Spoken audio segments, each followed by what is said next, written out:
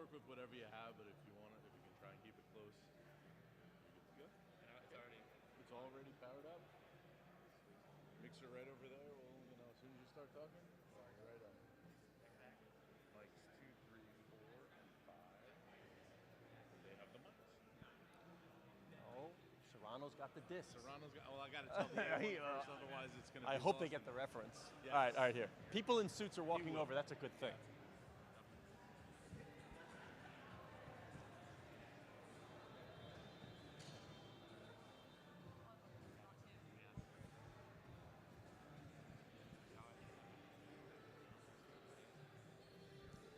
Good morning, everybody. Hopefully everybody can come with their coffee and their Danish and come on over and join us here in the front hall. I am Scott Soshnick, the co-founder and editor-in-chief of Sportico. Thank you very much for joining us today here in Brooklyn. I remember when they were building this facility, they always said the selling point was that all these subway lines converge here. Hello, Andrew. So I guess it's appropriate that we are utilizing the title Converge, although we're using it in a technological sense, which is why I'm holding my phone, because I think, like all of you, I cannot exist without this. I have to check my PointsBet app as often as possible. One sponsor down, NASCAR as well, Next League, Grant Thornton. So thank you to them for helping us make this possible.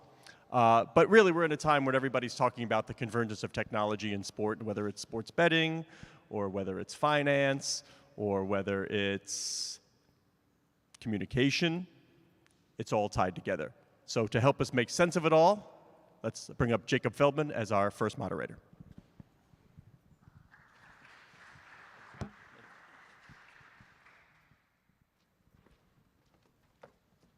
Morning, everybody. Welcome to Converge. So we have a fantastic panel here to kick things off. From TikTok, you may be familiar, Jenna McNaney, and from WSC Sports, Amir Gelman. I'm going to do a quick audience participation here to start, but that'll be it, I promise, for the entire 25 minutes. Raise your hand if you stayed up last night to watch the entirety of the NBA Finals, Game 5. A lot of hands, fantastic. And raise your hand if you caught some highlights this morning, whether you watched or not. A few of you as well, fantastic. So a good chance either you did that on TikTok or possibly those highlights were produced by WSC Sports. So we're going to get into that. I think, as everybody knows, the highlight is a way me personally and a lot of sports fans interact with sports, the primary interaction. So we're going to talk about what makes a good highlight, what makes it work, how they're changing the sports fan experience. And we're also going to talk about what gets people to watch besides highlights. So we got a lot of ground to cover, not that much time. So I'm going to turn it over for quick introductions here. Amir, for people who don't know WSC Sports, what do you do? What do you guys do? WSC Sports, we are a tech company focused with AI, and what we do is basically we work with rights holders and we help them create highlights in real time, in scale, completely automatically. So basically, we get the stream of the game, our system identify every action of the game, and also able to create a highlight in real time. So everything you're seeing today, almost everything you're seeing today, I like to say around 80% or close to 90% of all the highlights you're seeing today is probably started from WSC system that was able to create it completely automatically. Yeah, and you're making highlights of this conversation too, right? We'll get the best sound bites from you. Just me. That's yeah, exactly. I mean, you're a highlight generator. You're a walking human highlight generator. So that's good. And TikTok, people are probably familiar, but Jenna, you want to talk about your role there and how that's evolved over time? Sure. Hi, everyone. I'm Jenna. I lead our sports content partnership vertical. So what that means is I oversee all sports media publishers on our platform. So teams, leagues, mascots, broadcasts, networks, et cetera, you name it. Our team oversees about 500 media publishers, and we work with them on large-scale partnerships, as well as making sure they understand how to succeed on the platform with content strategy. Fantastic. And so I'm sure the question you get most often, maybe people have here, is what works on TikTok? What does a sports publisher have to provide to the TikTok audience? Yeah, so, I mean, taking a step back, can I do an audience participation? I'm curious how many people are familiar with Already TikTok. broken a promise for like 5 minutes. So in. sorry. Yeah, go ahead. Okay, cool. Mostly everyone. Awesome. So I think ultimately TikTok is a platform for entertainment, and our goal is really to inspire joy and bring creativity to people. So with sports, what we see that performs really well is the more unique side of content. So we're talking behind the scenes, personality-driven content. Yes, highlights obviously work. Highlights are super important. But they have to be tailored to the platform in a way that makes sense and feels authentic. So really we see, the Olympics is a great example. Obviously you could catch the games on broadcast, and then people came to TikTok for that next layer behind the scenes, more holistic POV of all the athletes and their experience, in Tokyo or wherever. So I think a great example of that is Chloe Kim. Obviously she won the gold medal for snowboarding, and yet her video of her asking for snacks during her one of her interviews went more viral than her gold medal. So it's obviously relatable content. Everyone loves snacks, and it's authentic, and our platform really rewards content that sort of speaks to that. And what do you know about the people who are viewing that content? Are they fans of these athletes? Do they become fans of these sports and athletes? Or is it something where they just enjoy the personality side of it without maybe participating in watching the games, watching the highlights? Well, yeah, that's what's so beautiful about TikTok is we have obviously a pretty insane amount of users. And of those users, we have a really huge appetite for sports. So one of my favorite stats is I think the hashtag football has 410 billion views on TikTok. So there is a huge appetite, but what we're trying to do is sort of shift the narrative and open the floodgates, honestly, for people to tap into these audiences, because it feels like there's huge opportunity to build people who maybe aren't familiar with Chloe Kim or other athletes, and they can create a connection with them that feels authentic and eventually convert to a fan. Yeah, fantastic. And at WSC, what is the conversation you're having or leagues are having with you now? Because I know 5 years ago, 8 years ago, they had this tight grip on highlights, right? This tight grip of you got to pay for these if you're a social network that wants to use them, if you're a person that wants to post them. We're not going to give these away for free. And how is that still the case? Is that changing? No, obviously, it changed completely. I think 8 years ago, it was something they were trying to save close to their heart, and that's was a premium content. And even in soccer, let's say if there was a goal, they wanted to see it, making sure no one will see it only by a paywall.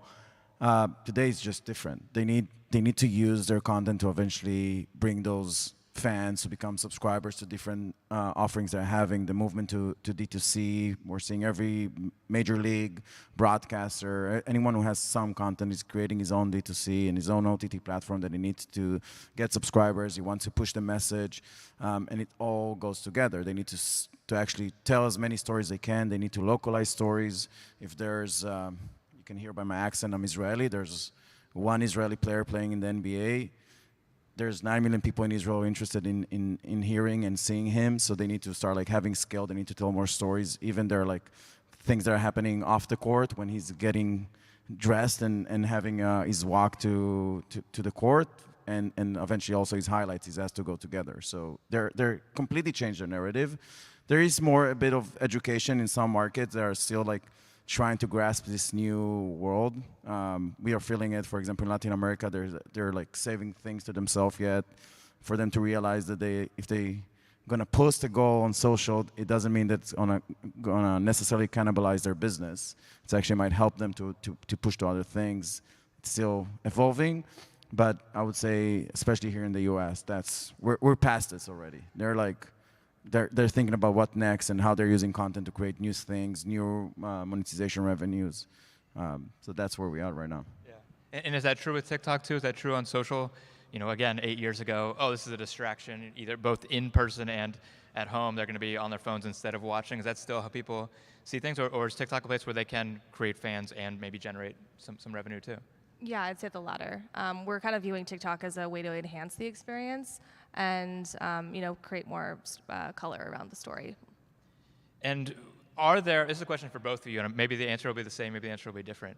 Are there certain sports or leagues that you feel particularly benefit from this moment of highlight culture, of clip culture, of virality culture? Are there certain leagues that's easier for versus harder for? Unrelated to WC, I think NFL is a good example. If if they're only going to be showed with highlights or there's helmets, it's hard to actually get to know their personality. Today, with this movement of social and stories being told across different platforms, is you just be able to better sell the league, who they are, how they're behaving, and the whole scene around this. On the TikTok side, we obviously run into this a lot because a lot of people don't have rights to post that certain content, which is why we kind of take the approach of how can we create sports adjacent content that still is intriguing and tells that story. One of my favorite sort of anecdotes is that I was at the NFL prior to TikTok and was deep in data and analytics, and we saw a huge uptick in every time a team won, their engagement would spike, and every time they lost, it would tank. I think TikTok is sort of flipping that on its head, and it's allowing teams and leagues who, even minor league teams like the Savannah Bananas, which we could potentially get into, but we're kind of like leveling the playing field for everyone. So even if you're not the NFL or if you're not the MLB or whatever, you can still succeed. Yeah, so say a team, let's say the Brooklyn Nets, right, come to you and say, we want to become the favorite team of people on TikTok. What's your advice to them? Oh gosh. Some free consultation, yeah. Win some games. So. Yeah. I would say ultimately you have to be authentic. Like I said, the platform awards authenticity and relatability. So you want to make sure that you're not reposting content. If you're posting highlights, you're doing it in a way that feels native to the platform, and you're engaging with the community. That's a huge thing. Commenting in the comment section, making sure that you are feeling like an approachable brand, if I would say that. And obviously learning by example. We have a lot of teams and leagues that already do amazingly, and you can learn a lot from them. And how are fans like empowered to reshare? I think a lot of us learned during that window 5 to 10 years ago that they don't want me kind of posting content or commenting on content. How do leagues, whether through highlights online or on TikTok, how do you get fans to feel like they are a creator, to feel like they are part of this community, and it's not just top down the way people watch sports for a very long time? Sure. I think you have to meet them halfway, and that's what we always say when we're creating content to all my partners. I'll say, put yourself in the seat of the user. Is this something you would engage with? Because ultimately you are kind of your own audience. So I'd say, and also just making sure you're engaging in the comment section. TikTok, I feel like, is kind of an anomaly because people love the comment section, and they'll always be commenting first, or does MLB respond or whatever, and making sure that you're engaging with them. There's some posts where, I don't know if anyone's seen, where every single publisher is commenting, and it goes super viral. So those are always fun ones. And do you work on making highlights shareable? Is that something leagues want? Yeah, I think that's we're in a moment of, I won't say friction, but moving. We talked what happened 8 years ago and 10 years ago, and now moving to a place that they're feeling much more comfortable in sharing content and using it. Now we're moving into a place that they need to see how they keep control in some manner.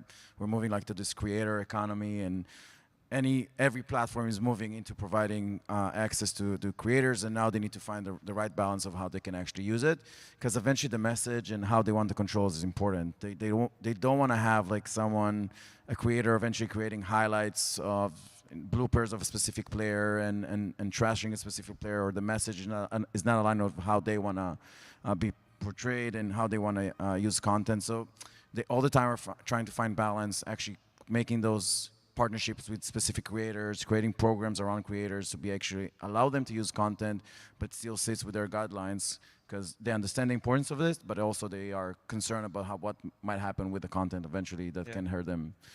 What is the biggest friction point for leagues to be empowering creators? For either of you, yeah? I think that the biggest friction point from the lead or the rights holders is abuse of their rights. Mm-hmm. The way the rights are working, each one has his own can and can do, and they need to keep it in kind of in the right form, in the right way for people to consume it in the way they want to use it. Going back to the why they're sharing this and why they're giving it is eventually to push their brand forward, and also eventually impact their own monetization avenues, and use it as a way to get more fans and people to subscribe.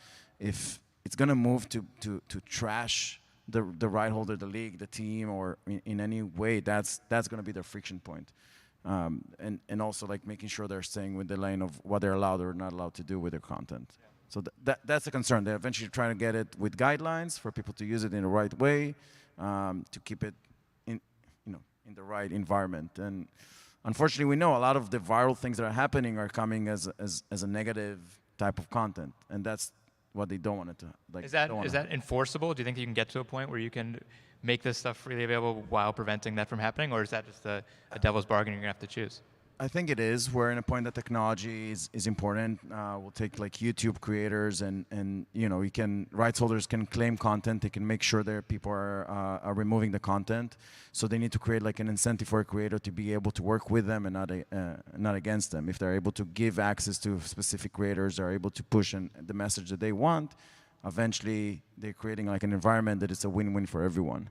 Because they won't claim their content, they can rev share on those ads, they can help the creators. There's a lot of things that they can do to work with the creator versus, fighting them and claiming and trying to get their content like out of those platforms. Yeah, I know. I was definitely surprised when I learned how much leagues, in particular, are working with creators. These very built-out creator programs that they have, kind of tracking creator interest, potential overlaps, locations.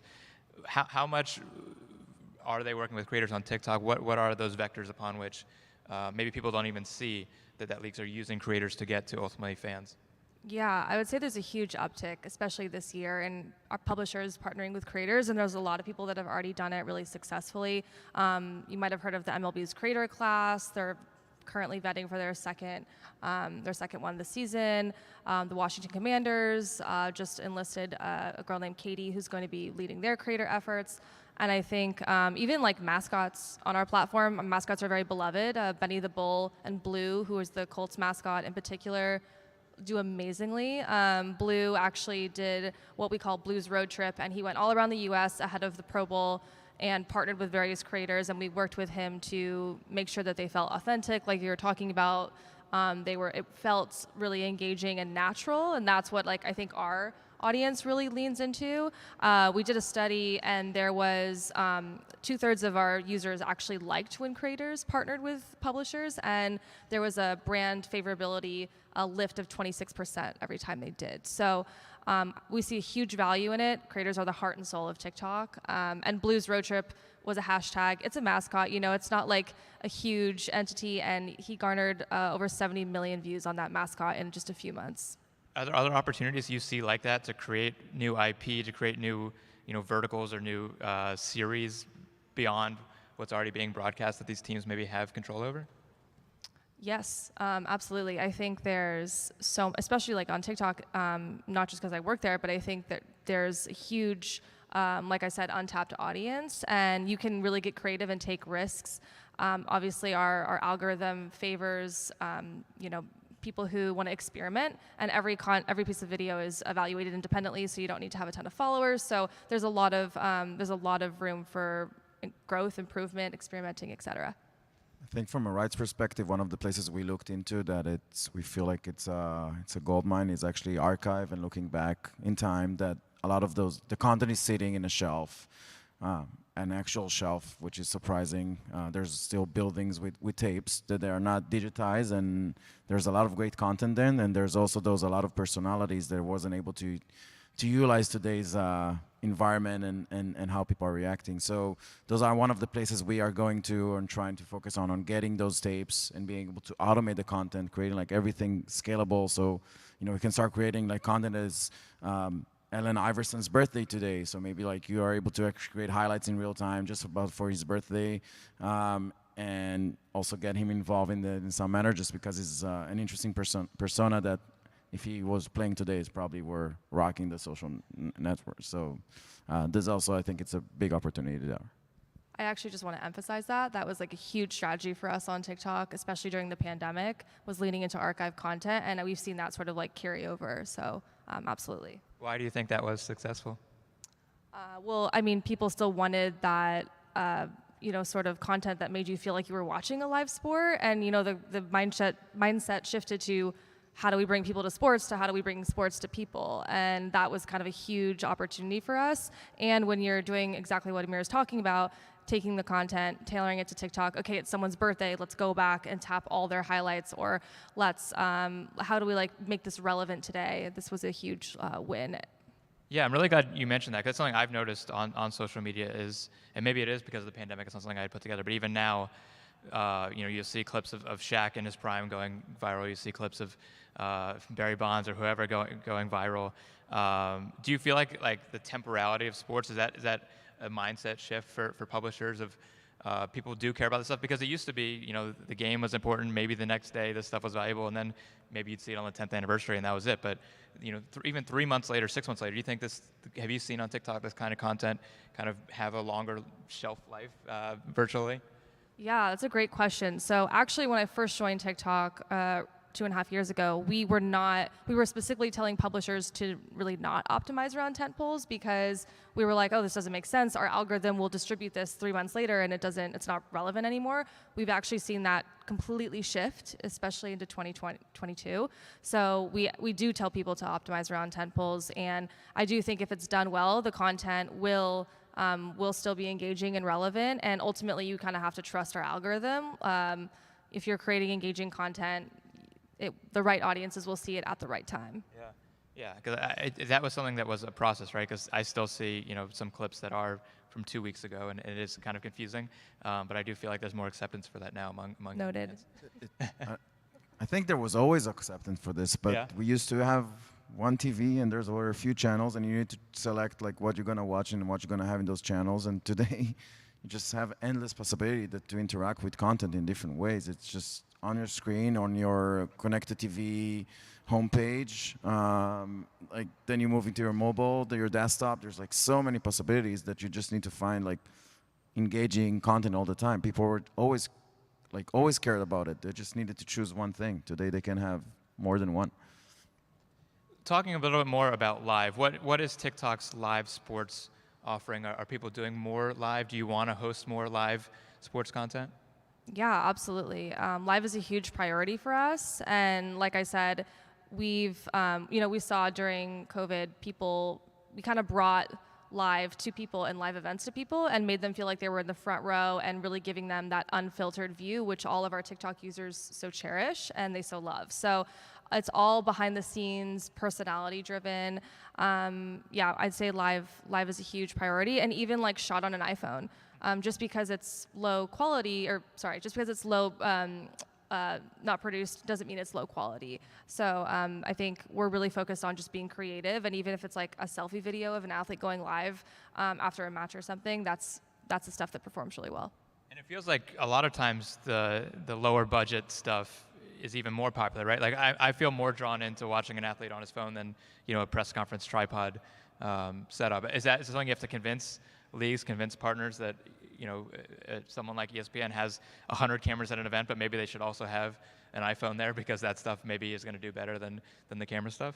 Yeah, it does take some negotiating, especially on the league side. It kind of depends on the live. Like we did the TikTok tailgate with the NFL for Super Bowl, and that was kind of a mix. We had something that was very highly produced in terms of like a concert, and then we also had 12 creators that just shot their own video on their. I think you're laughing because you saw it. They just posted a selfie mode of them doing whatever was engaging and authentic to them. So Martha Stewart making a recipe and angry reactions, yelling at the camera, and then we just clipped them all together, and that stuff is like what people really love on TikTok. So it's kind of a balance, but yeah. So should teams and leagues be hiring more 12-year-olds? Is that an untapped? Not 12. I don't know about that, but I think they should be leaning into creators 100%. Yeah. And WSC also, you guys have put a lot of emphasis into live, into those moments. It's not just next morning, right? It's mid-game too. Mainly on the live, but yeah, a lot of the stuff people want to be first out there. They want to again use content to bring people to tune into the game, different platforms. So live is a big piece. We are. I don't know if you guys are searching on Google during the live game to see the scores. So now on one box, you can click on one box and getting like a stories experience that is actually being updated in real time as the game progresses, so we can catch up into the game, and then hopefully you're gonna subscribe and tune in to watch the full game. So all of those things, a lot of the products, a lot of the features we're working on, the automation is focused on the live, which is a big piece. Obviously, big portion of highlights are pre-game and post-game, but live is also becoming a real need that we are catered and trying to help and creating products around this. Yeah, fantastic. We got a couple minutes here, so I'm going to ask you first. What is the biggest thing that leagues or networks ask you for that you can't do right now? Wow, you got me. We're working on a product we can't do right now, but it's related to what we've been talking about. It's about being able to automate everything off the field, which is the moments, the key scams, the mascots, and hopefully soon we are launching our automation for this as well. But maybe in a month or so. But that was a big thing that for like years we've been asked to, and we weren't able to do this, or wasn't focused because there was other stuff to do. And in the last year, our team like decided to focus on this, and so. And so when you're talking We're about there. that, you're talking about a computer being able to tell what's a funny moment from the crowd, right? I mean, that's a tough challenge. So one of the things in our platform is that our system is able to rate automatically from 1 to 5 every play, right? If it was a missed free throw, it might be a 1, and if it's a game-winning buzzer beater shot, it will be a 5. And so the rating is a big portion, both for our users, for our like editors to be able to filter and be able to look what's a 4-star play, 5-star play, but also for our machine to be able to compile those highlights in real time and look at this and filter themselves. So we're going to be able to do it also in moments, like identify like a big moment off the court, and that's going to be a big piece to like editors, creators, to be able to actually use this content, filter this, because there's so many games happening in the same time. So. Yeah, fantastic. We only have a minute here left, Jen. I'm going to give you the last word. We have a packed schedule today, so I'm going to try not to go too far over.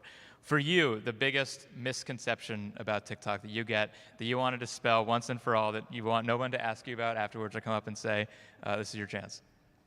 I'd say that the misconception is that TikTok is a platform for dance and lip sync, because it is really so much more. And I think that's shifted from 2020. 2022, I think a lot of people understand there's educational content, there's creators, personalities, etc. I personally learn so much from TikTok. There's like deep communities you can get into, like Draco Talk, Plant Talk, Art Talk, Astrology Talk, you name it. So there's a lot to be discovered there.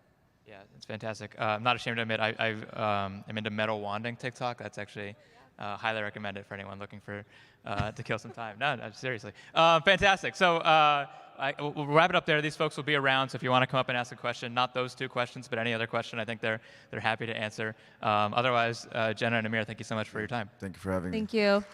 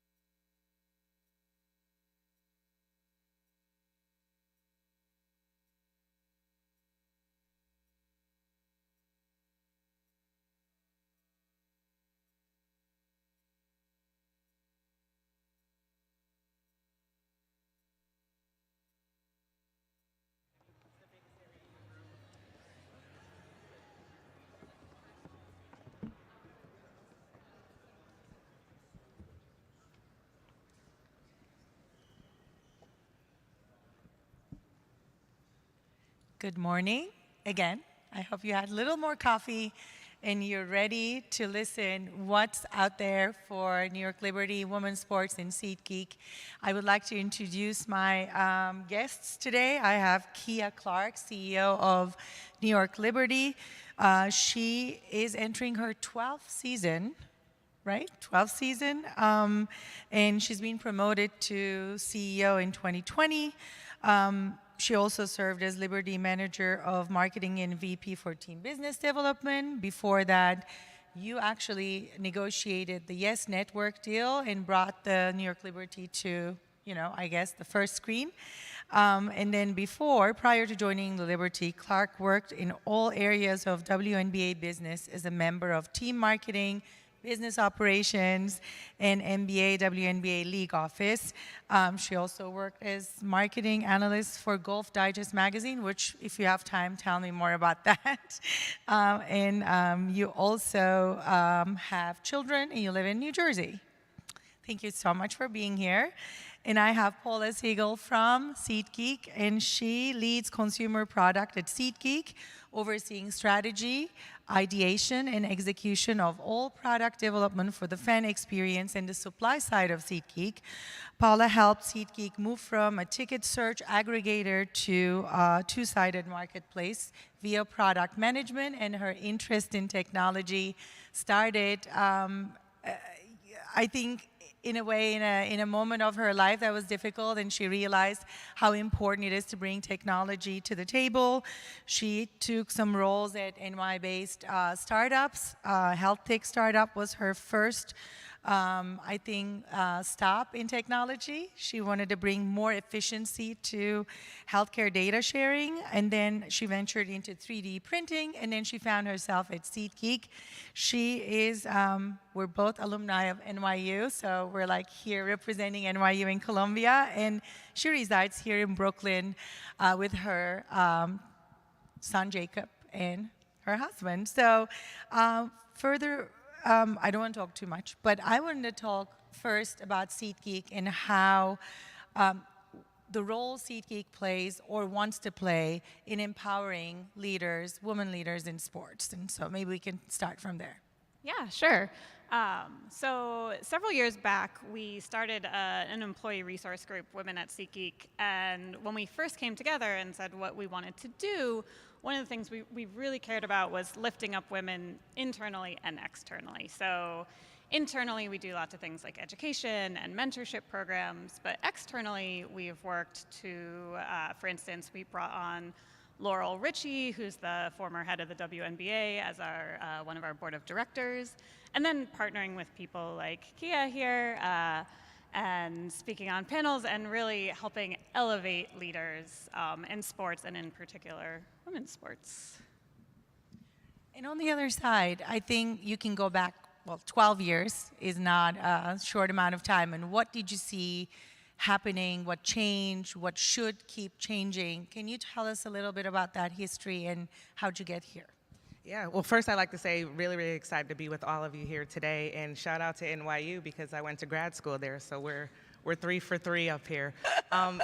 So much has changed, and you read a little bit of my bio, but for all intents and purposes, I've spent the majority of my career in and around the WNBA. So I started at the league office and then transitioned over to the Liberty, and so much has changed that I can't even talk about, the differences, especially in the digital space, especially in the tech space. I remember on my first day as the marketing manager at the Liberty, my boss said, well, I've been manning Twitter and Facebook. You take Facebook, I'll take Twitter. And that was the extent of the digital platforms that existed at that time. And I wasn't really into social media. I'm still not a huge social media person, but when I reached beyond just the influx of social, streaming, and where fans can watch games and how fans can really access women's sports, that's come a totally long way. And then I think all of the different, new innovations that have come along throughout this time, it's really important that women's sports and that women as consumers and women's as part of the fan base are a part of that trajectory. They're a part of that change. So I'm really excited. It keeps me on my toes. I think we're going to talk a little bit more about some of the projects we've worked on, but there's always something new to learn, and there's always something to uncover that helps us reach our level as a franchise and as a league. And you told me in the background a little bit about how to engage different demographics and through those synergies. Can you maybe let us know more about that? How does that work when you're trying to bring different generations to the sport, like from children to our age group to the older generations? What changes? Because technology and social media plays such a huge role in engagement. Some people don't have that. Yeah, absolutely. I think a lot of it is testing and learning, and a lot of it is getting a feel for what the consumer base is really looking for. Us being here at Barclays Center, and this is our second season actually playing in this building, just the mere fact that this is now a SeatGeek building. We had never had digital tickets even, and I know many teams had been transitioning to digital tickets, and we were a little bit fearful because our core fan base primarily skewed older. So, there were markets out of the 12 teams in the WNBA that said, this is it, we're going digital. And we're talking 4 or 5 years ago. And because of COVID, I'll talk about that as a silver lining. We went digital, and then we had the, even better opportunity to do it with SeatGeek. And I've heard so much positive feedback about just how much easier it is, and then how much we can do beyond the ticket. Yeah, it's so interesting. So I've been at SeatGeek for 7 years now, and in 2015 we were still talking about PDFs, and we were talking about printing, and I'll admit, in 2015 when I went to events, I had the ticket on my phone, but I still printed it out. I printed out my boarding pass. You never know. And now here we are in 2022, and none of us have a printer, and everything is digital, and it's such an interesting shift. And you're totally correct. That was something with COVID that it really accelerated that switch to digital. And now at SeatGeek, what we spend a lot of time thinking about is how is a ticket more than just a ticket. So your ticket is no longer just a barcode. It's not just a string of numbers. It's really, it gets you in this front door, but then it unlocks a whole experience here at the arena. And so it might be about mobile food ordering, it might be about buying your merch, but it's also all sorts of engagement and sports gambling and the whole sort of second screen experience. And to your point about engaging other generations and demographics, I think we've seen that, especially in sports, the younger generation has actually largely been ignored, and especially as you get Gen Z and younger millennials with a lot more purchasing power, figuring out ways that we can engage younger audiences with not just getting them here, but also the whole experience and engaging them at the live events. Talking about live events, we're finally, at the end of the pandemic. We can come back to the stadiums, filling these seats. What are you planning for that moment of full on back to normal? I know that this been a while that we didn't use masks inside, and then we actually could attend in live events, but what is 12 months, maybe 2 years, 36 months from now? What are you looking at? What are your goals, and what's coming? You mentioned a little bit, but can you maybe give us a little more? Yeah, it's really, so at SeatGeek we have what we call Rally, and that is the in-event and at-event experience. I think of it almost as your event concierge, so it helps you get here. Anything from directions and a lift integration and weather to when you get in, what you want to do, where you want to go, where is the nearest bathroom. So I took my 3-year-old to a Mets game a couple weeks ago, and it actually really renewed my appreciation for the million things going on at Citi Field, a giant stadium. And having a 3.5-year-old not sure if he wanted to be there, on the verge of this is the coolest thing I've ever done, and this is very scary in a lot of people. And thinking about well, I didn't need to actually miss 2 innings of the game to wait on a Mr. Softy line, because I could have ordered that in an app.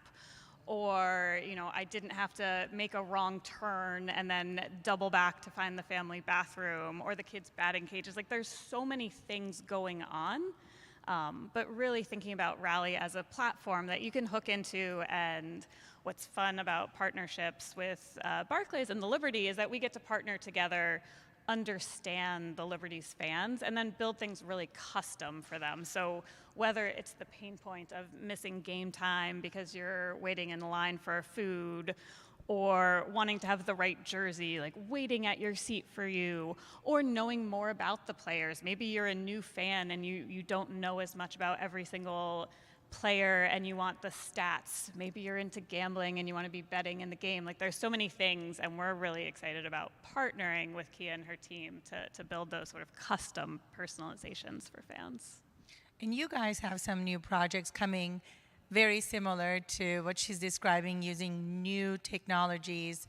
I don't know if you want to talk about it today with us, a little bit of what's coming in terms of NFTs and your partnerships with different companies. Sure. Almost every time that we're looking to do something, we're a basketball team. We're about the W's and the L's, more W's than L's, hopefully, coming in our future. So when we're looking to embark on something that is innovative and something that does involve technology, it's primarily through partnerships. So we talked a lot about SeatGeek. We also recently announced a partnership with Coinbase. And the premise of that relationship was really about educating women and youth about the crypto space. And I think it's an area that, like most things, sometimes it's male dominated.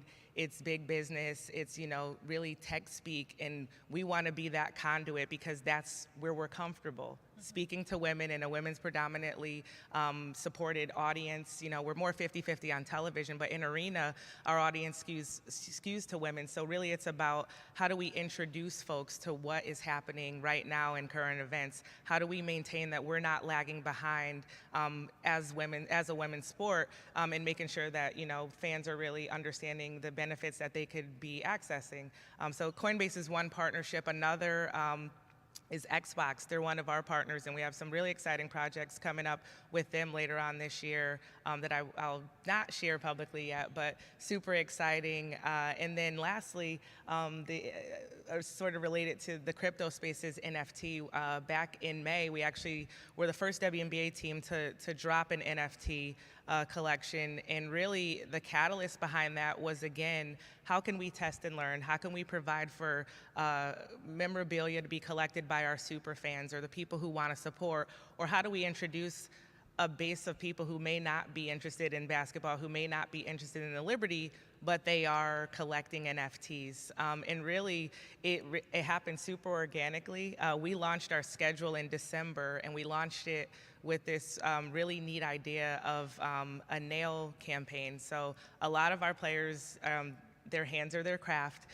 They're well manicured for most games, and we actually had a custom manicurist come in and do team logos on their nails. So we invited some of the players, we invited some media members, some influencers, and recorded the entire thing. So when the schedule did drop, what you saw was, Liberty versus Connecticut, but it would be nail art with their colors and their logos. And our governor, our owner, actually saw the video and said, "This is really cool. This is an awesome video. We should NFT it." And that was the beginning of, the project that, launched ultimately 5 months later, really well received, and our fan base, it gave them something new and fresh. We probably had people downloading and creating Coinbase accounts and really taking their first step into the world of NFTs and really learning what it was about, just simply because they're associated with this team or they have a love for this team. And on the flip side, if you're trading and you're buying and you're reselling, this was something that was unique, that was an intersection between sports, between women, between nail art, which is another explosion. So it's really just about being, a part of the movement and a part of what's going on and what's current. Unlike us, right? Yeah. There, but I'm a nail biter, so you couldn't count me in that one.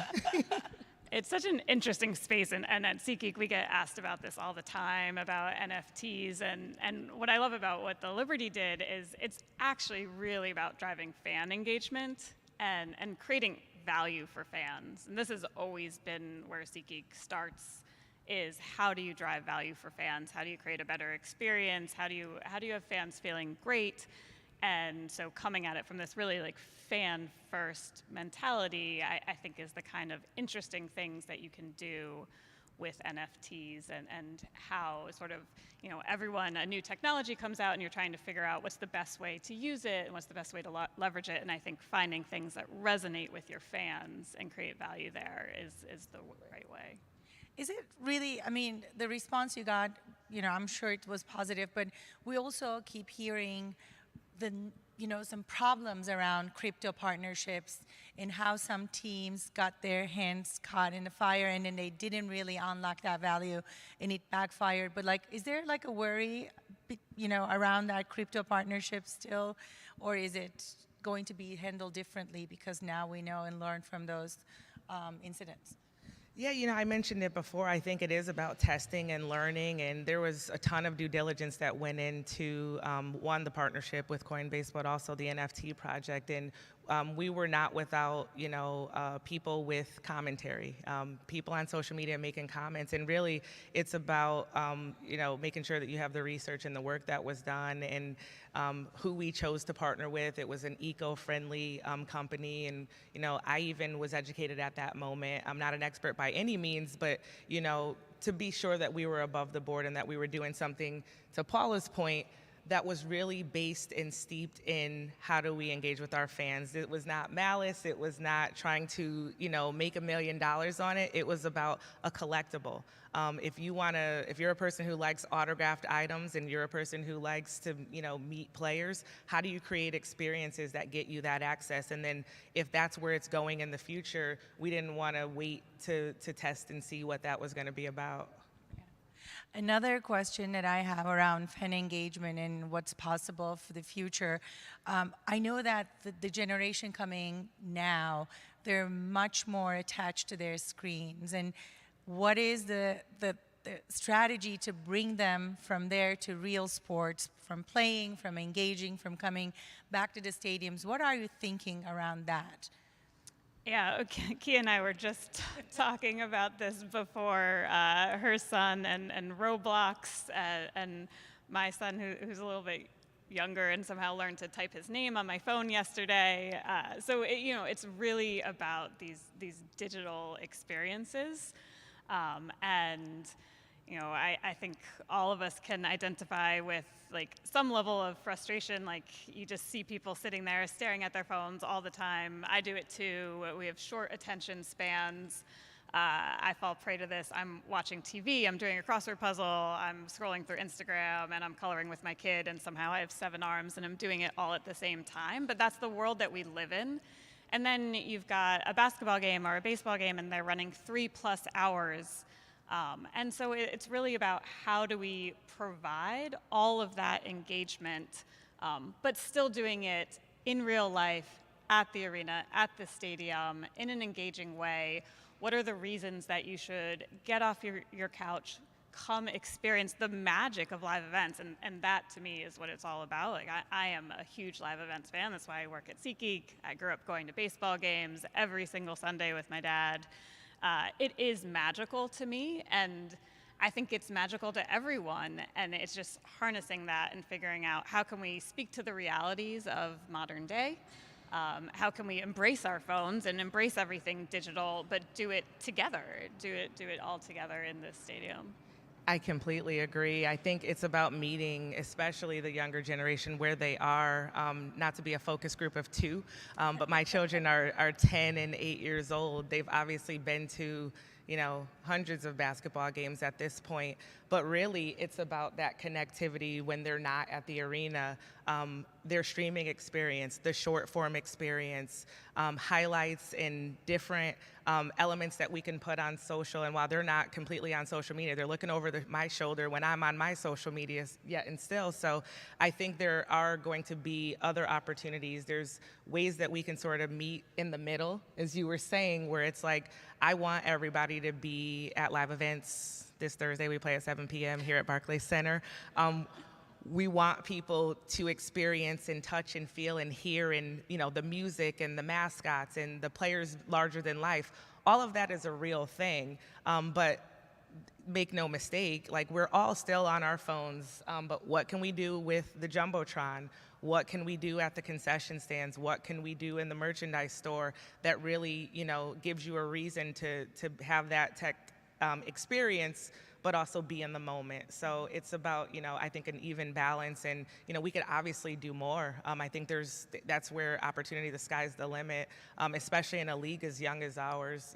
This is the 26th season in, just at a generation where there are people in our league who weren't born when the WNBA started. So it's kind of like, we need to just level up and be where they are and meet them where they are and deliver content where they can receive it. Yeah, we found so much about actually delivering content where they are. So at SeatGeek, for us, this is a lot about partnering with influencers and YouTube videos, podcasts, advertisements, really figuring out where your audience is spending their time and meeting them there. And to Kia's point, one of the things that's so fun about partnering with the WNBA and also with MLS teams for us is it is this really young league and willing to try things. Yeah, I think that's where, especially for young girls, finding those right role models.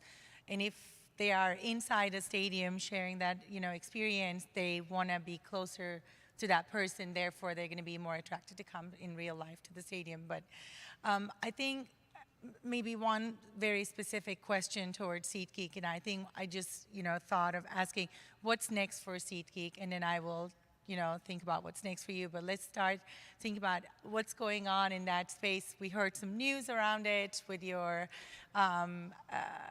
an investment deal, and maybe some of our guests already know, but what's next for SeatGeek now that that deal is not on the table? Is it an IPO? Are you raising more money? Are you growing? What is going on with you guys on that end?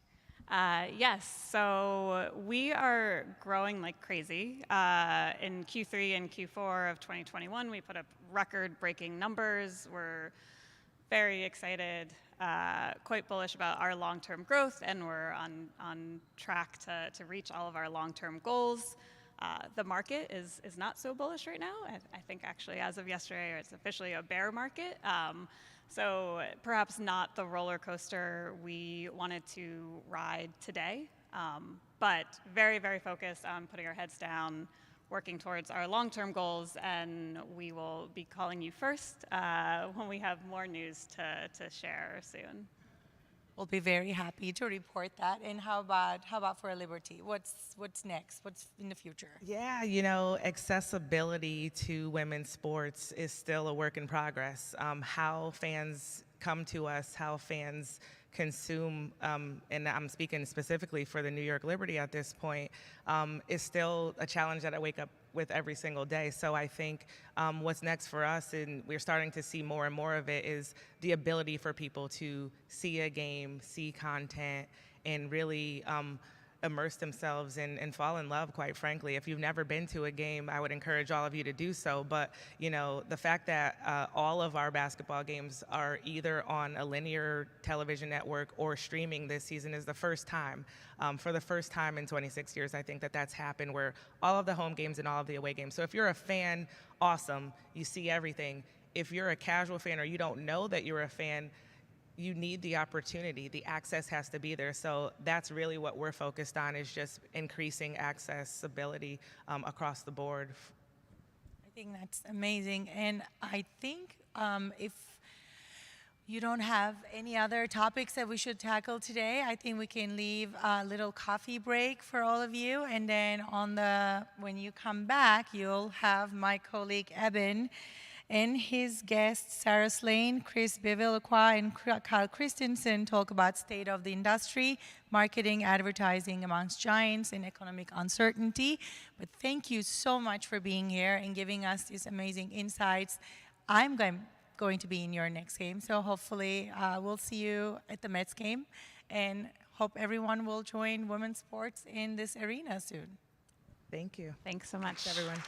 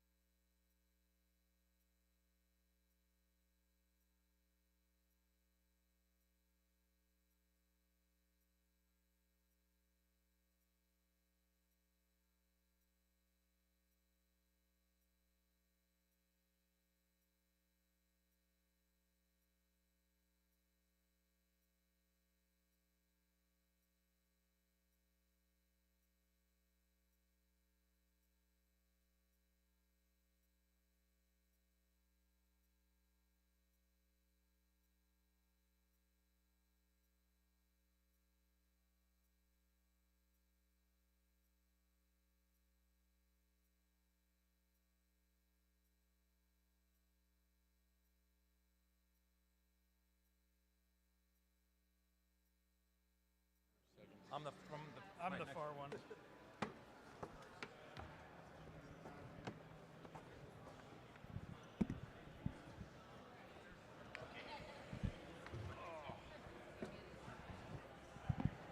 Worn socks today. That means you're cool, man. Cool. All right, everybody, grab a seat if you can, and we'll get started here in a second.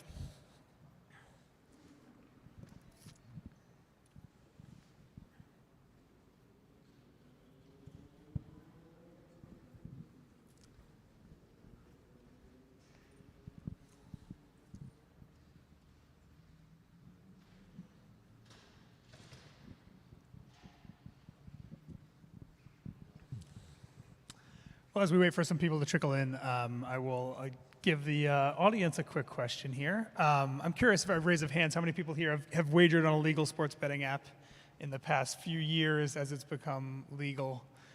All right, a lot of you. And then raise your hand again if you've seen a sports betting ad in the past couple of years. There we go, slightly more people. And that's a good jumping off point, guys, I think, for us to get into this. Kyle, I want to start with you. I would love to hear a bit about how PointsBet thinks about customer acquisition, the biggest, hottest topic in this industry right now. You have competitors that are spending $500 million a quarter on their advertising. I imagine you guys are a little bit less than that. Give us a sense of how PointsBet approaches its marketing, its ubiquitous advertising, et cetera. Well, I'll start off and say it's expensive.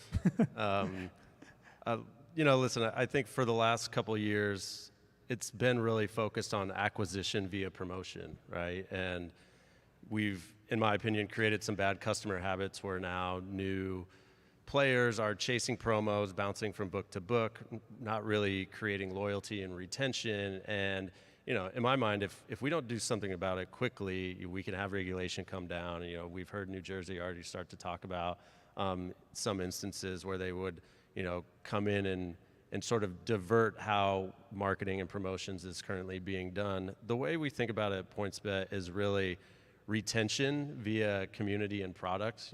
We view ourselves as the home of in-play. We're able to offer, when in the sports equinox, when all four sports are really going at the same time, we're able to offer up to 50,000 live bets in a day.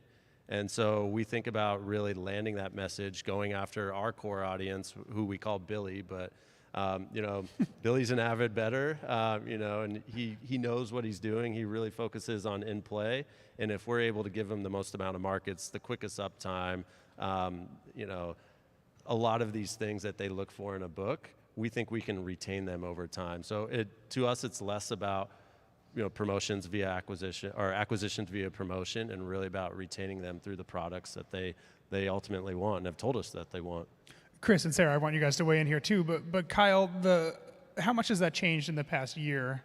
If I had asked you the same question 18 months ago, is your answer different? There's been a lot of changes in our industry. I think it's the exact opposite, to be honest. It's very much promotional led, trying to get people in the door. People looked at total addressable market as number of butts in the seat versus the amount of handle that's coming in. And, I think we were very smart to realize that that's not only not going to be effective for PointsBet, but we feel not going to be effective for the industry if we keep to move in that direction. And so, listen, our hands aren't completely clean. We definitely fell into that trap. But listen, at the end of the day, we don't have the bankroll and the legacy business to back us up too. And especially, in an economy like this, we need to start to become very sensitive about how we spend our money, extending our runway, reducing cash burn, and all those type of things. And that's, at the end of the day, focusing on our core product, which is the in-play offering that we do. I think I would add to that. I mean, it seems to me that, and I think the title of this panel is product innovation, right? And, the fact that you've got, however many operators now that are licensed, but let's just say there's 10 that have 90% of the customers, right? And everybody's selling the same product, right? So it actually is logical that the cost to acquire a new customer would go up, right, in that environment. It's not a race to the bottom, it's a race to the top. So it seems that, and we're obviously, I'm biased because we're a technology company that's supplying technology to folks like PointsBet and DraftKings and others that is so differentiated and, to your point, Kyle, like really focused on in-play and innovation around in-play, which we call micro markets, right? It's just a different kind of product. And we're trying to build products and sit at that intersection where you have product innovation, especially now as video is now starting to come out and ultimately lead to what I think is the killer product, which is live low latency video with live low latency betting products, and it's all in one screen. Like, that's where this thing gets really interesting. And so it seems to me that, like, until there's like some move towards the whole entire ecosystem into real product differentiation, you're going to continue to pay $800-900 to get a new customer. Yeah, and I'll just give a little bit of perspective. So I come at it from the consulting, advising, and I came from the gaming industry side and advised teams, leagues, and media companies on the opportunity, and it was at sort of the forefront when it was legalized. I think we're now, 4 years out. The law was struck down in 2018. Operators know, everyone will ask me, what was the biggest surprise that you've seen now with sports betting? And I'll say, the clip at which states went out and legalized it. No one was ready for it. So to have now today 35 states that have legalized sports betting, 30 that are up and running, every single state has a different regulatory model and framework. You have to think about, from an operator's perspective, what their priority was at that point in time. It was, we have to hit the ground running. Like, we have to go stand an app up. We have to go stand a retail book up. We're in the United States. We may not even be from this country. We've never done this before. So they were basically building the car as it was speeding down the highway. And to what Chris was just saying, now I think we're at a point where you're going to be able to start to pivot on product differentiation and innovation. And you're right, because this is now phase 2, whatever, phase 3, where the old, like, low-hanging fruit of big promotions and not very creative customer acquisition methods and overspending, it just isn't, it's not going to work anymore. So I do think that we're starting to take that turn, and you're going to start to see some of these operators start to fall off, unfortunately, as well. Sarah, you mentioned to me the other day, you said phase 1 is over of U.S. sports betting. I'm curious if you guys all feel like we have, for a lot of the reasons we're discussing, kind of turned a corner into a kind of a new era of we're not in the big promotion, bunch of new states, grass is really green, the markets are responding really well. A lot of those things the winds have changed on that. If you think that we are now in some kind of change in the terms of being a sports betting operator, a provider, a consultant, et cetera. Yeah, I'm happy to dive in there. It's funny you say that. As we're putting together our fiscal year 23 package, my first slide is, I'm a nerd like this, but I basically have highlighted, I think the industry is at an S-curve right now where we're kind of reaching the plateau in what I call phase 1 of what it's looking like, right? And that is acquisition via promotion and really just full-on blitz to get out there as soon as you can, because frankly, it is important to be on that starting line. If you're on the starting line and you're able to get out into market in those first couple months, you create loyal customers. So make no mistake, like, it is very important, but now we're at a point where we can understand and learn from the data that's coming in. And, as part of reaching that plateau on an S-curve, you have the ability to innovate, and so we are constantly looking at, I know, like, we're working with Sportico on ways to innovate and drive news and information around people so they have the most tools at their disposal in order to make educated bets or when not to place bets and stuff. So yeah, I think absolutely there's this kind of intersection we're at right now to allow us to think about different ways to innovate and ultimately entertain, right, in a responsible way. This is what it does for sports. I mean, we talked about this at South by Southwest, but at the end of the day, I see sports betting doing the same amount of benefit as fantasy sports did in the early 2000s, and we just have to get that right and ultimately continue to grow the product as a whole. One of the legacies of the big fantasy sports, because you just mentioned it, I'm curious, the growth there was also an advertising backlash that happened very swiftly after all these ads were appearing on TV all the time. How do you guys think about where we are right now in what's allowed advertising-wise? I'm sure you're all aware that in Europe right now, a lot of countries are clawing back. They're telling soccer teams, don't put advertisers or operators on their uniforms. There's rules around what's happening on TV. When you see that, are you worried that that's going to happen in America? Is that 5 years away? Is that 2 years away? How do you think about those changes? I'll take this question. I'll start it off. But I think, so when I worked at American Gaming Association, led the sports betting initiative on behalf of the industry, and we would look at our like SWOT chart and strengths and what's the opportunity, and then where are we totally exposed. And we knew we had European operators that were part of our group that were sort of advising us through this process.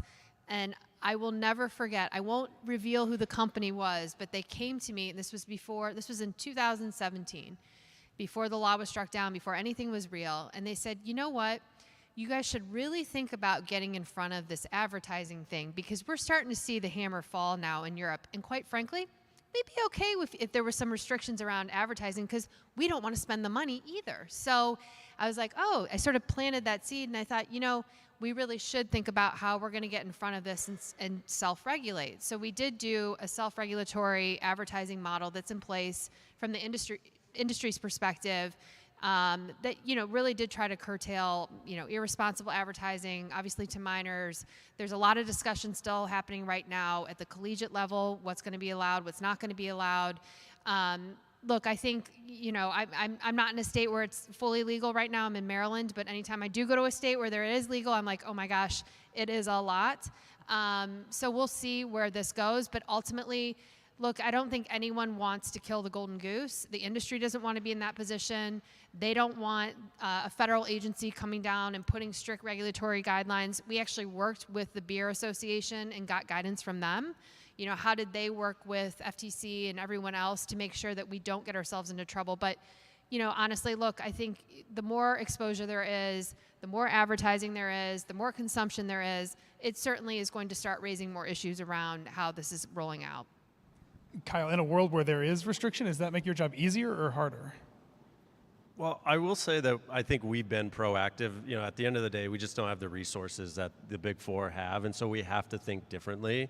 But one of the things and directives that I've asked the team to do is think about the full funnel. And excuse me if I use some like marketing jargon for a second, but we found a correlation with once your brand is your brand awareness is at a certain threshold, that actually equates to, you know, reasonable comparative market share, right? And then so we've really worked on ways to differentiate our brand awareness, right? It doesn't mean just flooding the airwaves. It doesn't mean, you know, kind of maxing out all the advertising channels. You can partner with certain people. You can work and work circuits and get on podcasts and work in PR.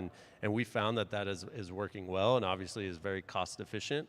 But then from there, you know, I talked a little bit about retention. You know, with churn being so high in this industry right now because people are promo chasing, we've now mapped through our entire funnel at every single consumer touch point and said, like, you know, at this stage, normally a person would churn out. What kind of message can we give to them, or what sort of incentive that isn't just free bets or, you know, things that they are used to that would drive them back in. And then, you know, we found models that basically if you get people to 2+ months or X amount of player days at a certain threshold, that they start to look for a bit more, what I would say, cost-efficient means. And so all of the long-winded jargon-full answer to say that there are definitely ways to become more efficient. And in my mind, that benefits us quite a bit because, again, we're not spending $1 billion a year on marketing and promotion. Yeah, and I think I would add to, you know, both what Kyle and Sarah said. I mean, I think you're right, Sarah. I mean, just there's two pieces to the media, you know, and all the advertising. There's just the amount, right, the tonnage, and then there's the, you know, what's the message, right? And I've always thought that with all of the bigger media companies, like you're aligned with NBC and Fox and Flutter are aligned, and CBS and who's CBS's? Caesars, and then you have DraftKings and ESPN. Like, the fact that media companies have all these reach platforms, right? It comes full circle back to product innovation because you need all the amount, all the tonnage, because you're all advertising similar products, like same game parlays. Like, what's different about them? At some point, right, having the right mix of the reach platforms on the media side combined with product innovation, because we have roughly 10 million paying customers across all of sports betting, and you probably have 100 million people out there that bet on sports at some point in time. So there's like, but they're the casual users, and that's where the media companies and the REITs with the right kind of messaging really starts to make the whole opportunity much bigger for everybody, because the only way to grow the category and grow the whole ecosystem is to bring the casual fan in, right? That's where all the upside is. Just on that point, if you don't mind, I think you touched on NBC, and we're lucky to have a partner like that who is willing to innovate. And I guess, my words of encouragement would to continue to think in that way. We do our betcasts with our RSNs, and they have not only increased viewership, they've increased handle on our end, and they've increased like social mentions and conversations around the game itself. So at the end, it's very cyclical, and it promotes all the products and has the right incentives for NBC, the right incentives for us, and the right incentives for the fans. And if you could, and listen, that is a very, casual way to do it. And so continuing to innovate, working with the leagues, working with the teams, working with the networks to think about how we can transcend this form of entertainment is very top of mind for me. Yeah, and we just to give you another example of that, and we too just recently, about a month ago, launched a live product with the Yes Network right here in New York, around first with Nets games and now with Yankees games, and we've been up for about 30 days. And it's a free-to-play product that uses our same technology for in-play micro betting. What's Aaron Judge going to do at this at bat, right? And you can make that bet, but it's all on a single screen. It's in the Yes app, and you're watching the game, and you could make your predictions. And over the first month, I think I saw last night we had, per user, 41 predictions. That's 41 times somebody's interacting with that, and that's just version 1 of this, and it's really not been marketed yet. And that's what we're talking about: creating a more entertaining product and bringing in a casual fan. And to your point, Kyle, like sort of top of the funnel stuff, right? I find this conversation really interesting because as a casual fan myself and a casual bettor, to me, I find that it's very difficult to make a sports book differentiated product-wise, right? It's in the way that most people use it, myself included. I'm looking at not the 100 lines, I'm looking at the main ones. And if you have a different price, it's going to get hammered back into the price that's roughly in line with where your competitors are. I find that one of the things that's really interesting about your industry is that product is probably going to win, but it's also, I think, very hard to create these products that are different, right? Because inherently the business is something that is... Can I just add one thing to that? Yeah. So like we're focused on innovation, which obviously great, but it's actually removing friction points too, right? Yeah. So that is, no offense to PointsBet, I'm not endorsing any operator, but I often hear people love FanDuel's app because it's so easy. It's such a smoother sort of transaction on getting on the app itself. And so that is a huge opportunity. And I know one in which all the operators would love to not have all these cumbersome regulatory requirements that are in place. I think there's going to be innovation, not just in how lines are presented or in play betting, but also around payments, identification, that whole ease of transactions. Why Amazon is obviously so successful, because they make it so easy for you to go on, too easy sometimes, to go purchase things. So I think that's going to be another huge area of growth and opportunity. And like you said, simplification. Yeah, you're talking about, there's two pieces, right? There's the underlying technology, which is what we've been doing, and creating all the markets, suspending them, repricing them, and resulting them all with automation, all in a matter of seconds. Like, that's turning a 3-hour baseball game right into a slot machine. And the velocity that's going through, like just on DraftKings alone, we're now up to about $2 million a handle a night at 9-10% margins. Like, that's a real business.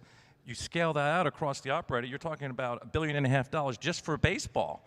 Okay, and that's before you get to college football and NFL. And so the idea of the technology that creates all that velocity combined with the right front end, the UX, and that is critical. There's like two pieces to it. And you're right, like FanDuel's done a good job with but it's still at the top of the first inning on creating that simplified access point to the casual user that isn't so complicated to figure out what to bet and how to bet it. Right. To that point about ease of use, I'll tell a quick story.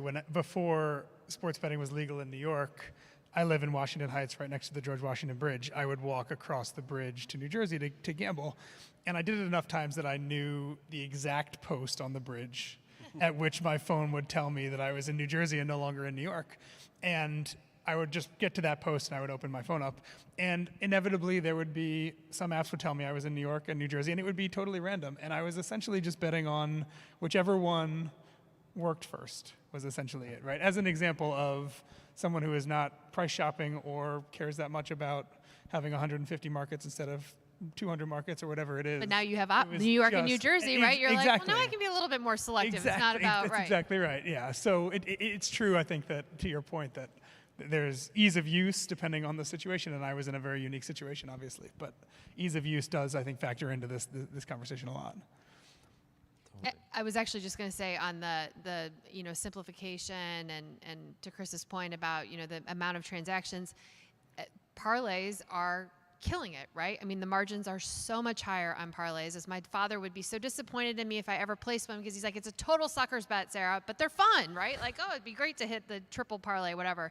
So I think that to like almost turning this into a random RNG, random number generated like a slot machine, you're going to start seeing more gamification then of how betting is happening. That's easy and fun, but it attracts a casual bettor, not someone like myself that's not an expert, that's not reading everything that's going on, but just wants to participate. Yeah, but you can see, I don't know, Kyle, I know you're doing a lot of stuff in play. I mean, you guys were 59% of all your handle last quarter was in play, right? And when you start talking about same game parlays, you still have to wait till the end of the game. Where we're now at the point where we can do micro parlays. Aaron Judge is going to hit a home run on the fourth pitch. And then you start talking about more lottery type products, right? And that's where the margins go up, but it's a fun product to play with, right? It's more of an entertainment product.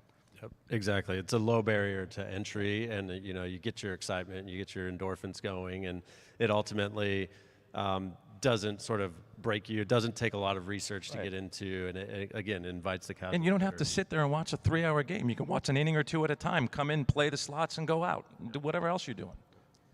Chris, you guys work with a number of different operators. How do you balance this idea that you're pitching a way of differentiating your business, differentiating their business, but the more people you work with that have access to your technology, in some ways it does the opposite? I'm curious how you think about that. There's a tension there, right? We want ubiquitous distribution of our tech platform, right? So, like, we want everybody to be using it. And it's getting to the point now where we're having, and DraftKings has been a great partner. We got a bunch of smaller ones. There's a couple more coming here, which I won't break any news today, but we're going to start to get broader distribution. And it's the type of product that you have to have it. Otherwise, you're falling behind. Kyle, when we think about other ways to differentiate your product, we've seen other companies get into NFTs, marketplaces, iGaming. What do you think about PointsBet in the future as being something way more than just sports betting, but having a lot of other products within the ecosystem? Yeah, well, I think we'll steer clear of NFTs and crypto right now, but maybe in the future. Yeah, listen, we have our iGaming product. We're constantly looking into other ways. Obviously, as a Australian-based company, we're really into racing and horse racing. So, and a great partner like NBC, continuing to think about that, but being able to offer the full suite. But also, again, going out and talking to partners and seeing what do they think they could benefit from for sports betting? I know we talk with Sportico all the time, and what could they get out of sports betting that would help, achieve their goals, and really reaching out and finding solutions with partners and asking how can we help them reach their metrics with what the product we're able to offer, I think allows us to think differently, be in a different space, and ultimately avoid some of the trappings that the industry might have laid out, but also avoid some of the bigger names too. I think that's one of the things I always tell my team is like mind the gaps. And in order to be efficient, sometimes you have to avoid where a big player is or kind of seek out something where they're not potentially thinking about. And so that's what we're constantly doing while all making sure that the core product, we're the highest rated app in the Google Play Store, so thanks. But yeah, it's a constant challenge, but it's one that we really embrace and think about on a daily basis. One of the biggest worldwide business stories right now is what's happening inflation-wise. Am I correct in thinking sports betting is inflation-proof, or is there other ways in which rising costs of things is affecting this business? So I'll throw because I think it's a fascinating topic of conversation. We talked a little bit about this on our pre-call, but so I came from the traditional brick and mortar side of the industry, lived in Las Vegas, and Las Vegas would tout itself as being recession-proof. Unfortunately, I lived during the last one in Las Vegas when it happened, and it crushed the city. And Las Vegas is an exception, right? It's a tourist destination. People are flying out there. They're going for business. They're going for pleasure. Well, what happened to the industry was it spread beyond Las Vegas, and all of a sudden you had Mohegan Sun, and you had options in Philly. And when the recession hit, people said to themselves, you know what, we're going to go to the casino, but we're going to stay closer to home. We're just not going to get on that flight and go to Vegas. So it's going to be fascinating to see what happens with sports betting because, again, this is such a nascent industry in the United States. And it is mobile, it's accessible. You're not having to go necessarily to Las Vegas or to a sports book. Some states you do. So I am of the opinion that I don't know that it's, yes, of course, budgets are going to be tightened and everything else, but people still want to have fun. They still want to be entertained. We saw that during COVID. I don't want to sit here and say I think it's going to be recession-proof, but I don't think it's going to be terribly impacted. Yeah, I'd just say that obviously sports provides us an outlet during tough times as well, and we like to think of ourselves as an extension to enhancing that entertainment. So to me, I would say it's recession proof, and we would actually try and become a resource for people to escape for a moment or in the day that might be a little bit tough, but it's, making sure they do that responsibly as well, and so building in products and checkpoints and all of these other things to ensure that they're not extending themselves, especially in a time where that is not the right thing to do. Does the marketing message change at all from a wording standpoint, if you're thinking about consumer, the money they have to spend, et cetera? Yeah, listen, it's very top of mind for us, and I'm sure everybody read the Wall Street Journal article over the weekend for the FanDuel CEO, but we're moving away from risk-free messaging, that type of stuff as well. And again, continuing to focus on the product and what's so special about in-play and how that can really enhance your experience rather than incentivizing it through a monetary package. And then, as you start to get your sea legs and figure out the product and feel comfortable, going further and further down the rabbit hole, then, we'll be able to offer that. But yeah, I think it is, especially from a marketing and comms perspective, it is on us to make sure that we're doing right by the consumer. One of the things we see a lot in bear markets is consolidation. It's a word that's been top of mind, I think, in this industry since, for the past few years. What are you guys looking crystal ball? How do you think what's happening right now in the markets affects sports betting from a consolidation standpoint? Yeah, I think it's already underway. I think it's likely to accelerate, because you can't, customer acquisition, you can't sustain those costs. Costs are going to just have to get rationalized. Yeah, I think it's going to be like anything. Diversification's super important. Obviously, PointsBet is well situated. They're a global company. They have a bigger presence outside the United States. Some of these bigger operators like the MGMs and Penn National, which is Barstool, and Caesars, they are belt and suspended. They have brick and mortar operations in Las Vegas and throughout the United States. While it hurt them in COVID, well, it ended up not really hurting them in COVID. I think having those sort of multifaceted companies you're going to see more of that. So there's just going to be more buttressing up of it. But, look, interestingly, companies like Wynn that went out and they started a sportsbook platform. There's been rumors about them selling and getting rid of it. Churchill Downs, where the Kentucky Derby is hosted, they have gotten rid of their sports betting arm. So, we'll see sort of how it all ends up shaking out and who kind of trails off and how they're all kind of buttoned up. Yeah, there's kind of two ways of consolidation right now, right? There's the acquisition merger type kind of consolidation, and then there's, as you said, Sarah, there's companies that are just deciding they don't want to be in this business, at least not right now, the way the economics are shaking out. So there's two different ways that can go.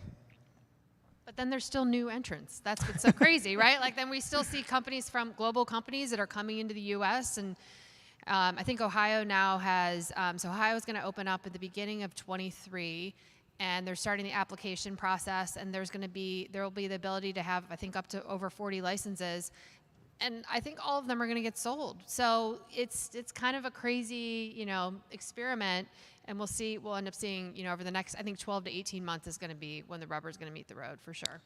Chris, you just mentioned that I think at PointsBet, 60% of the handle last quarter was in play. I know that's a little bit lower than what we see in Europe traditionally. Do you guys think that we being the U.S. eventually gets to the European number? Do you think we're higher, we're lower? What different kind of trends do you think we see in the U.S. versus overseas? I think Kyle would agree. I mean, we see it continue to accelerate upwards. Europe's around 75-80% in play. But U.S. sports, right, just have a sort of different kind of cadence to them. There's, especially sports like football and baseball, with all the start and stops, there's just a lot more incidents that occur throughout a game. And so we think that it probably gets to that percentage of in-play here in the U.S., but we think a big chunk of that is going to be these micro-betting products for all the in-play stuff. So I think, which in and of itself are multi-billion-dollar TAM opportunity here in the U.S. alone. So I think, that's where the market's going. Yeah, I mean, we've seen 5 to 10% increase quarter over quarter the last 8 quarters as well. And so we anticipate, and we've modeled out that we'll probably get to a 75%, which is why for us it's important to continue to land home of in-play, offer the most amount of markets, reduce latency, 100% uptime like we did last year for the NFL playoffs and stuff. So yeah, huge goal for us. I want to ask you about that exact thing. There was a game, I believe it was a single game during the NFL playoffs last year where you guys left lines up the entire time. Yeah, it's a wild card between the Bengals and the Raiders. Got it. Which for people who love to bet in play, that's a frustration for a lot of people, right? They're watching on a game on their TV, they see something happen, suddenly the line's down on their phone before they can get it in. Walk us through what you learned from that experience. It's a good example to me of a differentiation, right? You're doing something that nobody else in the market at that time, at least, was doing. Do you see a kind of an ROI on whatever it costs to kind of get that up to?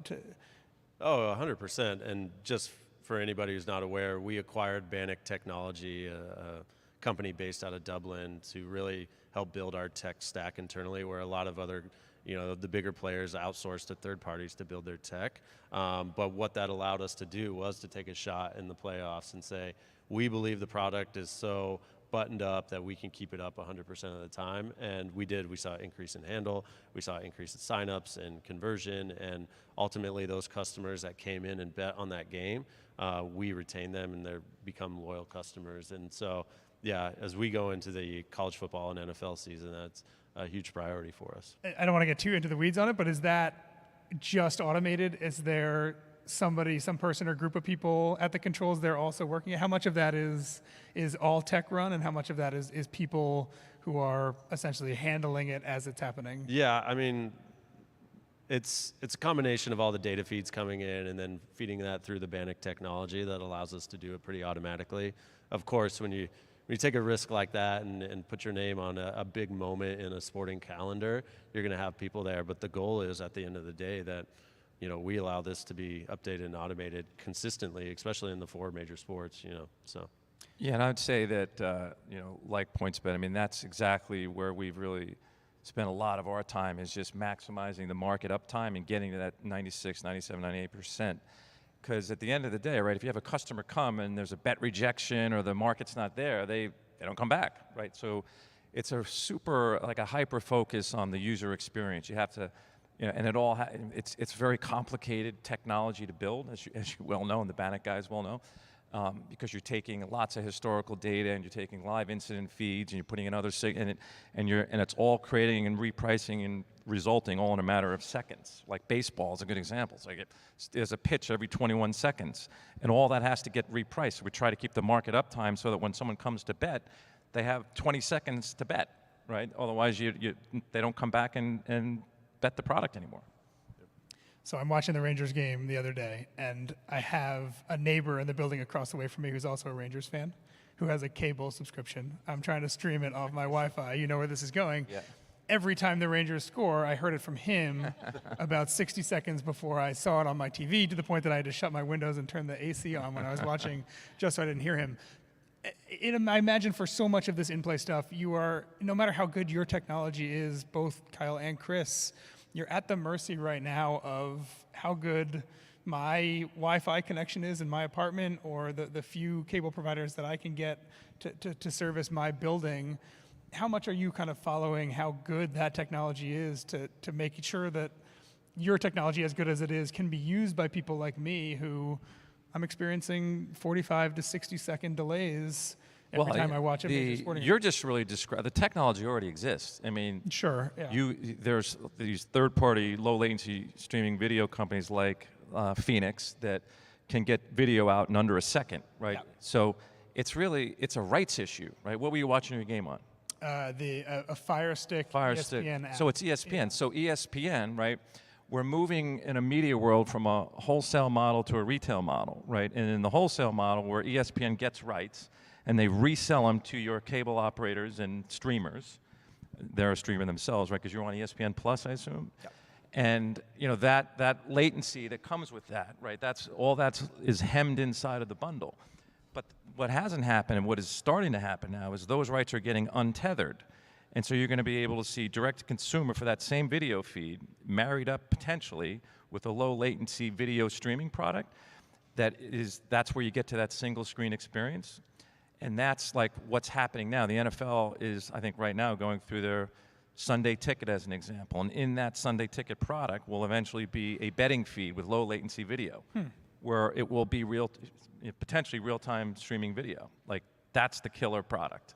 And that's ideal for you guys, I assume, right? That's what you want people like me to be on if I want to be betting and watching. Yeah, definitely. And yeah, I don't think the major leagues or the major sports leagues are there quite yet, but we have live streaming on our app right now, and for tennis and some of these other sports as well, and you see tons of engagement. Who do you guys use for low latency videos? Is it a third party? It's a third party, and yeah, we do a lot of deals on the back end with the leagues themselves, right. and then. But are you doing that internationally? Is that because you're not really doing it in the States with it because of the rights issues, right? Correct. Yeah, but to your point, I think there's a day coming very soon where the leagues will negotiate a licensing fee and what that looks like, and I think for the core consumer that'll be a pretty neat experience. Yeah, I mean, I think that the leagues, rightfully so, in the beginning, like years ago, really worried about cannibalization of their streaming products. They just sold all these rights for tons and tons of money. So now you're going to have a streaming capability in your app, and are people now not going to pay because they're just going to go on their PointsBet app and watch the game instead? There's a method to the madness, and the product and the quality is grainier or however they end up doing it, or there's not a voiceover or whatever. So there's a way to do it, but it is a lot of unwinding of contracts, as Chris was saying. So the panacea is exactly what they're talking about, but there are a lot of steps that are going to have to be taken in order to get there, and it's just, I think your famous saying is bite the elephant one bite at a time. Eat the elephant one bite at a time, right. We only have about 5 minutes left. I want to make sure we get to questions if people have any. So if anyone in the audience has questions, feel free to raise your hand and we will, you can ask away. There we go.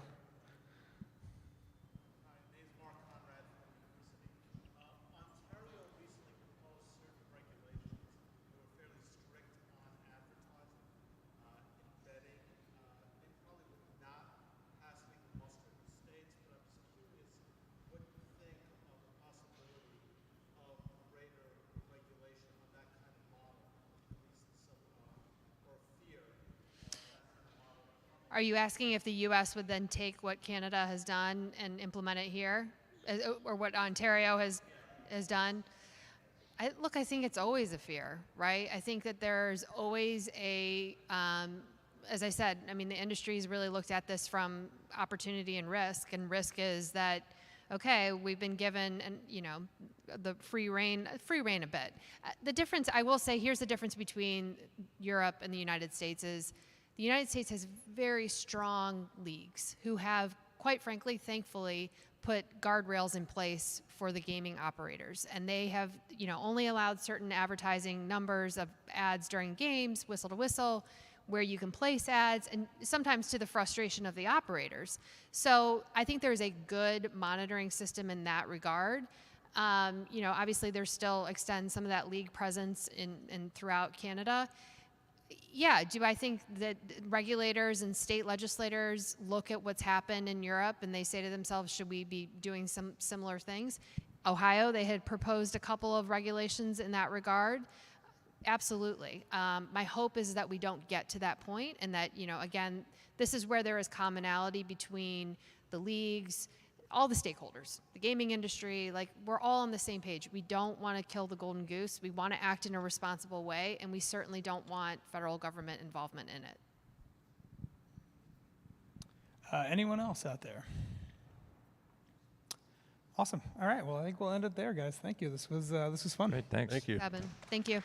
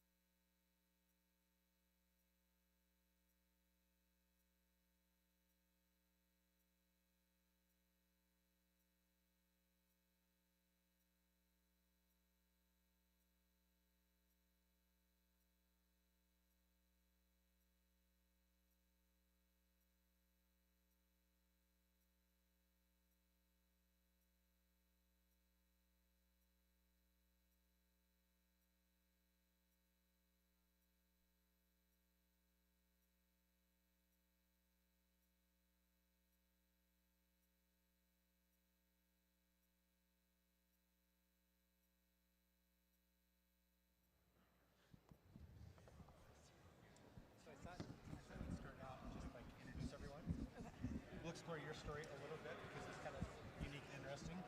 We'll explore yours too, is like how you ended up being the guru of all things online sports betting And gambling. and gambling.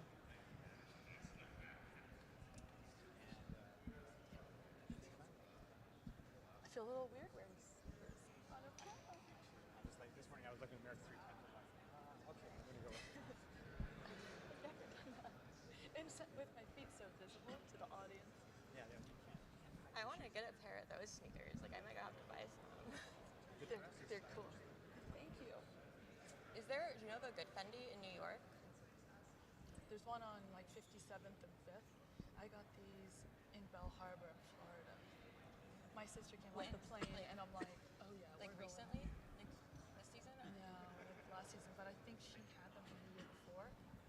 So I'm gonna find those. I am like in love with them. they're kind of cute. I love them.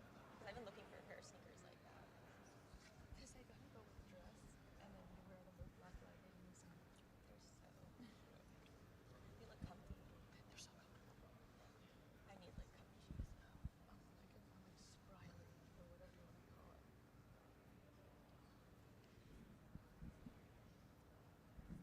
Were there more people here? Or is that me? Was there more people? Yeah, they're taking a break.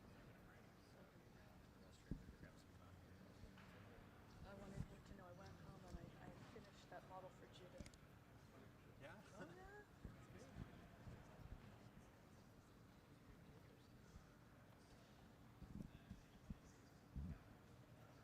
Posterity?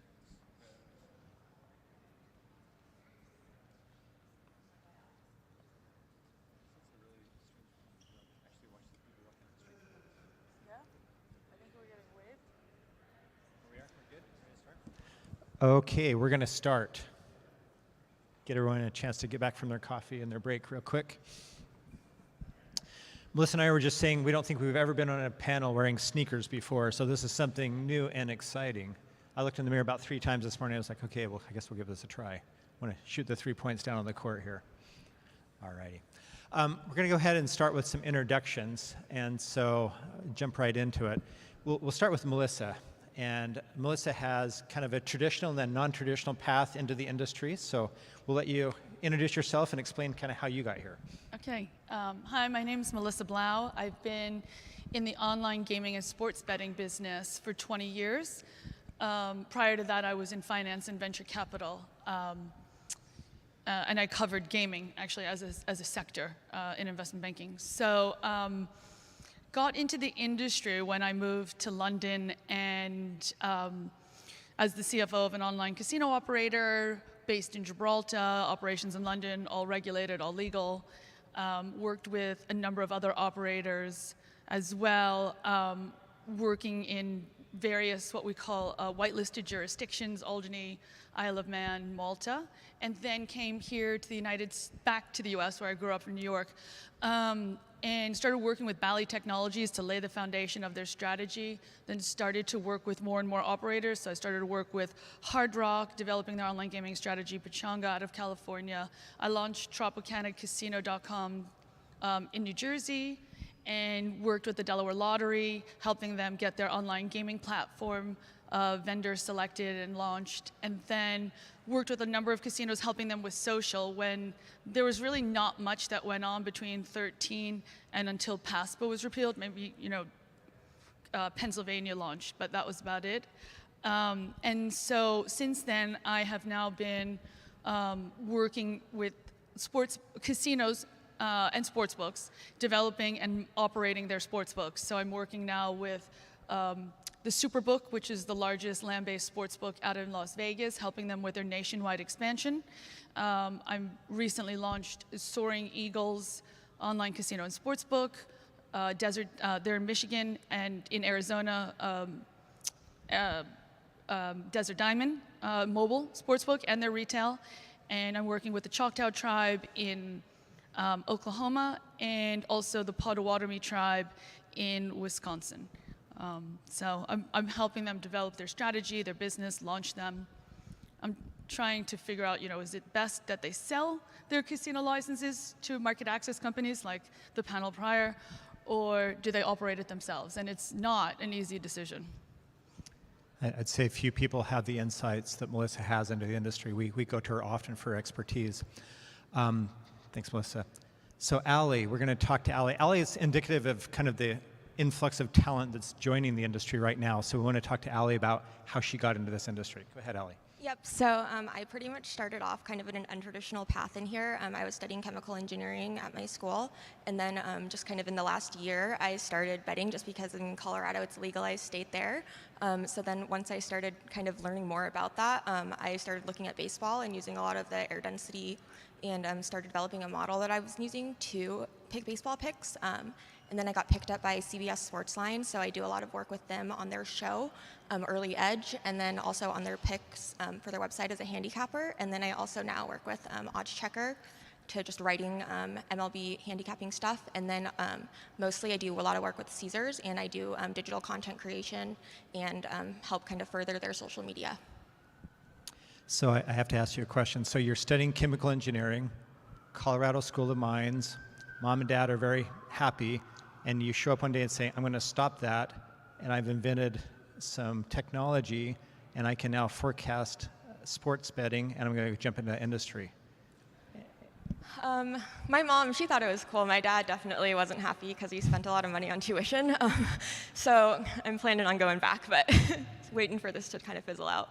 So we're seeing a lot of this movement right now with millennials jumping into the industry, and I really think this is the future. And I tell people all the time, if you want to understand the industry and where it's headed, these are the people you have to talk to. Melissa comes in with a background, very quantitative, data-driven, and suddenly you're in this world, and they're like, it's not only the data, it's the social media side of this. So how do you react to that? Yeah, so it was definitely something to get used to. I mean, I'm personally not a huge social media person, so it was really weird to have I don't know, a Twitter where people actually care what I have to say and stuff like that. So it's been really interesting to try to use that, though, also as kind of a marketing technique with Caesars and putting stuff through them, through my account from them, and it really helps drive the engagement there. You know, I think it's interesting is that in Europe, there's always been the media, media and gaming, and a lot of the gaming companies have tapped into the breadth, the power, the reach of the media companies, and have repeatedly failed, right? Except for Sky Bet, that's an anomaly. But many, many, many attempts in Europe have tried and failed. And I feel like with people like Allie, it actually could work here in the United States. So, what the learning lessons that we had in Europe might not necessarily all apply here, because I feel like here there's been a lot of, again, gaming and media, a lot of partnerships, Caesars, CBS Sportsline, but I think it's through that data-driven analytics that can help the media kind of speak more to the sports book. And I think people like you can really help bridge that a lot. I think that's a direction. I'm Sean Stewart. I work with Grant Thornton. We're the 5th largest accounting, advisory, and tax firm in the world. So we work with a lot of the large corporations and the sports books that are in the industry. I love the title, Converge. When we go to help our clients, we have to bring in a lot of people right now. There's our entertainment practice, our gaming practice, our hospitality practice, our technology practice. You can't really serve this industry just with gaming or just with one facet. And so it's all converging. When I look at the future of the industry, Deborah Newman, who's our entertainment partner, she and I were meeting with one of the motion picture studios in Los Angeles, and we're talking about competition. And they pointed out something I thought was very interesting. They said, Sean, the competition's not what it used to be. A lot of people look at competition, it's like the studio. It's a studio versus a studio. It's no longer Paramount versus Sony or Disney. They said the competition is now eyeballs on screens. And there's a lot more screens than there used to be. And so for Sony, they said, we're focused on eyeballs on screens. If you think about where the industry is going, you kind of have to watch the eyeballs on screens. The industry, interestingly, the traditional brick and mortar gaming, what they're talking about is millennials don't play slot machines. And there's a lot of theories about where that's going to go, right? One theory is, hey, when your parents were 20, they didn't play slot machines either. But when we get older, we're all going to want to be mind numb and just do our thing, right? So just wait, the millennials will get there. There's another view that says they're never going to get there, and we have to find an alternative. And it's eyeballs on screens again. Are my eyeballs on a screen at a slot machine, or are they something different? The interesting thing from a business perspective is the slot machines traditionally had the highest margins for the casinos. And so when we look at a sportsbooks run on very thin margins. And for a period of time, the larger casinos didn't really find that attractive. They're like, why go to sportsbooks? Why would we go there? And I think what's shaping the industry right now is there's a transition going on where it's eyeballs on screens, and it's to a point where when you impact the people that are traditionally going to the casino, land-based casinos, then they have to step in and do something different. I think if you look at the long-term strategy, it's well known MGM is trying to build a global network. Caesars is out making relationships everywhere, and they're suddenly right in the middle of this. But I think where they're headed, if you pause and look at this, the real prize in this at the end of the day, it's not necessarily the sports books for them, because that's lower margin.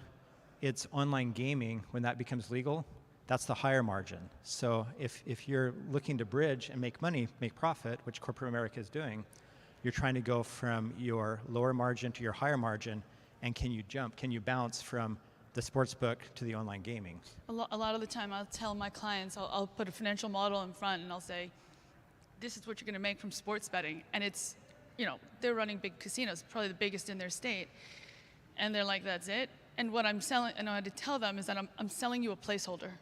I'm selling you a placeholder for one, getting your online business, which is something you've never done, ready. And we're going to do it with sports betting. We're not going to light the house on fire, right? And we're not going to spend a huge amount. We're going to spend, but you're not going to make a ton, but you will have a team ready to go when iGaming happens. So I'm selling them, it's hard for them because I'm selling them a new product line and a new distribution channel. And so that's hard to get your head around when you're in a highly regulated industry, but it's so important to future-proof their business. Exactly. So we also look at kind of where this is headed, and back to Ali for a moment. Ali, you jumped into this world. You've had a ton of success very early, right out of the gate. You're working with CBS. What does the future look like with CBS? What are they thinking? Yeah, so CBS is definitely looking more at an entertainment approach to the betting side of things.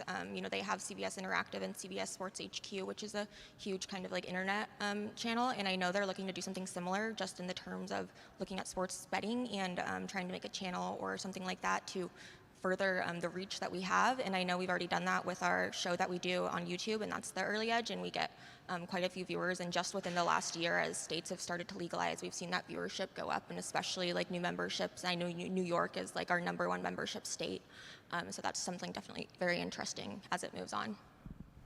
And CBS, you're saying, even thinks this is going to become something where there's so much interest, they're looking at starting a cable news type network where it's 24/7?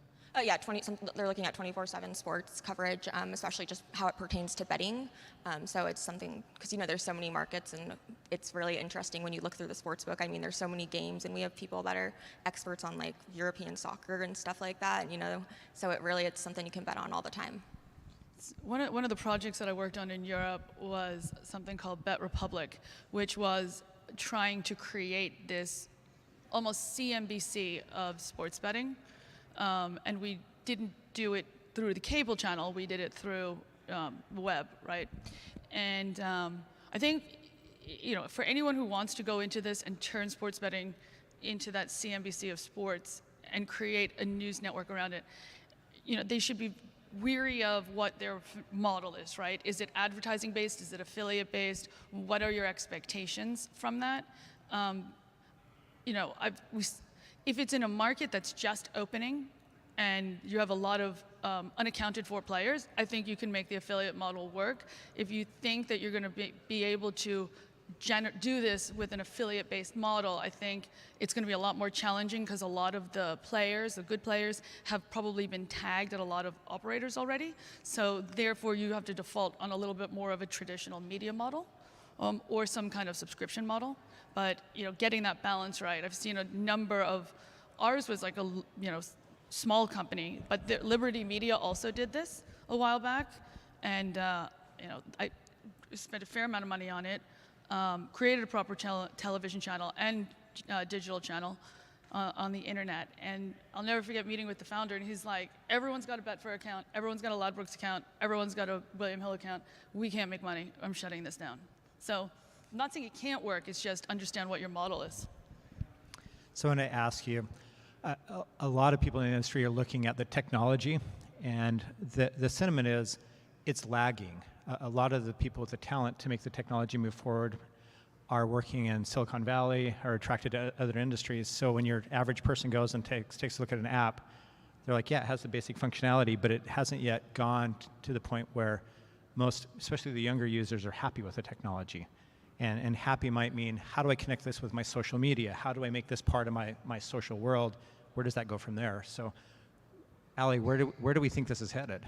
Yeah, so I think just speaking on the functionality and like the UI of all these sports betting apps, you know, being in a state like Colorado, and I'm sure New York, you have so many options for a sports book.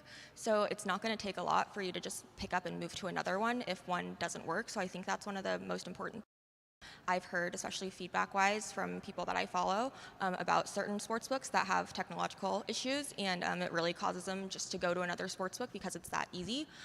So I do think that's going to be something that books are going to have to work through because, I mean, we see so many good apps out there, it's kind of hard to justify using a bad one at this point. So it's the bane of my existence, and I have my scars to show it. It's bad out there. I'm not saying it's not. If you don't own your own technology, you're fighting against other clients for what they want. So what you want may or may not get put in the queue, may not be a priority, and you're dealing with suppliers that are they're not necessarily thinly staffed, but they're thinly funded. Even if you're in a big company, just because you're IGT, that doesn't mean they're giving IGT the necessary resources. And IGT, you know, is trying to accommodate on 3 levels, fix what they have in the current states with their current clients, help those current clients go into new states with new regulations, and then find new clients in new states. And they're getting it on all 3 levels. And being able to juggle all of that all at once with the number of states that have regulated is extremely difficult. And I'd say last year there weren't many options. This year, you're seeing a number of really good suppliers coming into the market, and they're finally getting off the fence. Now the question is it too late? I don't know. How many new sports books really are there? You're seeing a lot of expansion of the existing sports books into new states, but trying to get even my clients that are the #1 casino in their state to do this themselves is a challenge. So I'm just not sure how many great opportunities there are out there. And where do we see the industry going short term? We have inflation. We're looking at maybe a slowdown. Does that mean there's a shakeout, or where does this go? Or is there enough growth with new states opening that we're going to continue? So, look, every time you see one of these operators go into a new state, they are paying a fixed fee. It's a revenue share, but it's against a hefty fixed fee. Do that in 1 state, 2 states, 7 states, 13 states. And they're paying, if you don't have 4% market share, and there are very few casino sports books that do, you're probably not making money. And so the question is, how long can you bleed for until you have to go back to the financial markets? And are those financial markets shut right now? And so you can say that you're going to cut marketing, but you still have a fixed fee at the end of the day that you're paying local casinos in every state. And if you start cutting spending, you're also going to be cutting your new customer acquisition. So I don't know what the end game is, but whoever is sitting on dry powder right now is in a good place. There's a lot of commitments out there.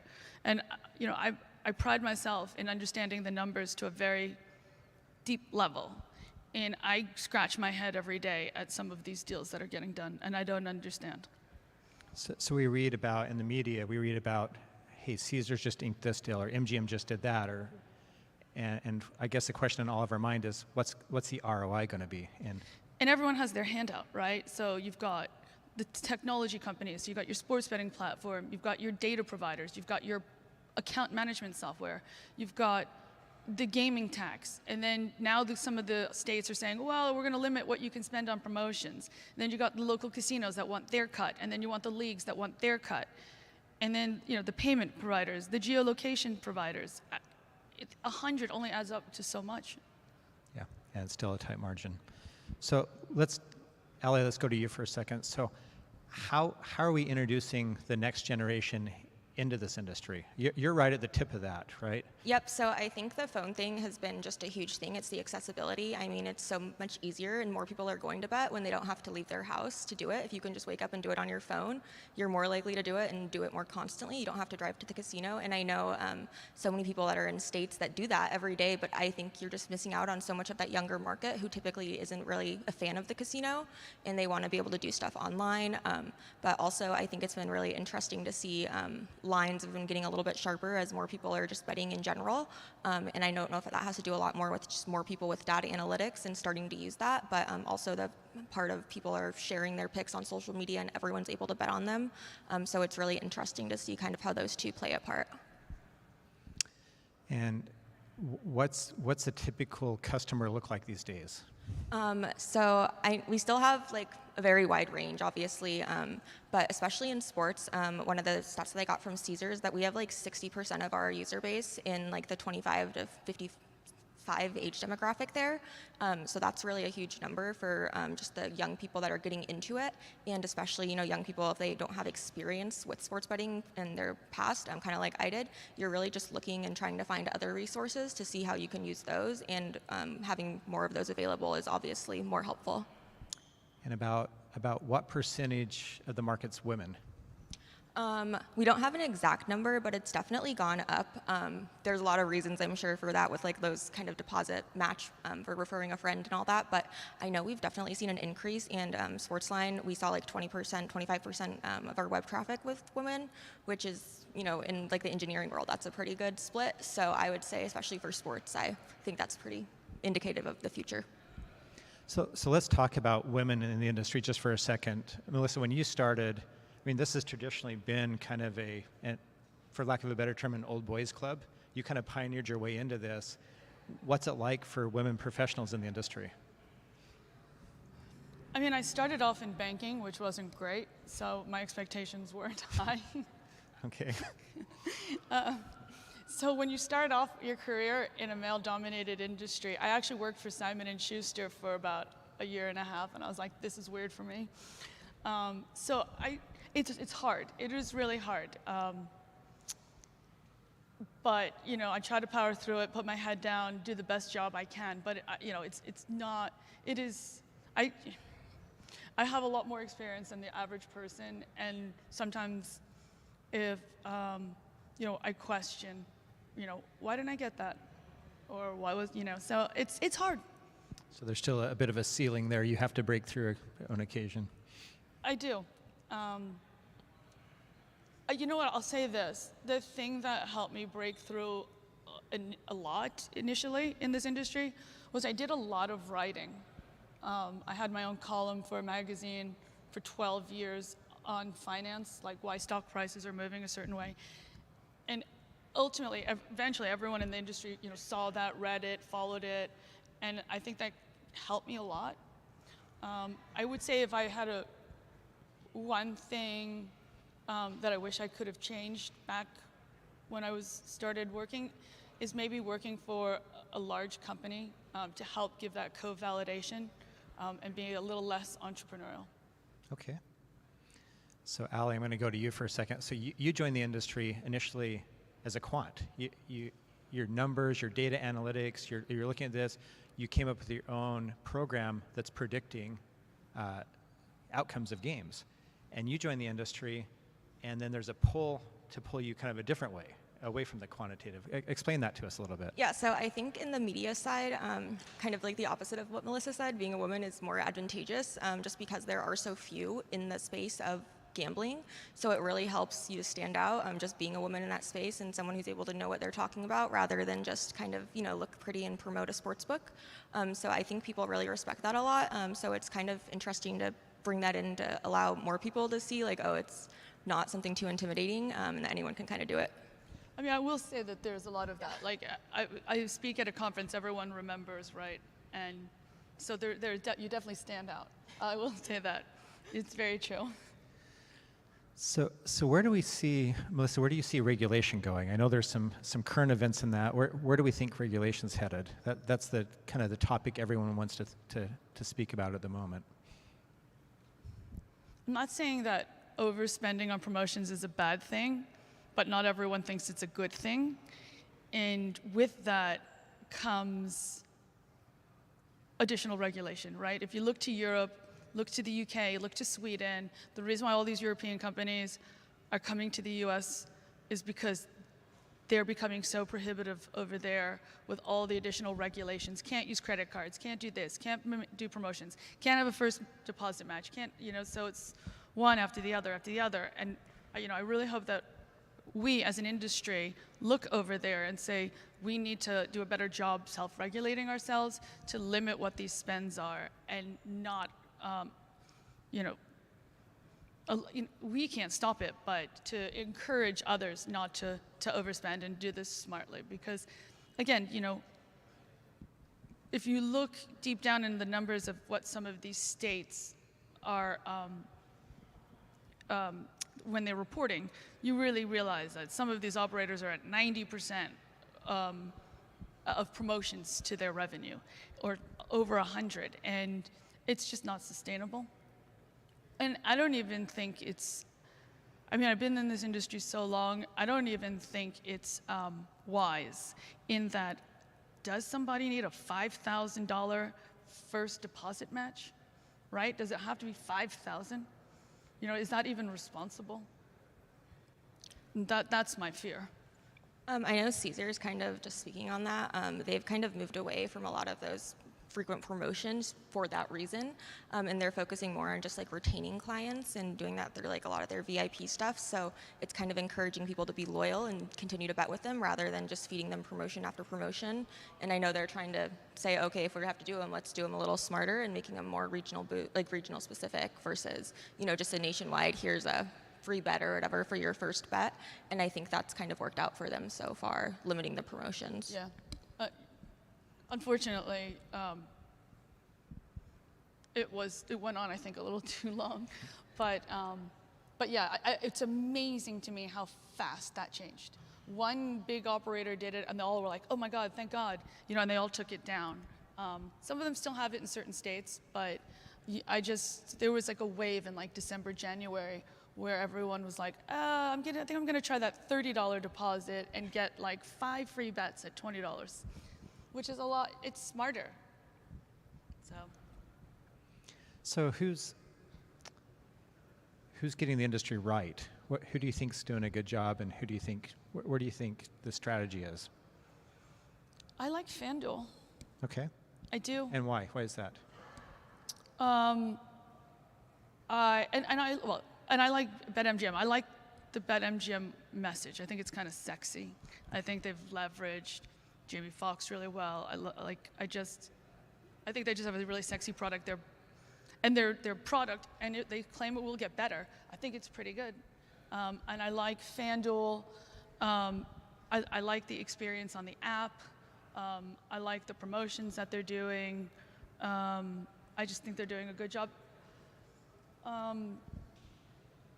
They're different. They're different than DraftKings. DraftKings has a very different kind of message. So look, they're all working relatively well in different states. But when I have a go-to, when I want to figure out how to do something better, my go-to is FanDuel and then MGM. And do you think this is an industry that could be disrupted? Could there be someone that comes in with something totally different, with social media, with the connection to the millennials, to something? I do. I think a simplified UI would be a lot better. If someone can figure out how to onboard players and reduce the friction when you have to register, I think that would be great. I think the odds could get better. I don't think, I work for Superbook, which is the traditional Vegas book, and we're looking at some lines, and they're boosting to a place that we're already offering those odds. So we're not doing a good enough job getting that message out. But I think that that has to get better. They'll boost, they'll have a 17-cent line. We'll have a 5-cent line, and we're just like, that's but people don't know it yet. Yeah. In FanDuel, I've noticed just personally that their odds for almost everything are a lot higher. It's like barely ever been that I found a better number on FanDuel. It's always like I look at FanDuel and then I'll compare it to somewhere else and realize that, oh, like I'm so glad I didn't take it at that number that they had posted there. So you can shop around and find something. Yeah. So, By Superbook. so some people would say regulation is not a bad thing because with regulation builds confidence and more people might jump in and be willing to participate if there's regulation. But I guess the flip side of that is what will the regulation be? And so when I talk to people in the industry, they're saying maybe regulations, it's coming. I think everyone's agreed it's coming. They don't necessarily say it's bad, but they want to participate in it and maybe even try to get ahead and self-regulate. What do you think? Does regulation drive more participation, or do you think not? I don't think so. Okay. I think it's better user experience. I think it's better leveraging the media industry, making sure that people's USP is out there, like FanDuel's better odds. I don't think someone's going to say, wow, I think I'm going to try it now because there's a limit on what the operator can deduct on promotions, or, oh, wow, I really want to try it because I can't use my credit cards now. To me, I feel like that just drives an offshore market. So I hope it doesn't come, because when it does come, it won't be good. So Ellie, your story is interesting. You're going to the Colorado School of Mines, not exactly the sports powerhouse in the nation, right? A lot of quantitative. We have pretty good D2 stuff. Okay, so. good D2, okay. But you are an Alabama football fan. And you told me initially you were following Alabama football and you placed a bet and suddenly you were more connected to the game, right? Yeah, so it was actually for basketball during March Madness. We just had like a little sorority thing, like a bracket going, and I just kind of picked through them randomly, and I kind of did pretty well with it. And then obviously it felt like, oh, I was like actually more involved and more caring about the game. So I kind of like was like, okay, I saw these deposit matches and the promos that they have. They're going everywhere, especially during like the NCAA finals. So it was really something I was like, okay, I just really got on board with it right then. And then it was like, I had to lose a couple bets to realize, okay, I need to have like some strategy. I can't just like kind of pick who I feel like, but it's definitely been a learning experience there. So this is interesting to me. Across the nation, you're seeing kind of the millennial generation isn't as involved in sports as maybe what Gen X was and the prior generations.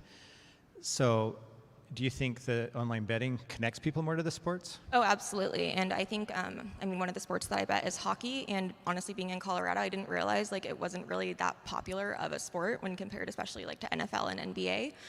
But so many people are starting to just watch these sports just because someone's telling them to bet on something. So people care about the game more. They're more invested when they have money on it. And really for me, even it doesn't matter how much you have. Just knowing that you picked a side and all that, it really makes you a lot more interested in how it ends. That's interesting. To me, I feel like the holy grail will be when they can create an esports that's relevant for betting.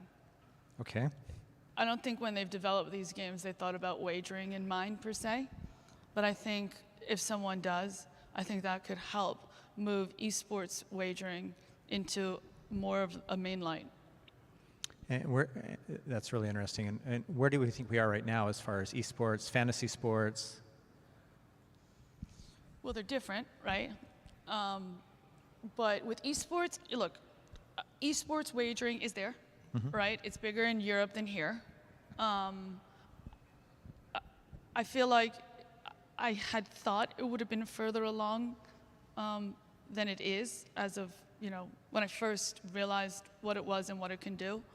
But I feel like a lot of the bookmakers don't know how to make a book on it. They don't know how to book it because of things like loot boxes, right? Yeah. Like if Tiger's down, 7 strokes, you know what he has to do to win the game. If you're out of ammunition and you get a loot box, you come back and you win. How do you book that, right? So that's what I mean. Like, I don't feel like they've created an entertaining esport game that is something you can easily book. Predictable with odds. Ali, you need to work on that. Your next quantitative leap. Maybe.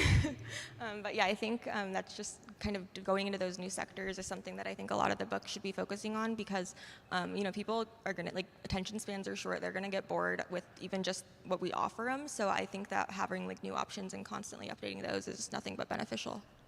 Okay. I'm going to go to the audience for just a second, see if we have any questions. Any questions from the audience? I'll bring a mic over. Hold on. All right. Thanks. This one's for Allie. So as a digital content creator, you work for a variety of different companies. Which platform seems to generate the most engagement and offers like the most fruitful conversations or interactions? I think Twitter, just because there's already kind of like an established like gambling presence on there, and like the gambling Twitter kind of community. So I think that's really a huge thing. I know that's how most people that I work with communicate anything. It's, Instagram, the pictures doesn't really do much in terms of engagement, especially with their new algorithms, I've noticed. So it's a lot harder for new accounts and stuff like that. So I think with Twitter, it's really, their algorithm really helps, just looking at it from like my Twitter from my personal account, how they stack the like tweets and promote them and stuff. It gets way more engagement and, comments versus just likes on Twitter than I do on Instagram. Very good. Other questions from the audience? We've got a couple mics roaming around. Questions?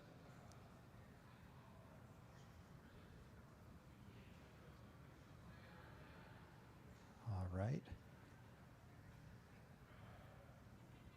I'm going to go back to. Sorry. More here. That was me. We popped. Sorry. All right. So I guess one other thought that goes to our mind is, if we fast forward maybe 15, 20 years from now, what do we think this looks like?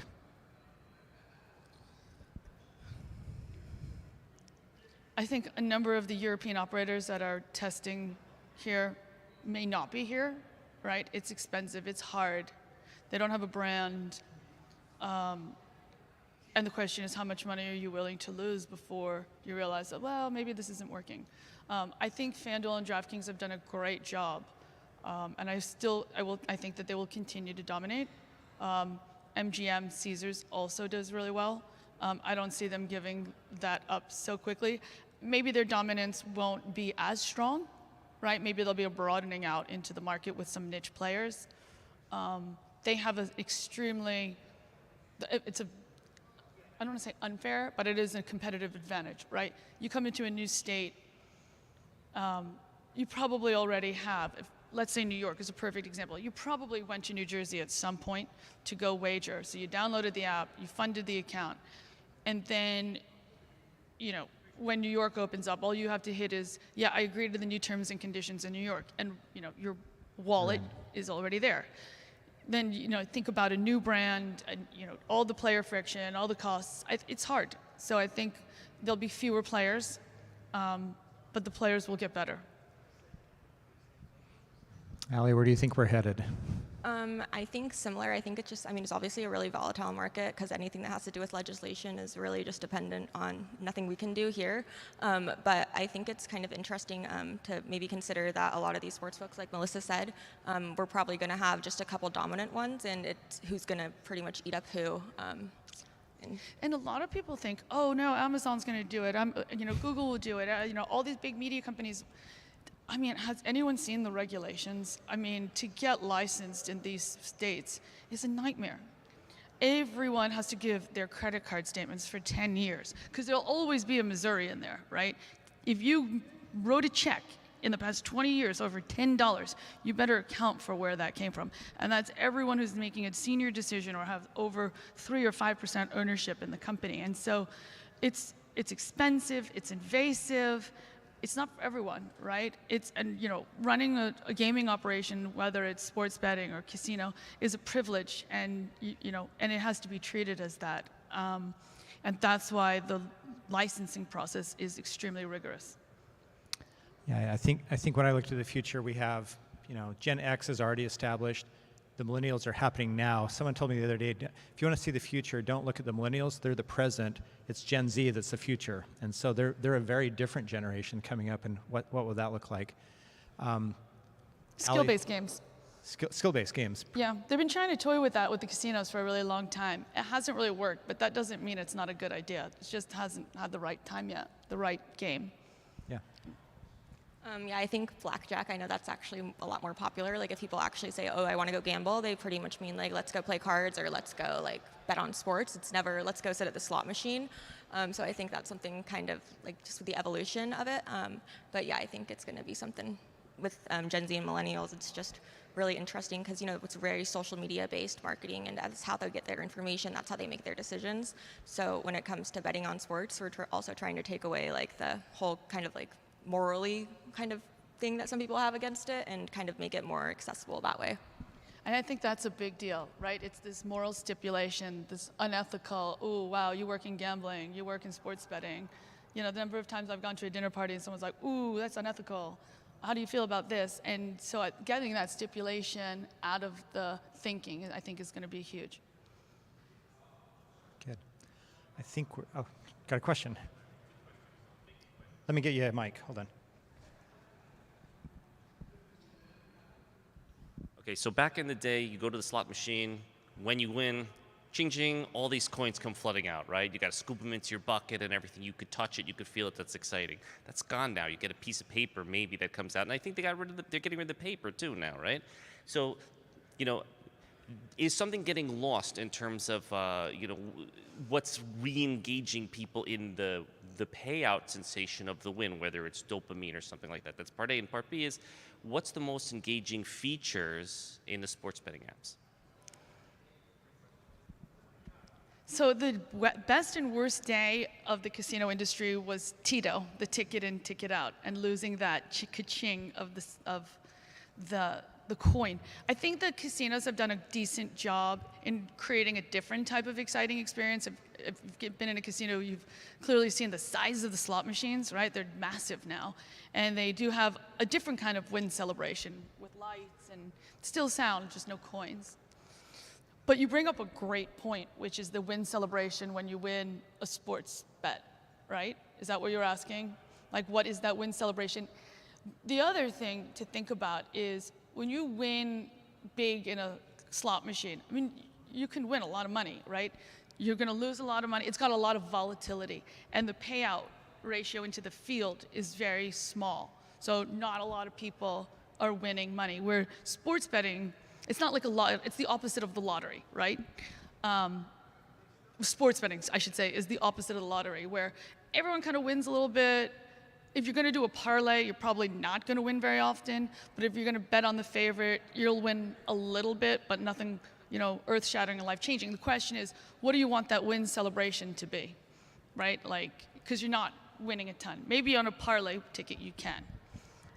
And I think that's why just like a lot of the books have kind of marketed parlays really heavy, because it is more of like an exciting payout for rather than, oh, you put $5 down to win 1,000 rather than, oh, I have to bet like 150 just to pick up $100. So I think that aspect kind of adds more to like the thrill of it to make people more excited. I think we were talking last night, Melissa and I were about Platica, right? They're not even really a real gaming company, but they have this kind of reward figured out. If you check it out online, their product really motivates people to get in and play, although they aren't even really playing for money, they're playing for tokens. So there's this reward element that they figured out. Could one of these companies kind of figure that out and add it to it? And I guess the other that we were talking about is just the social media. Like, you can go on social media and talk about, hey, I got this right, I figured out this game, you know, and I think that gives a lot of people kind of the hype they want to jump in and play. It's funny, when I'm sitting there trying to fix product, and a lot of the products of the casinos I'm working with, you know, one of the things in the back end, there's like, oh, do you want to go and get notified when you win? I'm like, hell yeah, I want to get notified when I win. How are you giving someone the option, right? And so you'd be surprised how many operators don't actually notify you that you won. You got to go log in and see your bet history, right? And it's you guys, you know, instead of pushing that notification to you, like, you've won. Or if it is, it's some kind of SMS. I don't know, I agree with you. It's something that we could do better. Well, I think it's going to be really interesting to see how this evolves, the Converge with the entertainment, the sports, the gaming, the land-based casinos, and where this evolves to the future. It is rapid pace. There are more states becoming open. There are more players jumping in. There is an economy we're looking at that might slow this or might fast pace it. So we'll see where it goes from here. My big thing is the involvement of the sports teams as we legislate.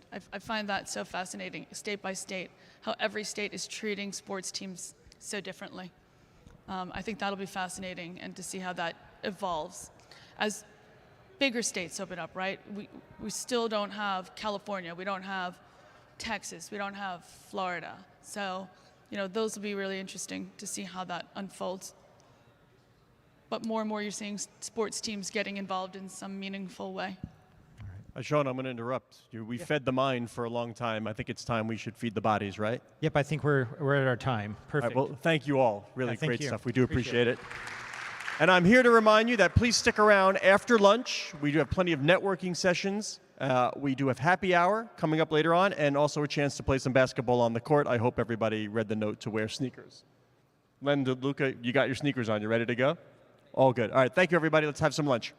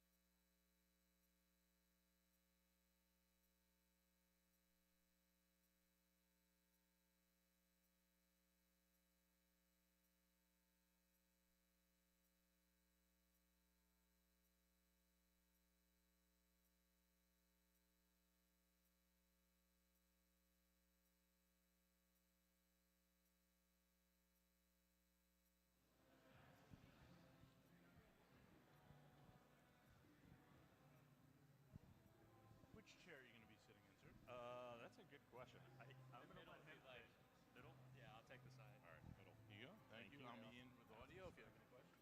Perfect. Yeah.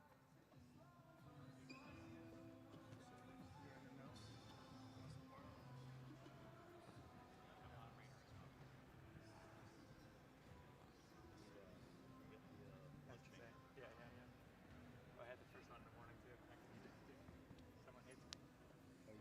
You're doing the last one too. Yeah. Hopefully that one's. Yeah. If you want, we can take those microphones over there and tear Yeah, exactly. Do a like a Broadway style, run through the. All right, everybody, welcome back. We'll let people kind of mosey over as we get started. Come on down. Feel free to bring your food. If you're still finishing up, I'm excited. We'll get the juices flowing again here. An awesome panel. Tim and Mike, thank you so much. I think your titles are over there. But we're going to be talking, we had a prep call yesterday. And actually, let's see, I wrote down a few of the words that were mentioned. Let's see if I can pull this out here. So let's see, some of the things we talked about yesterday. Discord, NFTs, betting, short-form video, virtual worlds, esports, creators, Roblox, new app designs, augmented reality, iRacing, Rocket League racing. I kind of wish we had like a wheel I could just spin and we could just pick a topic and we could just go. The bingo card of topics. Exactly. But I want to start at a high level and then maybe we can dig into some of those details. As we're talking about all of those various categories, and you can jump in here as well, it would be fantastic. How do you evaluate when something new comes along? You get either an inbound or you see maybe another league is doing something. How do you evaluate whether something's worth your time to look into and eventually to partner with? What's that process? That's a great question. I don't know that there's much of a formulaic answer to that. I think it's probably a little bit, as bad as it sounds, it's a little bit of a gut feel. I think there are some times where I do feel like, based on an inbound call, I'm like, should I be that unaware of something that someone is calling me to tell me about it, which I think is always a little bit disconcerting. I would say that at this stage of my career, there are very few things that I don't listen to. I think, you tend to get smarter through most conversations, even if it's finding something that you don't like. So it's a great question, and I've hopefully evaded it just enough to give a somewhat relevant answer. No, I think it's good because one of the things I like about talking to you about following what you're doing is you guys will try things, right? I mean, that's part of the strategy. Is like, I'll take a call, I'll listen to it, I'll check it out, right? Why? I mean, I don't know. You not have anything better to do? Like, it's a lot of work to try these things that. Well, I definitely don't have anything better to do. That's for certain. Look, I think it's. People would want to dance around this topic. If you look at the landscape of U.S.-based sports leagues, we don't have the dominant market share that an NFL has or an NBA has or Major League Baseball has. But I think we've got a extremely loyal and passionate and brand-centric fan base. And I think that gives us a little bit more of an opportunity to take some risks or do some things that other leagues aren't willing to do. And that's not at all a knock on those leagues. I think, what most people think, I think, outside of sports is that there's some sort of competition between leagues or teams or sports.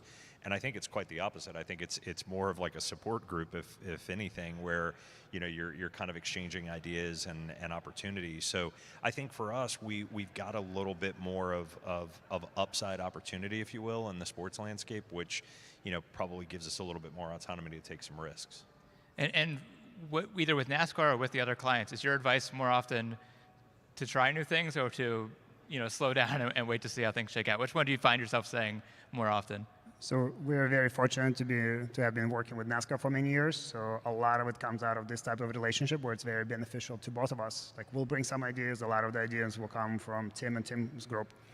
The way we think about technology altogether is that you have to try things, because the expression is trial and error, not trial and success. So certain things will not work, and then through iteration, and that's how the software is best done, is something that you will come to a success.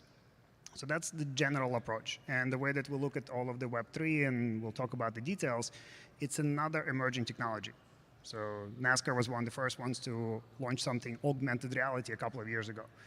And it's just in that DNA of the culture of NASCAR ourselves is to try new things. So that's how I would recommend it. Fantastic. And yeah, so before we dive into Web3 and some of the specifics, why don't you lay out what you guys do, what you do with NASCAR, and kind of the nature of the relationship. Obviously, the successes are your ideas, and the errors are his ideas, I assume. But beyond that. That's right. Almost always. So Next League, we're a system integrator. We like to use the word we're the glue that makes different systems work together because it's impossible to find an off-the-shelf solution for any sports team or league. So that's what we usually do. We do everything from website, mobile applications to trying new technologies to see what works. Fantastic. Awesome. So yeah, so let's get into it. So I've got, I guess my first question as we dive into these Web3 topics is there a singular goal across these things, across AR, across metaverse, across NFTs and crypto? Are you working towards a singular, whether it's revenue, whether it's viewership, whether it's fandom? Do you have a singular metric that you feel like all of those funnel into? I think if there is, it's some degree of community, and you know, you and I've talked about this before. I think the approach that we have taken is there's going to be fan engagement, and that fan engagement can exist in the real world. It can exist in a virtual environment, but you know, far be it from us to dictate one or the other, or one being more important than the other. I think we need to have applications in both, so that as fans are looking to engage, they can engage on their terms. You know, I think we've been, I hate to use the word selfish, but I think that's probably the right word over the years, and I think that's probably not unique to us. I think brands, leagues, teams have a selfish approach to fandom, which is we really want you to be a fan and we want you to be a consumer, but we want you to do that on our terms. We want you to do that in ways that make sense to us, whether that be watching a television broadcast or going to a live event, and fandom is so much more broad than that now, more than ever. So I think our goal is very much based around community, and whether that scales or not is the farthest thing from our mind. I think it's, if we're able to engage a current fan, fantastic, but more appropriately, if we can engage a new fan in a new environment, that's exactly what we're looking to do. Do you remember when you first heard community as this word that sports leagues were interested in? How long has that been something on the top of mind for executives? So community to us is not any different from the overall fan base. It's how you listen to it. So you had a community of alpha users for many years, like where you listened and you asked questions, right? So like some of our larger partners, they've been doing it for years. They might not have used that word, the community, but you know, market research and having the alpha set of users that you go and introduce certain concepts and get feedback, the entities that think about it the right way, they've always been doing it. And then your question was, you know, how do we think about overall this Web3 business? It's not any different from any other business, right? You have to have value, you have to bring value to your consumers, and you have to make sure that they're satisfied. And the reality that it's now metaverse or something else through NFT, and I know we'll talk about this, the basic business concepts should be addressed from start. Awesome. I see that the room is filling up here, so I think we're doing a good job so far. You know, we mentioned Web3, and everyone rushes to their seats and grabs a seat, so that's fantastic. I'll take a second now to say we will hopefully have some time at the end for questions, so if you want to start thinking about those, we'll do that as well. And I also wanted to table set a little bit for folks who haven't been following. This has been, you know, a tough week for crypto, for the ecosystem as a whole, for specific projects, in many cases, you know, talking about values dropping 75, 80%.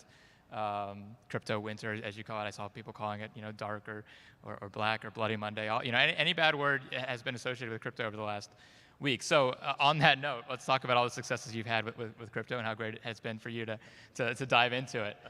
Walk us through what your journey through this space has been. How did you first start to understand it? What have you done along the way? What would you tell yourself, you know, a year, 16 months ago?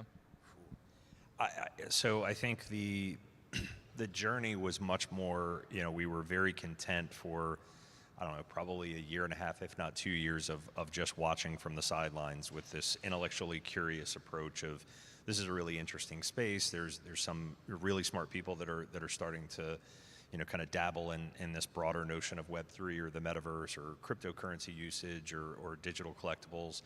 And we were very content to kind of observe and learn from the sidelines. And, I think what really changed that more than anything was Dapper Labs and NBA Top Shot, which I think was a big shot in the arm to everyone in the space of, this is no longer a thing to observe. This is something you're going to have to get involved in. And I think for us, from a sports parlance, we had to get in the game, and it was very, very quickly apparent to us that there's a time where you can observe from the sidelines and you can have some conversations and you can talk to some smart people who know the space, and then you're just going to have to jump in a little bit and figure some things out on a positive, and then you're going to learn some really hard lessons along the way. But I think that was the approach of this was a game we had to get into in order to really learn it. And would your advice now be, if they hadn't done any of that and they come to you today and say, we're thinking about getting into Web3 right now in this moment, what would you still advise trying it out, or would you hold a beat? Yeah, without a question. So just because it's crypto winter, if you're born in the winter, then once it starts to blossom, right, if we're using that analogy, you'll do that much better, right? A lot of companies, including the previous iteration of Next League, started in 2008. Right? If you look at some of the larger ones that are still surviving. So what the winter brings is that the quality companies actually do better and all the fluff falls apart. Well, and Mike made this point earlier. We all have short-term memories. We're pretending that this Web3 is now being exposed as though everyone jumped on board with Web 1 and Web 2 early on, and it was without any sort of struggle and without any sort of wrinkle. I mean, this is not unique to this space. And maybe I'll add to this. So like Web 1, I started working in '98, which was Web 1. How many people remember SQL injections? Right, like that was a big deal, right? Like some colleagues. Couple hands, yeah. So SQL injection is not that different from what's happening with Seth Green and his Bored Ape being stolen, right? And FTC reporting that over the last year, $1 billion was stolen in crypto and NFT fraud. So it's a learning curve. It's just when we talk about Web 2 and Web 3, how they come together, our suggestion is to start playing with this, but it's not really ready for prime time. Like if you purchase something in OpenSea and it takes you 5 minutes to settle, and you don't have somebody to call to find out what happened to your purchase, that's not enterprise ready yet, right? And this is where our experience of decades comes in to figure out how does Web3 implement some of those enterprise standard operating procedures. Do you have, what is your advice for someone who wants to get into it, who wants to learn by doing right now? What is the thing they should be buying, the thing they should be playing, the thing they should be joining to get a taste, to stick their toe in right now? What would your advice be?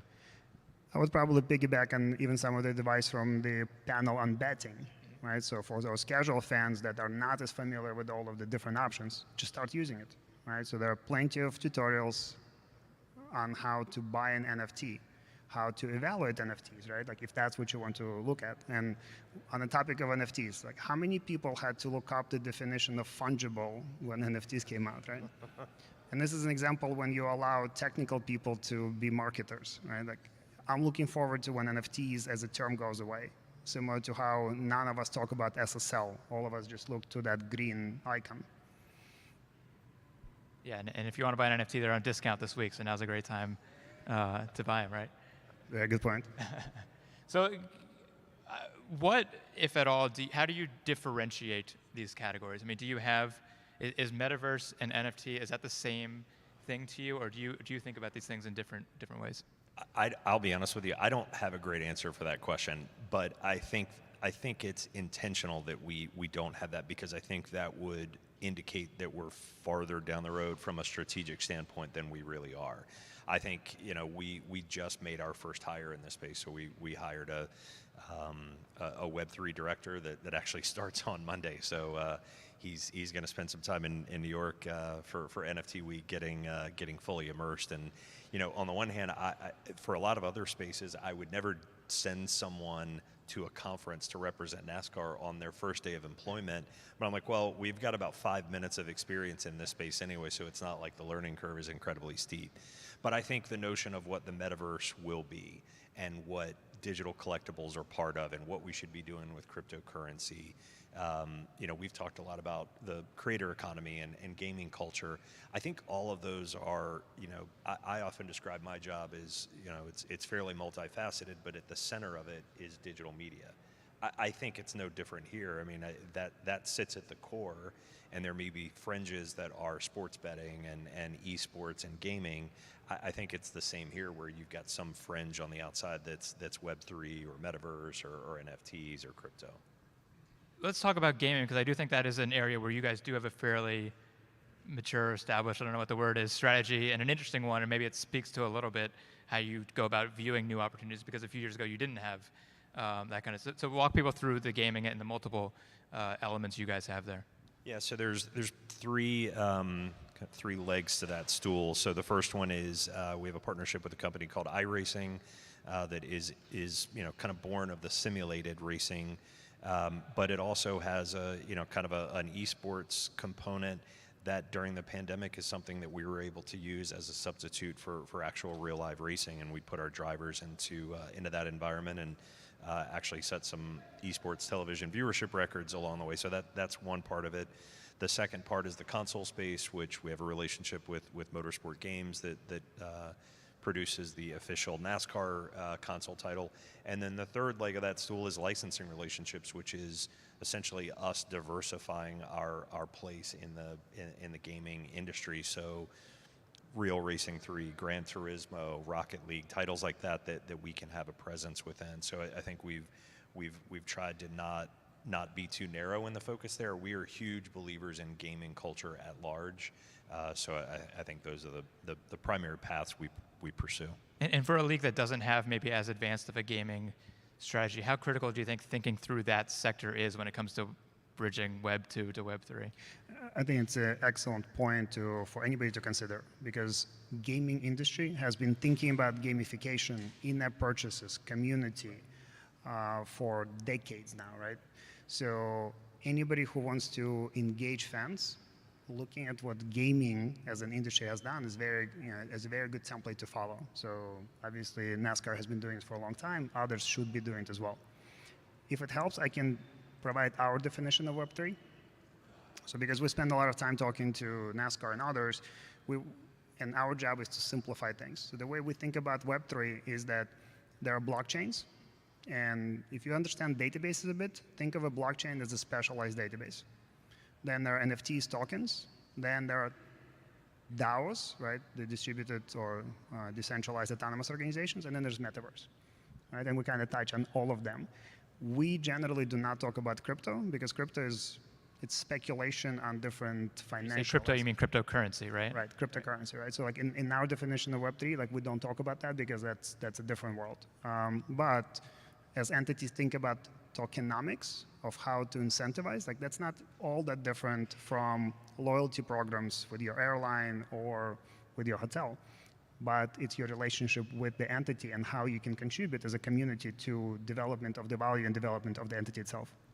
Yeah, that's fantastic. And sticking with tokens for a second, how far away do you think we are from leagues having their own token? Oof. I was really hoping you were going to answer that question. Each league will announce it when they're ready. I don't think we're far. I think that it makes sense. I mean, especially if you think about fractional ownership and fandom, and I think that's the key to this and every other industry, quite frankly. Back to the notion of this became confusing once we started calling it NFTs as opposed to digital collectibles or tokens or whatever the case may be. I think if you can simplify that approach and make it make sense to fans or consumers, I think digital tokens for leagues are not that far off. And so your sense is that a successful NFT strategy won't use the word NFT for fans? Is that your expectation? My hope and wish is that, right? Because it's a confusing as is, to explain the different aspects of digital collectibles and what you can do. And then you start introducing DAO as a concept and token. Most fans do not understand how LLCs work, right? And what 4 flavors of LLCs are. And now you start to introducing to them the concept of programmatic governance. What does it even mean, right? So you have to really simplify or educate a lot of people, which probably simplification is an easier way. for what it's worth, the first NASCAR branded NFT drop did not use the term NFT anywhere in any of our marketing or promotion or through that entire process. We used digital collectible. And next time, do you think that'll be the same case? I hope so. I would say that would be our lean. I mean, I think if you can, I guess I don't get the upside of that term. There's a visceral reaction to that term, and I think especially now more so than ever, a lot of it is negative. And I don't know why you would break yourself into jail when you can kind of accomplish the same task by just calling it what it is. Well, I think the counterpoint to that would be, and I'm curious your take on this, is that maybe about a year ago, 6 months ago, sports were trying to get crypto natives interested in their offerings, right? And you were doing that by speaking the language that those people were speaking, DAOs and NFTs. And the flip side of that is trying to get your fans to understand crypto, right? It seems like those are two different things, and at some point you have to kind of decide which of those is a priority, right? Is that fair? And do you think that the latter maybe is more valuable in the short term? Yeah, I think that's probably a good way to put it. Although I don't know that you're not going to embrace the crypto natives or a different audience by using a different term. I think the point is a good one, but I think if we can embrace a new fan base while not completely alienating a current tenured fan, I think that's the ideal approach. How real do you guys think this concept of fan ownership, of partial ownership of a fan-owned racing team, or is that or in other sports? Do you think that's realistic? We're already starting to see some of those examples, right? Basketball 3-on-3 is owned by a DAO, right? There are other examples. So it would be very interesting to see how that works out.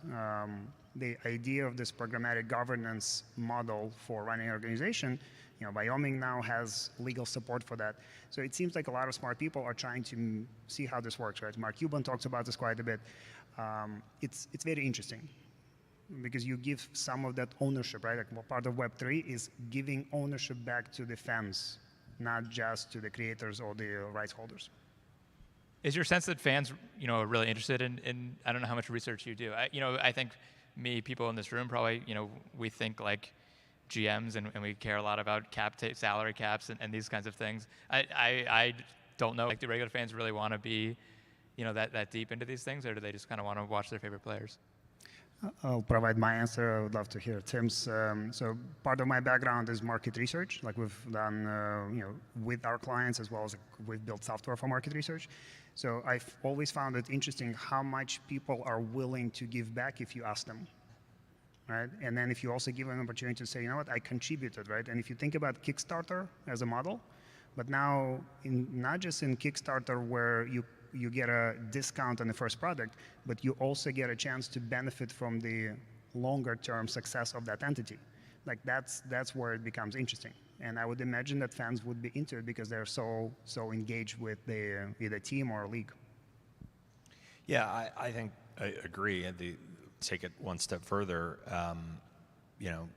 one of the other commonly used terms is utility. I think if you can bake utility into it to things that fans are already doing, whether that be ticket purchase, merchandise purchase, supportive sponsors, whatever the case may be, I think that starts to resonate a whole lot more. And do you think these things can create fandom, or do you think that they just enhance fandom or bring the fan closer? I think that anyone that would, I guess I should back up before I make a blanket statement like that. I would love to see the research that shows that it could. Okay.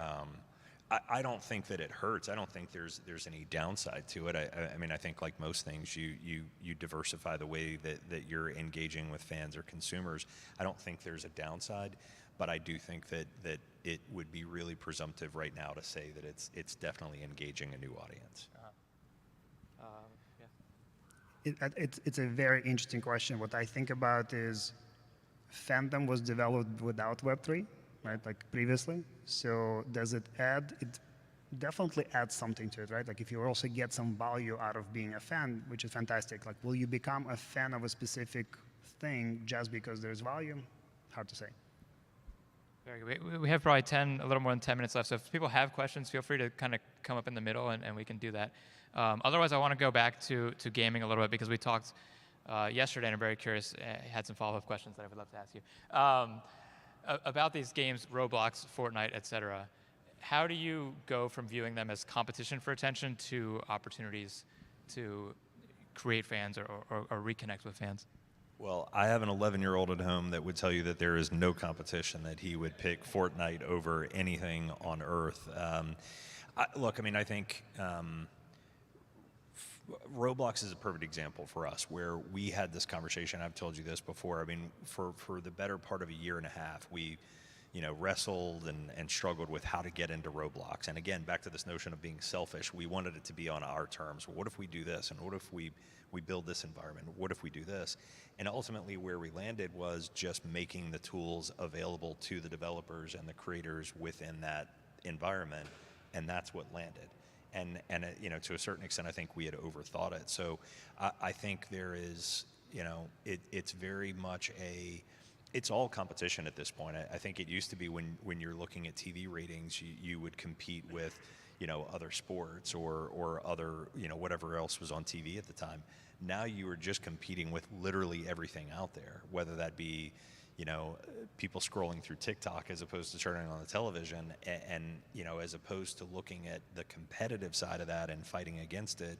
I think our approach is much more akin to embracing it and figuring out how we can have a bit of a foot in both. How much deeper do you feel like you can go into those types of worlds? I don't think there's any limit. I think, back to the idea of gaming culture, I think to Mike's point, I think that space has figured out a lot of consumer trends way faster than other industries and have done so at scale. I think there is no limit to where we can continue to go, and I think that of all of the areas of our business where we continue to grow and invest in things like full-time resources, that is near the top of the list. And along those lines, Discord. I don't know if you view Discord do you view that as a gaming? Is that part of your gaming vertical, or is that separate? It's probably right on the line between gaming and content. I think we look at it more of a content community now that it's up and running. But you have, correct me if I'm wrong, someone who that's their job, right? I mean, tell me about how that's evolved. Yeah, so again, very much like Rocket League and Roblox, where we just had conversations with those groups because we are big fans of theirs and admire what they do. We had conversations with Discord, and ultimately where we landed was a partnership where, literally no money changes hands. We just have a branded NASCAR environment, a server on Discord. We made some premium audio features available in that channel for free.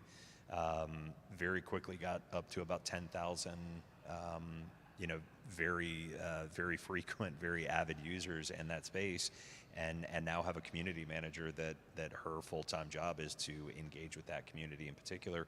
No different than you would someone on the social team that's engaging off of Instagram or Twitter or TikTok, and the growth and engagement has been fantastic. And back to your question of reaching a new audience, I don't know if of those 10,000, back to this gut feeling, I don't have the research to validate this, but I'm fairly certain that at least a healthy majority of those individuals are probably not interacting with NASCAR in other ways. Really? What makes you just gut? What makes you say that? A lot of it is gut, but I think a lot of it is just back to this community manager position. Most of the takeaways from those conversations are very curious of, I didn't know you could do this, and why is this happening, and which is exactly what we want. But I think if the communication is more of that 101 level, my takeaway from that is that they're new fans. What role do the drivers and the teams either play in that or just overall in these discussions? I could see, do you have teams or drivers that would want to have their own little worlds within that Discord community or in these other things we're talking about? What is kind of the communication and collaboration with your teams? Yeah, I think some more than others, just like anything else. But I think there are several drivers and several teams that jumped on very early on when we made them aware of what we were going to do in Discord. To the point where some are managing their own community. So if you've got, Daniel Suarez's audio playing in real time, there's someone curating that community to kind of, all right, so they're using code words for 2 tires or 4, getting fuel or what this pit strategy is going to be, which is exactly what should happen, right? Taking advantage of those opportunities. regardless of what scale you might find, I think is the right approach. And I'm asking that because so much of this Web3 development we're seeing is personality driven, and going back to community, the word we started this with. Are you pushing drivers to be more active in these spaces, or encouraging them or educating them so that they can kind of join some of these efforts? For sure, and I think, look, if you look no farther than the world of motorsports with F1, I think what they've done with Drive to Survive is based on personality. And so I think any opportunity that you can take with drivers and athletes to show that off the field or off the track personality is certainly great for their own brands, but selfishly fantastic for ours as well. Yeah. What are the boundaries, if any, that you've set in this? What are things you've decided you're not going to do, or as you're kind of judging things you're not willing to do at this point?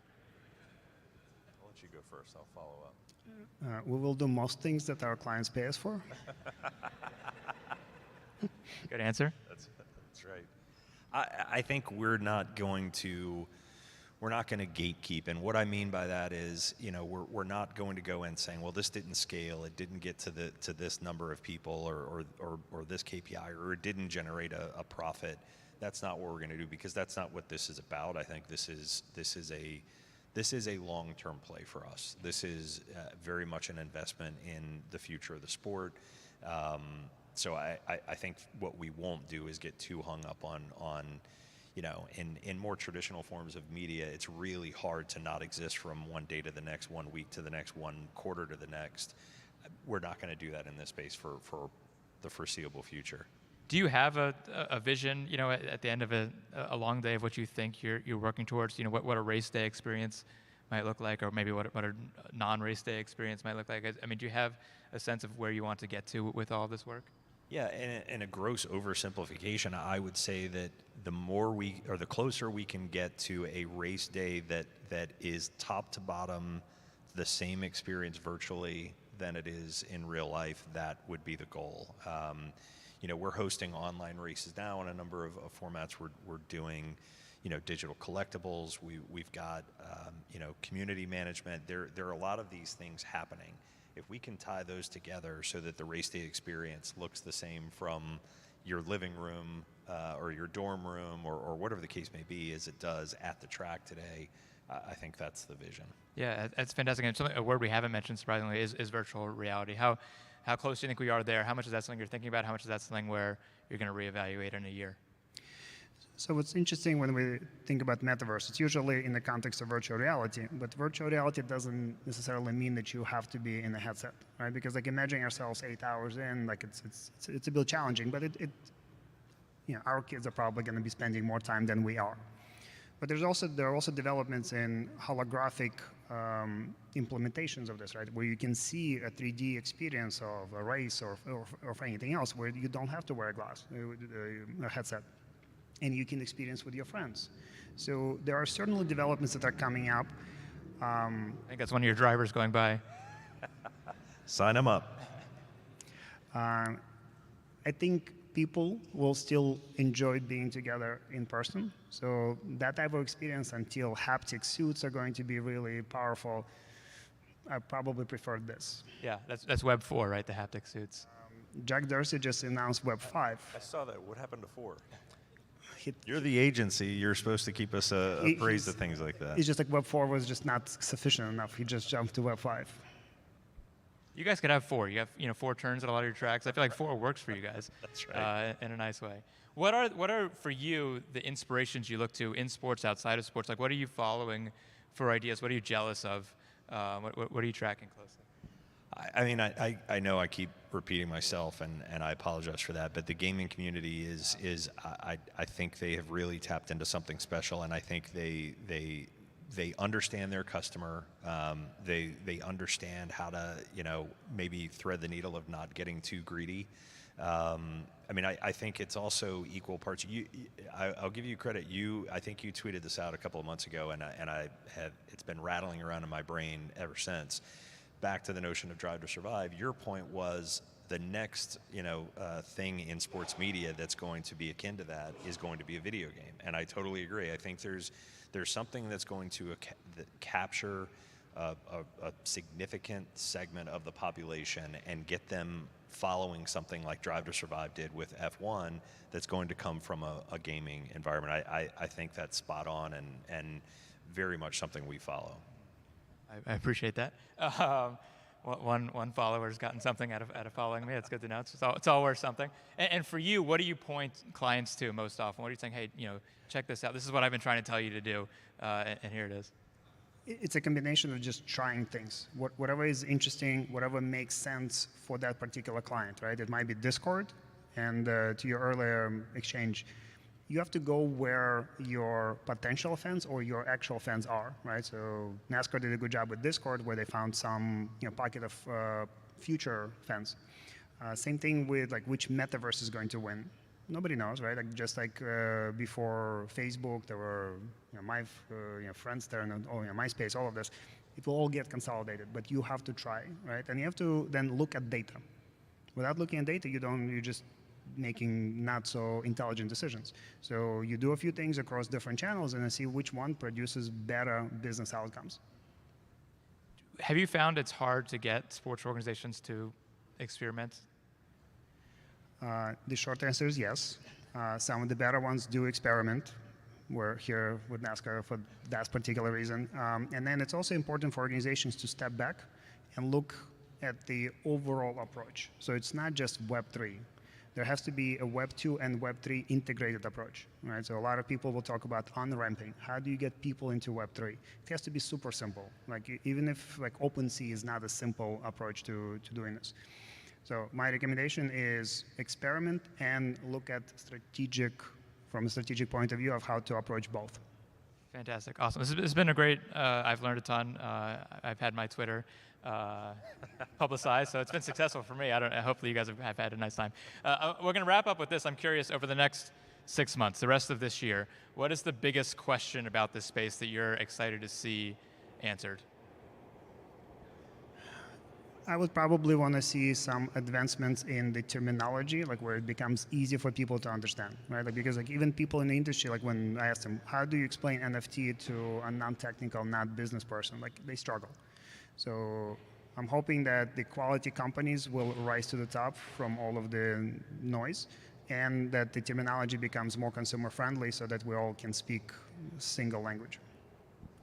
Yeah, I don't think my answer is too dissimilar from that. I think, and this goes back to the point you were making, I think it probably behooves anyone who's got interest in Web3 if we can decouple cryptocurrency from that space, because I think it's speculative, just like Mike said, and I think it's got ebbs and flows, but it makes it really easy for the naysayers to say, see, I knew that whole space was a fraud. Yeah. So I think the more we can decouple those two probably is advantageous. Yeah, I totally agree, and I think it's going to be a challenge, and hopefully we'll do it over time. Awesome. Well, Mike and Tim, thank you so much for your time. This has been a lot of fun. Thank you. We have another NFT and Web3 focused panel coming up in 5 short minutes here, so stay tuned.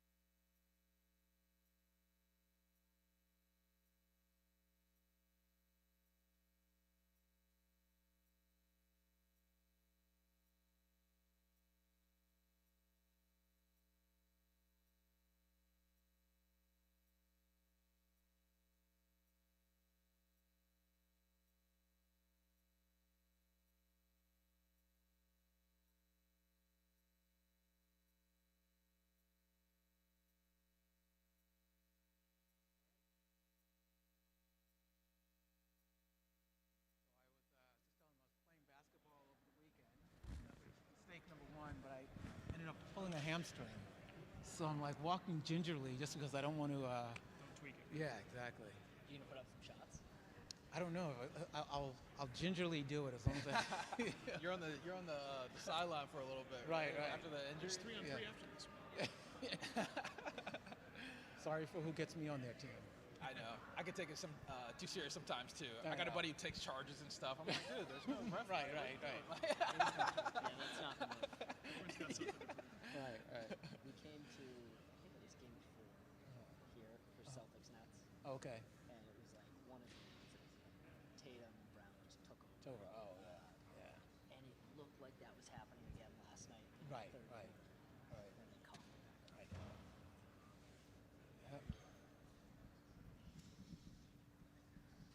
Hey. Is Brooklyn in the house? How many Brooklynites we got?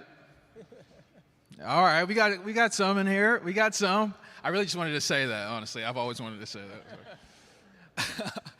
I met some of you before during the day, and for those I didn't meet, my name's Eric Jackson. I'm a reporter here at Sportico, and for those starting to trickle back into, welcome. We have a great panel. 3 gentlemen who are live in the space every day, and we have Yang Adaje, who's senior vice president of Digital League Business Operations, Innovation and Growth at Turner Sports. We have Scott Lon, CEO of Candy Digital, and we have Tony Grillo, Chief Strategy Officer at Green Park Sports. So thank you guys for coming on. And I was talking with a friend like 2 days ago, and she's like somewhat of a basketball fan, kind of, but like over the last year, she's all in on NBA Top Shot now, right? So I'm like, who are you, right? Like, I'm like, what's going on? So I kind of just want to ask you guys, kind of flip that to you guys, where, how are NFTs and digital collectibles just transforming how fans are engaging? Because I see people now who were never really into it, and now, it's, kind of falling right in line. I mean, you said Top Shot. I found a tweet that I don't tweet much, but I found a tweet back in February of last year that just said I'm addicted to NBA Top Shot. So I was caught in that moment. I hadn't collected NFTs before. I came across Top Shot, and that was my moment, was quickly getting addicted to it. Yeah, I mean, I think at Turner Sports and Bleacher, the way that we like to think about it, and I think, as you mentioned, NBA Top Shots, we partner with them in terms of doing that deal, but we look at these things as ways of really bringing the fans closer in. The fans are constantly looking for ways to be closer to the sport and closer to the athletes, and this is just another way of doing that. And it also gives people an opportunity to find, the cliched ownership. But the analogy that I try to use is that when you think about your neighborhood, if you have a renter in your neighborhood and you have an owner in your neighborhood, they treat the neighborhood differently. The owner has more invested in that neighborhood, and so they are much more likely to support the neighborhood and want to make sure that the environment is set up for it. And so I think we see this happening with Top Shots or other things within NFTs that we think are really going to be interesting within the space. Yeah, I mean, referencing Top Shot, I think, is completely relevant. We like to say that Top Shot sort of proved that sports is the gateway drug into Web3 and the crypto world, right?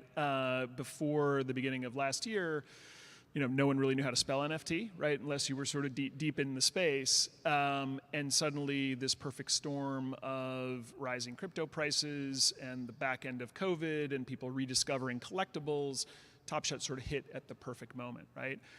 To answer your question, though, about how it's changed, fans, I don't know that it has yet because we're still super, super early, right? And so when we think about sports and digital collectibles and NFTs, we see collectors coming into the space, right? Whether you are a traditional card collector or a memorabilia collector, and people approach that from, a lot of different angles.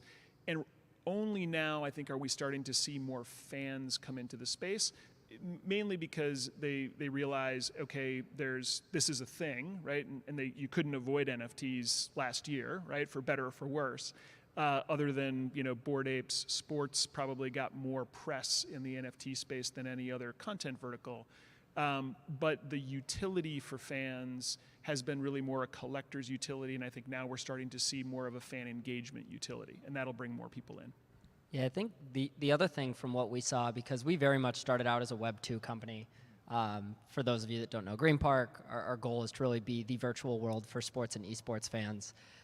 And so we've been thinking about things like, okay, well, maybe I'm a Brooklyn Nets fan. When I actually go to a game, maybe I don't care about this, but maybe it's my kid who really wants to go inside and earn something for their character just because they actually finally went to a game.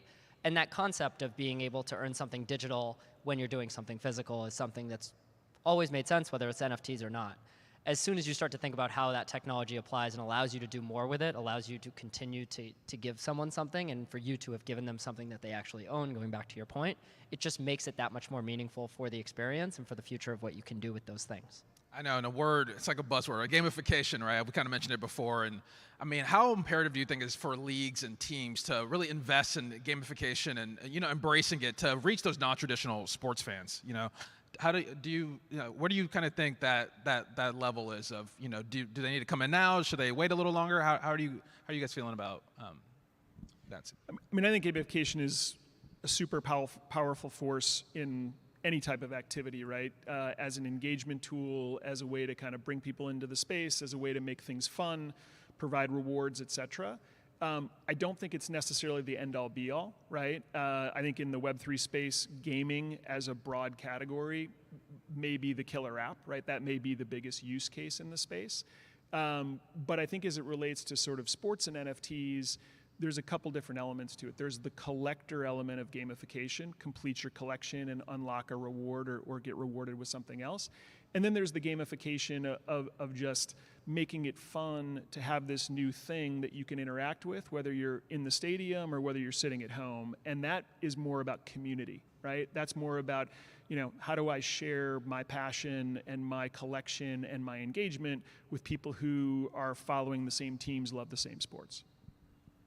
Yeah, I would agree. I think the gamification, I think the difference between sort of the gamification and sort of games within there. I think there's going to be so many things within games and actually the environment in which fans are engaging with NFTs, which will change how or will evolve or continue to extend how people are getting into sports. And the gamification is just sort of a technique that continues to have people engaged. And I think we probably overplay that sometimes, although it's very useful. But I think the opportunity to really create environments where people feel that they are enjoying their connection with their community and they're able to engage in different ways that getting people to click around a few more times because you're further engaging them. And that's not true engagement. I remember when I worked with the PGA Tour, there was a company out there that was basically allowing you to earn money if you were served more ads and clicked on more ads through the app experience, which at the end of the day just became an annoying experience. So I think that layer of actually feeling like you are immersed in an experience goes beyond that idea of just how do we gamify something. And I think it's something that all three of us in different ways, and in some ways very similar ways that we're going about it, are looking to create kind of that over-the-top game experience. That is really just a more immersive experience in the types of things that we're doing already. Yeah, I'm curious. It's no secret, right, the way the market's been. I'm curious, y'all's thoughts on just the morale, right, of the community, of the NFT community. Should people be concerned? How do you kind of just feel overall about that at this time? So I think I'll start. 6 months ago, when everything was really getting hyped, we were just talking about this feeling of euphoria at NFT NYC back in November. And I think we all kind of felt like this can't last. And here we are today.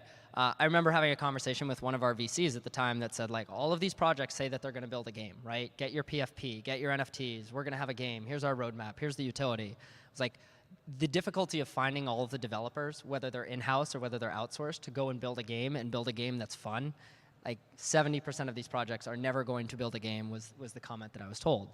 And I think a part of that was understanding that we would hit a point like this in the economy and looking at just kind of a maybe quasi-crypto winter, not quite compared to what we've been through, where a lot of those opportunities will kind of go by the wayside, but there will be really strong founding teams that continue to build through these times and really come back with something really strong.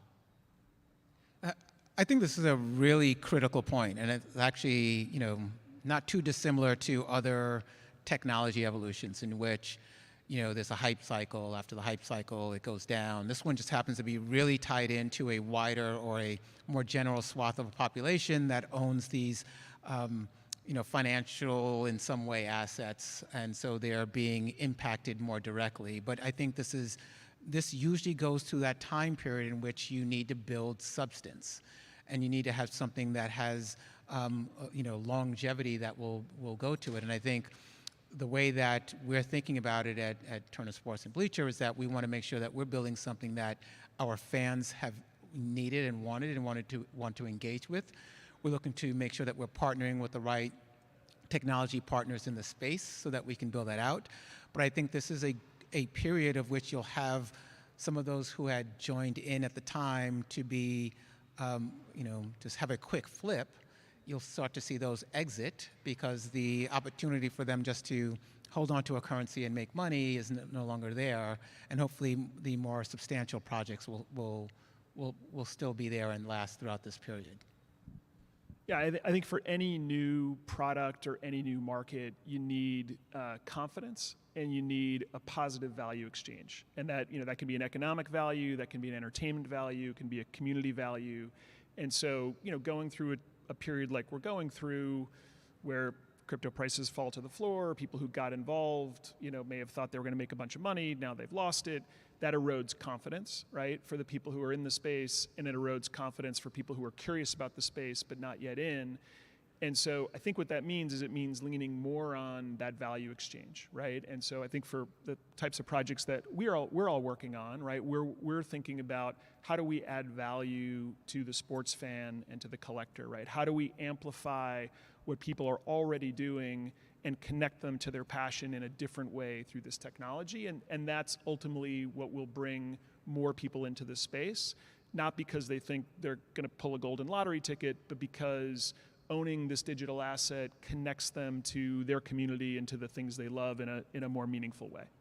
How do you communicate that to consumers, though, right? Like, this is long term, right? Not to just be in it for fly by night, or is there you can't do a disclaimer, right, on the transaction or anything. Like, how do you kind of just relay that, right, to a consumer? Yeah, look, I think I'm on Twitter's a big space for the NFT and everything else, and I get frustrated because I think we spend a lot of time trying to convince audiences of value rather than just delivering value. I want to be able to go out there and just deliver value. When people see that you've delivered something that is of value to them and worthwhile, they start communicating that. They start to tell other people that, hey, I enjoy this game, or I enjoyed what my experience that I had with this, and just continue to be out there and deliver against it, rather than being, constantly being vocal and then being empty on the promise. Yeah, I think it's one of the reasons why absent sort of stadium naming and things like that, but there isn't as much traditional marketing in this space, because the people who are the community and the customers, they're the best marketers, right? They get excited about something, they tell their friends about it, their friends get involved, right? And it becomes more viral. And so I think that really is it. It's hard to go out and sort of make that statement, right? But if you prove it in what you're doing, right, then people see it's authentic, and they become your best voice. Yeah, I think even just thinking about the metadata that your NFTs will have and looking at the different traits, I think it's a good example to think about what you allow the community to find out versus what you tell them. And a lot of the hype that we saw 6-12 months ago around like tweet, retweet, add 3 friends, get a free NFT, get whitelisted, all that stuff, like we've increasingly moved away from, because it's not authentic, going back to what Yang said. And I think for us, I'm going to go back to the traits and the metadata. What's so great about what we saw was, it's okay, there's 10 different traits and there's different percentages of these traits, and I can kind of explore. It's like a treasure hunt of like, how valuable, how rare is this thing that I have? And that kind of like social engineering of like, why should I care? Let me find it out on my own. That is something that I think will continue to be very valuable, is say the things that are the facts about the NFTs that you're putting out in the marketplace, but ultimately let people decide how valuable they are. Yeah, what opportunities have you guys seen just from the sports leagues and teams? Because, you know, obviously Green Park has to deal with La Liga, NBA, NHL, I mean, of course, Fanatics and Kenny Digital. Like, what early opportunities have you guys seen them leveraging that community for on their end?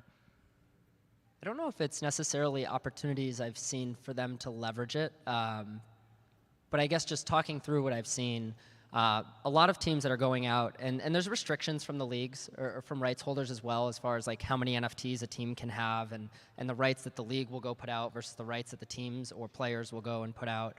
It's super fragmented. I think what you've seen is that people haven't withheld the ability to go try something, and that's what this period has been for teams specifically, is trying things. I sat and listened to the Cleveland Cavaliers talk about their version of a locker and allowing everyone who bought a locker to get an NFT in their locker, which is really still kind of on the learning side of it. But I think that fragmentation isn't necessarily bad because it's good for people to go out through their own channels and to introduce people to these things. I think ultimately over time you are certainly going to see better alignment on how these things can all come together so we don't have lots of fragmented collections of NFTs across rights or properties.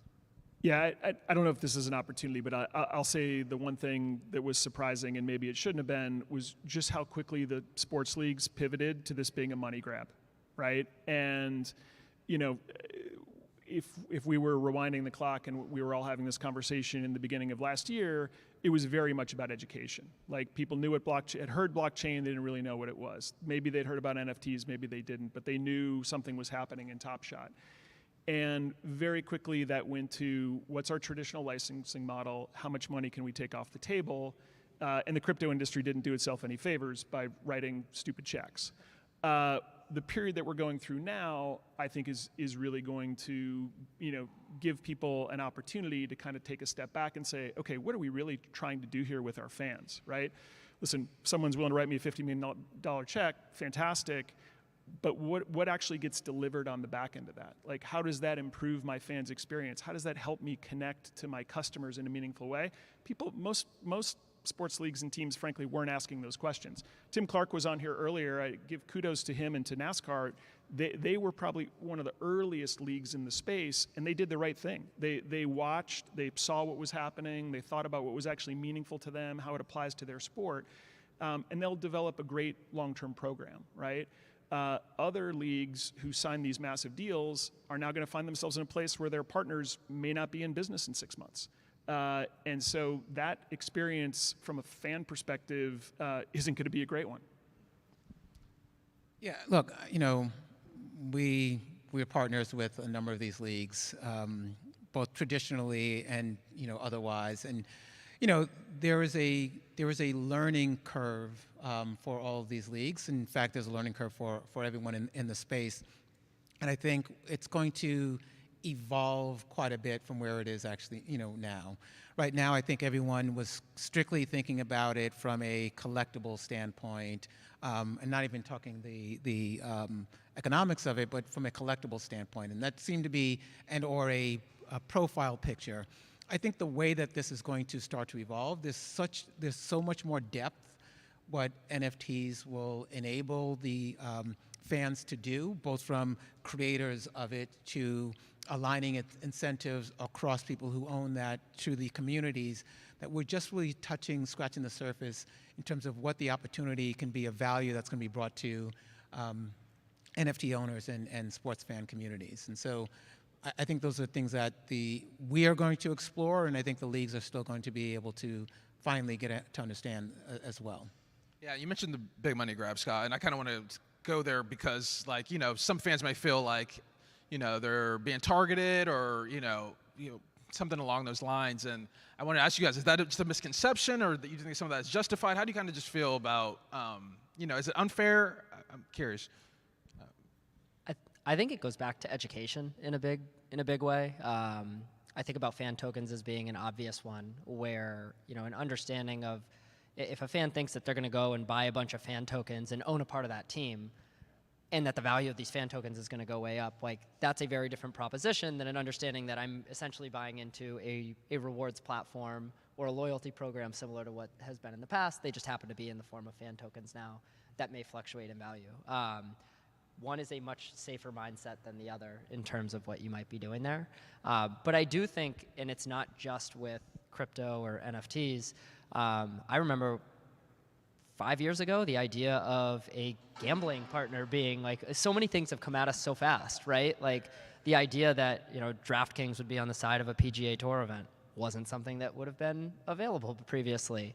So I think the leagues have made decisions to enter these spaces going back to just the fact that there is money there. It is also getting wider adoption. There's still probably a buffer between what is kind of the early entrance to getting to a little bit more of a safer space. And I think we're in a little bit of that figuring it out. Yeah, I mean, listen, I think if we're having this conversation in 3 to 5 years, 98% of the NFTs that sports fans have, they get for free, right? NFTs are going to become pervasive in all of the different touch points that fans and customers have. And a lot of those are going to be sponsored. A lot of them are going to be given away. And, you know, to Tony's point, they start to represent that fan's journey and that fan's identity and create a new relationship with the team, with the athlete, with the league that doesn't exist today, right? And that's where I think this is going. That doesn't mean that NFTs in games, NFTs in collectibles aren't still going to be a big thing and be even bigger. I think they will. But the technology is just in its early use cases. This was phase one, and in the next 3 to 5 years, we're going to see, you know, 10 or 15 more that probably are stickier and more meaningful. Yeah, and you know, a lot of teams, Brooklyn Nets, Braves, obviously have gotten into the metaverse. I'm curious your thoughts on how imperative is it for the NFTs, like the popularity of NFTs? How much does it depend on the rise of the metaverse? Like, is that the next play? Is that where ultimately this is all leading to utilize and activate, you know, those NFTs? Well, it also depends on how you're defining the metaverse. So if you are defining it just as a VR experience that you kind of go into and are locked into, I think that has a role in things that we're thinking about. But if you're thinking about your digital experience that you're having, I think it will all play within that. And I think you are currently, we spend a lot of time digitally. Even my kids, the more time, they spend so much time in their digital environment, whether it's VR or not, and I think that's just going to continue to evolve. And I think the NFTs, I think, will play in there because now you're in a space where you can actually own things within that digital environment. You can interact from a peer-to-peer perspective within that digital environment. I think that's going to drive new use cases to it. And as we think about it, we're trying to build things within that environment that give those NFTs utility and give them meaning, but also give the users the opportunity to engage within that space. And I think that's just going to continue to grow. Yeah, I think the killer app for Web3 and crypto is digital identity, right? And that really is going to be at the heart of what the metaverse is. So if I have a digital wallet and I hold my NFTs in there, right now I might look at it on my phone, I might be able to throw them up on my computer screen or my TV, but if I've got ownership of that and I have license rights, I can print a t-shirt out of those and sell those, right? I can use that representation as an avatar on my Twitter account. I can create an icon that goes and lives in a virtual world, right? And so I think our definition of metaverse is this blending of digital identity, both in the real world and in the virtual world. And as NFTs become more pervasive and track all the things we do, the things we love, the people we interact with, that just gets bigger and bigger. Right, and obviously there's been a lot of talk about just IP, right, and just protecting those rights and everything else. Like, is that just part of the growing pains here, or do you think this will be continually issues that just still need to be worked out long term? If I wasn't working for Green Park, I would go work in licensing, and I would strictly focus on digital experiences for licensing, because the idea of how you can interact with all of the things that we are going to offer in different virtual spaces and have our properties and the rights holders that we work with allow those interactions based on whatever those licensing requirements are, like, it will happen. It's very complicated for how we get there. Because it kind of started with walled gardens of, okay, here's an NFT collection, but it's only going to be sold here. Your marketplace is only going to be here. And that is not where we're going to go.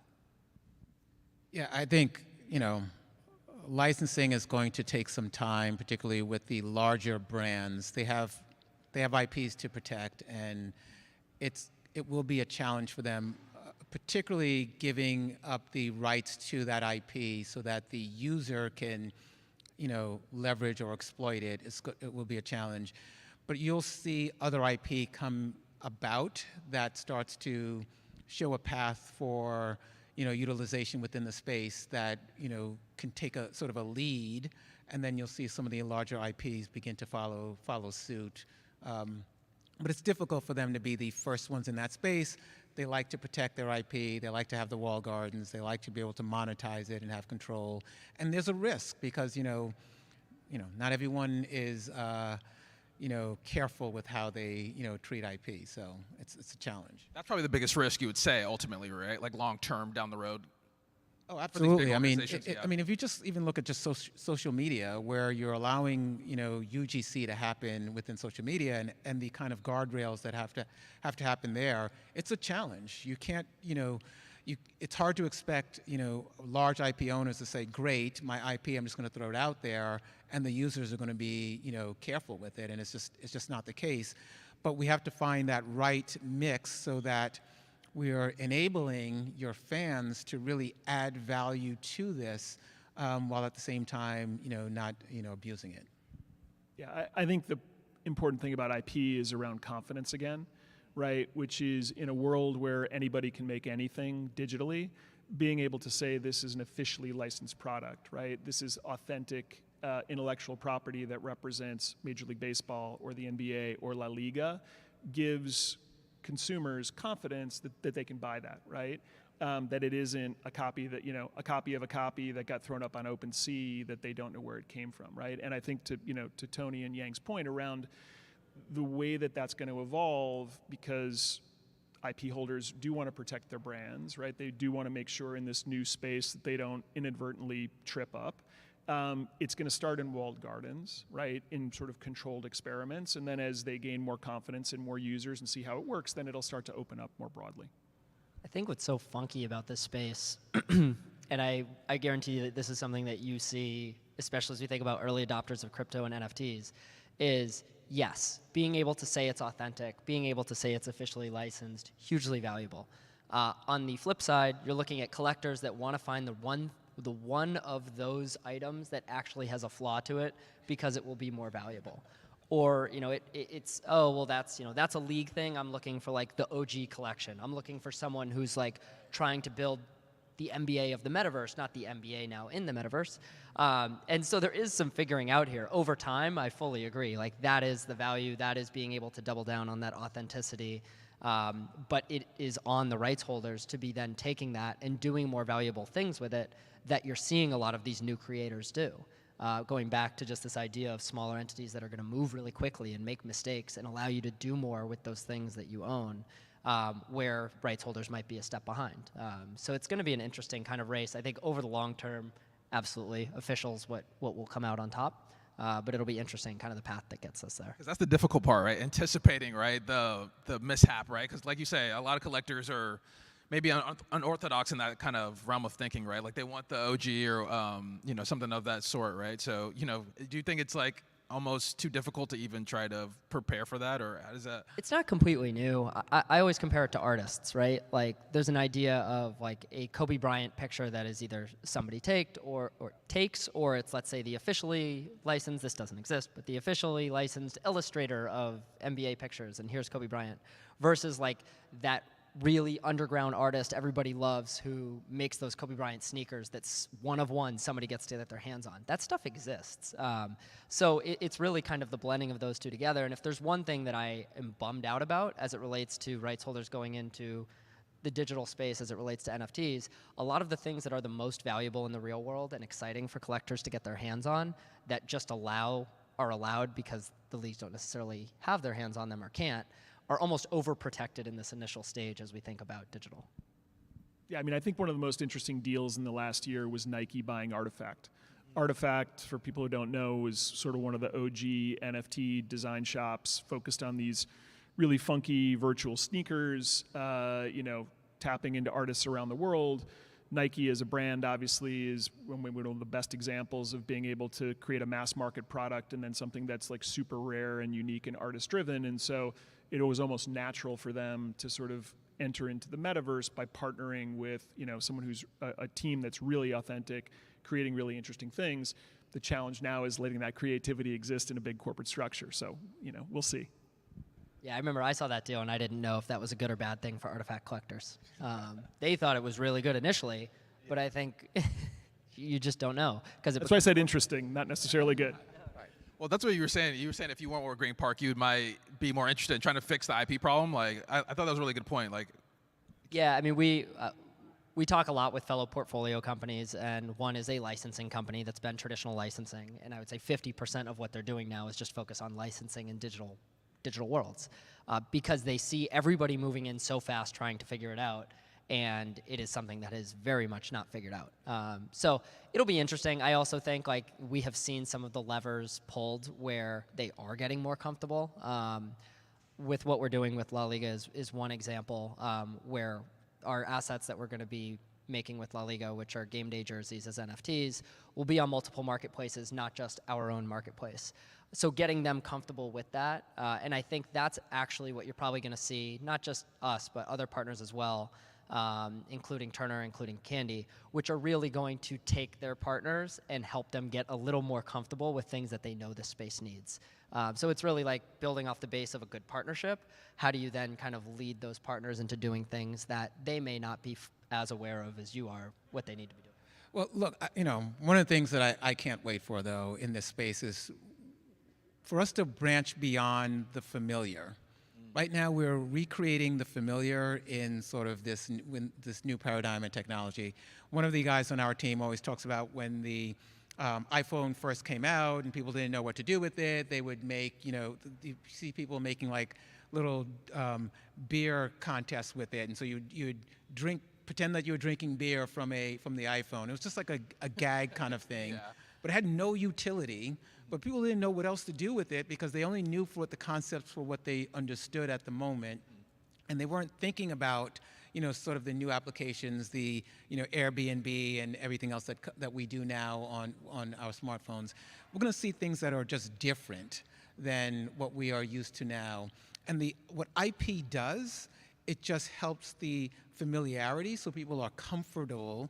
Those that are not diving into the space right away are comfortable moving into the space. But it won't necessarily rely on the IP. What it's going to rely on is these new use cases that are coming from the technology. And that's going to be the interesting part. And the question is going to be, can the IP move themselves quickly enough to these new use cases that they can make sure that their IP stays relevant? Yeah, we talk a lot about the kind of balance between the evolutionary versus the revolutionary, right? And evolving the activities and amplifying the activities that people are already familiar with, right? Utilizing the technology, and then sort of bookending that with a revolutionary product that really pushes the limits that maybe only a small subset of the community or the customer base or the fan base will understand, but sort of sets the goalposts on where we're heading, right? And then kind of moving back and forth, and I think you're going to see that broadly in the space. I don't know if this is a question you asked, but I feel like it's something 6 months ago I would have gone into very quickly, but it's still extremely relevant today, and I think it speaks to what Yang was saying. Like, if I walk outside and I'm wearing sneakers that are not that expensive, but I think they're cool, I think they're stylish, and I want you to see me in them. Love the Blazers. Exciting, thank you. I thought that was just a coat until a month ago, so I'm glad I know it now. Great, you see me in sneakers, and you comment on the sneakers, and that's cool. That's it. It's just style. The things that we're able to do in virtual worlds where I can actually say, okay, we're going to do a collab with Artifact. We're going to allow Artifact holders to now come into Green Park and not just have access to Green Park, but if you have your Artifact kicks on, you're going to be able to immediately shoot up into a virtual platform above that only people with Artifact sneakers can go to that space. And now it's like we've created an exclusive space. We've taken the physical, turned it to the digital, and added something to it that you can't do in the real world. That is the stuff that people want to see in these virtual environments, and those are the things that you will see start to come to life and make them valuable. But don't you think that potentially makes it more frustrating for certain people, right? If it's only exclusive in certain platforms and areas, because that's probably now, right? Fragmentation. Like, when do we get it so seamless? Like, how long does that take? Is that is that 2 years from now? Is that 5 years? Like, when do you just go into yeah. You guys may have a better answer than I do on this, but we always compare it to, like, if you walked into a mall and I sold you a t-shirt I was like, but when you walk out of this mall, you got to give me the t-shirt back, and you can only wear this t-shirt when you come to our mall. For now, it's going and doing deals with the other malls so that you can go and you can wear that thing in those other places. I'm not sure when we get to something as seamless as what you're talking about. Yeah, so there are a couple of things. So 'cause I heard two things within the question or the statement that was made. One is that, you're wearing something gets you access to something. And I think that still will always apply, because I think people, you want to be in a community where, you are with like-minded people and people enjoy that community. And so it's almost a way of saying, hey, a nod to, yes, this is a community that are of those like-minded. Not that it's exclusive necessarily, but there is something that you need to do to be able to get in there so that you know that there's value within that community. The other is, as you said, the sort of walled gardens of different places. And I think that's going to be a challenge for a while until people start to see that if I open up my garden, I get more people in there because I get to cross-pollinate with other gardens. And that takes a little while because you need to have an established garden that's willing to do that. And I think you'll probably start to see that happen within the space, because you'll start to see that people will say, it's, again, I'm constantly thinking about sort of economics, and if you think about those societies that were more open societies, particularly for trading, did better because of the fact that they had other places to trade with and had greater opportunities to take advantage of that than those decided to be closed societies that decided not to do it. You would last for a while, but you just would not be able to compete in the long run, and you'll start to see that take its shape within sort of the NFT sort of Web3 ecosystem.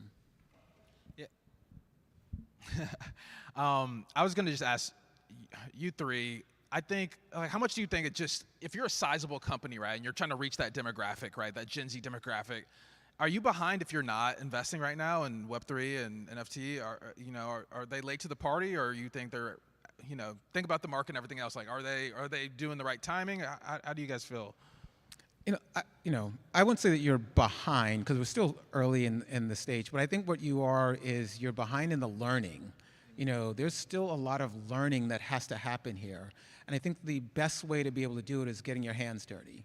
And if you are trying to do it from afar, it just takes a little bit longer. Or if you're just one that has deep pockets and you're just waiting to acquire someone, then that's a strategy you can take. But we've learned a lot by participating, and I think that that's the key about being in the space.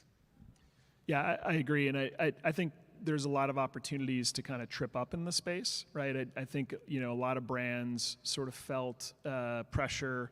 Hey, we've got to do something in Web3. We've got to create an NFT, and the right sentiment to Yang's point, get involved, learn, understand what works, see what's happening, but you've got to do it in an authentic way, right? Because customers in the community can sniff that out pretty quickly, right? And so I think what you'll see, whether it's in sports or away from that, is the leagues or the brands that do adopt that test and learn strategy, right? And think about, okay, ultimately, what is the long-term objective? We're gonna try some things. We're gonna see how they work. We're gonna figure out how we amplify.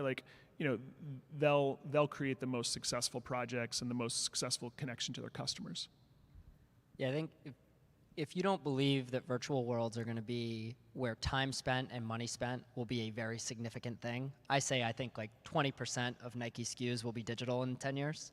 I don't know if you guys would agree with that, but it's a hot take right here. To me, it feels very real. If you don't think that that's coming, whether it's 20% or less, whatever, then you are missing it. If you don't think that NFTs are going to be a thing, you don't have to believe that 98% of everything that you're going to get is going to be an NFT. But if you don't believe that it's going to be a thing, yes, you're missing out. And so I go back to learnings. If you're not paying attention right now, if you're not, whether it's listening to podcasts, going to conferences, but I think the biggest thing is launching your own projects that you can learn from, then you are going to fall behind. Yeah, I would love to get a 5-year hot take from everyone. Scott already said 98%, right? 3 to 5 years will be free NFTs. I'm going to hold him to it too. I'd love to kind of get you two just thoughts too. Scott too, long term, right? The next 5 years, kind of a bold prediction on where we are today versus it.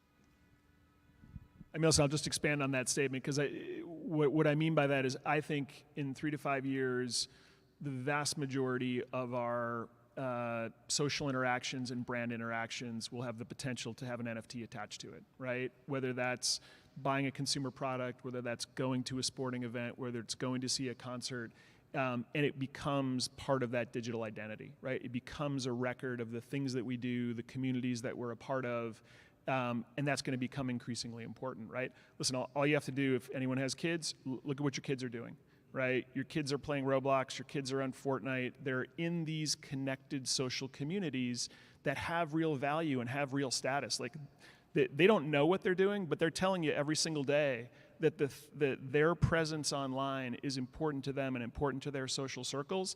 That's the future. Hot take. I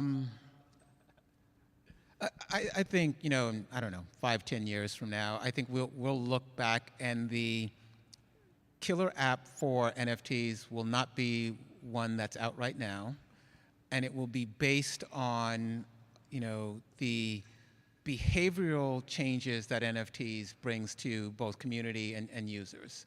And what I mean by that is that even if you look at how blockchain is built, it is built on incentives being aligned. So someone that's actually mining and the person that wants the coin and people wanting to trade it, all of those are aligned by how the blockchain is set up. I think NFTs leads to the same thing. And I think you will see that by ownership of the NFTs and people participating in NFTs, you'll see different behaviors that will come from it. And people will be bought into their community because of the fact that they are part of that community and own it. This may be the coldest take ever. Significant regulation in the next 2 years. That stings a lot near term, but allows everything to grow in a massive way in 5 years. I think it kind of goes back to, even as we talk about like where the market is right now, kind of saw it coming, but it's a time to build. Like, this market needs regulation. I had stuff stolen out of my MetaMask account like 2 weeks ago. Like, it happens. It's not great. It needs to get better, and regulation will help to make that happen. It'll seem a little backwards to a lot of people who have been kind of OG Web3 before it comes back.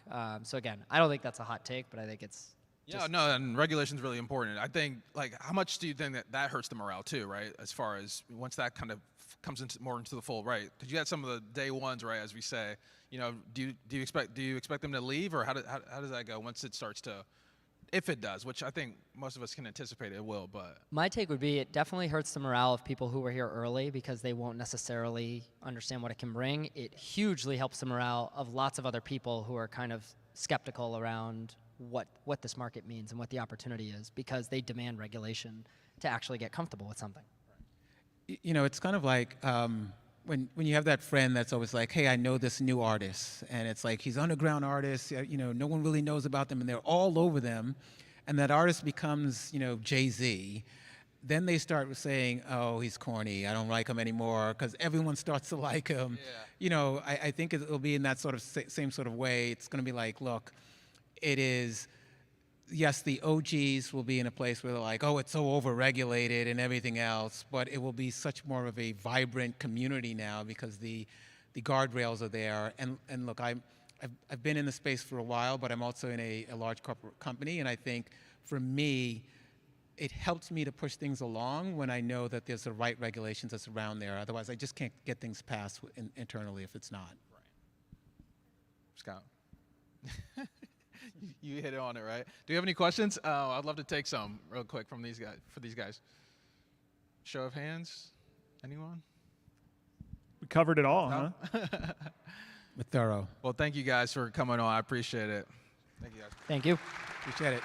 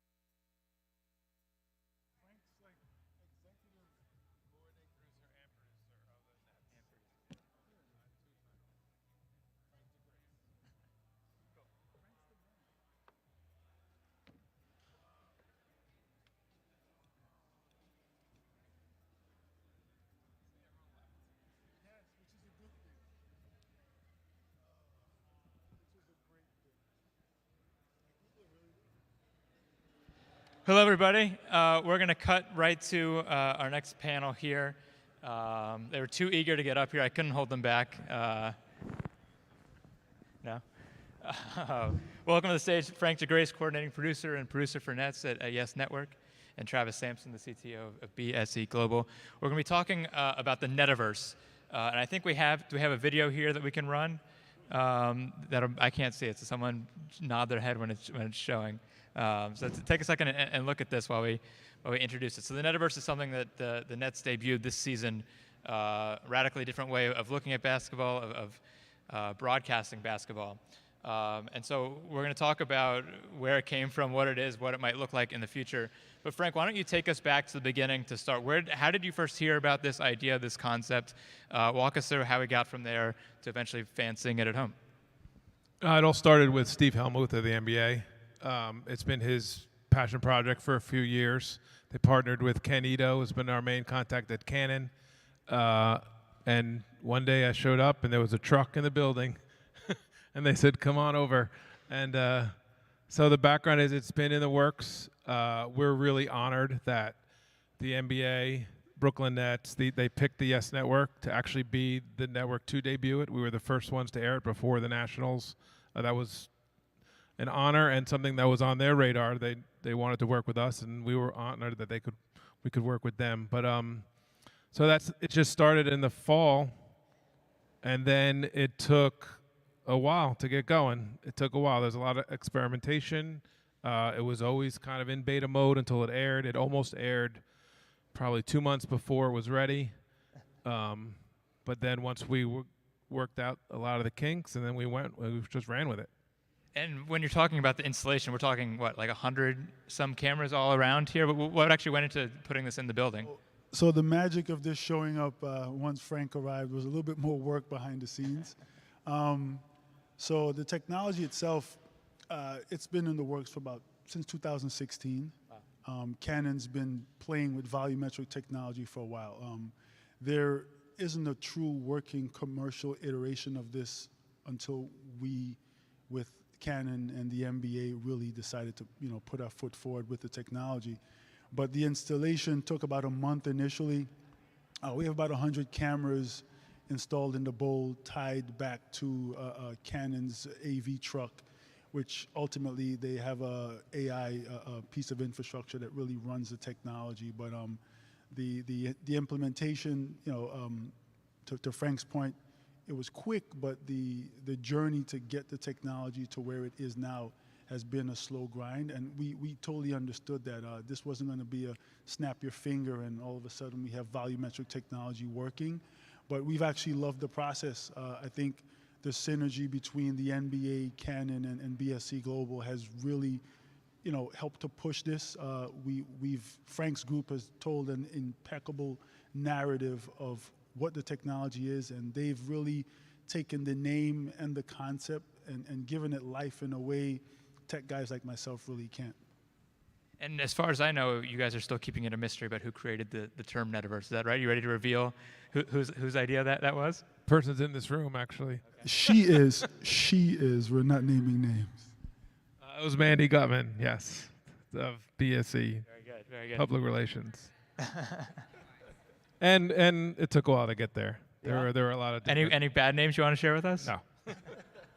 But I think the play on it is really the metaverse. Obviously, Facebook now being called Meta, but VR technology, AR technology has been around for a long time.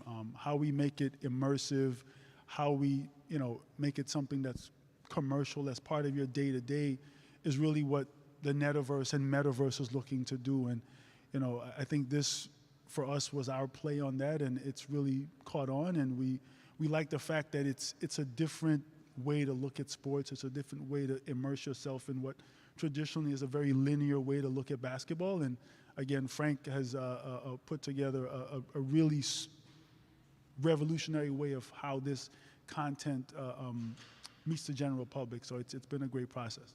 Yeah, and I'm guessing everybody here in the room, me especially, I'm always eager to try, every camera gimmick that comes along. I was the one who was like holding a 360 camera above my head on vacation, to get like these 360 photos that had nowhere to go. But how do you go about identifying, what's actually worth the time and the effort, the expense, and turning technology into something that you can use on a broadcast? Right. Well, if you go back to the question on the name, like vision was part of the thoughts, right? That's the first thing you see is the vision. 360 was part of a thought. That's what this can do. So the second that I saw it, I said, I can be Kevin Durant standing on center court and see what he sees. And that's what popped in my head right away. So our world is very linear. It's very 180. It's very one side of the floor. We have been experimenting with different cameras through the years, especially with the NBA. We had the Sky Cam last year. We had the Rail Cam. We had above the rims. We had below the rims. We have on the floor. But now all of a sudden, I can combine all that in this one technology, and that's what popped to me right away, is that we can do all these different things off of this one technology. And for us, just to add to that, what really pushed, from a BSC standpoint is, COVID played a huge role in this. I think a lot of broadcasters had to rethink how they get their content to the fans. The bubble was the bubble. I don't think anyone wants to go back to what the bubble was. And, so for us, it's, in the event of, what other mechanisms do we have to really get our content to the consumer, but get it in a way that goes against the grain, and I think, some of the things that we're looking to do down the road with Yes Network and this concept with this technology, I think is going to speak to that. Talking about inspirations, how much were you thinking about looking at video games when you were building this and deciding what it's going to look like? Because I think for a lot of people, you know the way the camera moves in 2K when a basket is scored and flips around, and you do get a sense of that. So how much were you thinking about gaming and maybe the familiarity people might have with those types of views as you were building this out? So you figure a traditional 2K model takes about 4 to 5 months to put together. So if we're putting a traditional 2K basketball game together, it's the movement.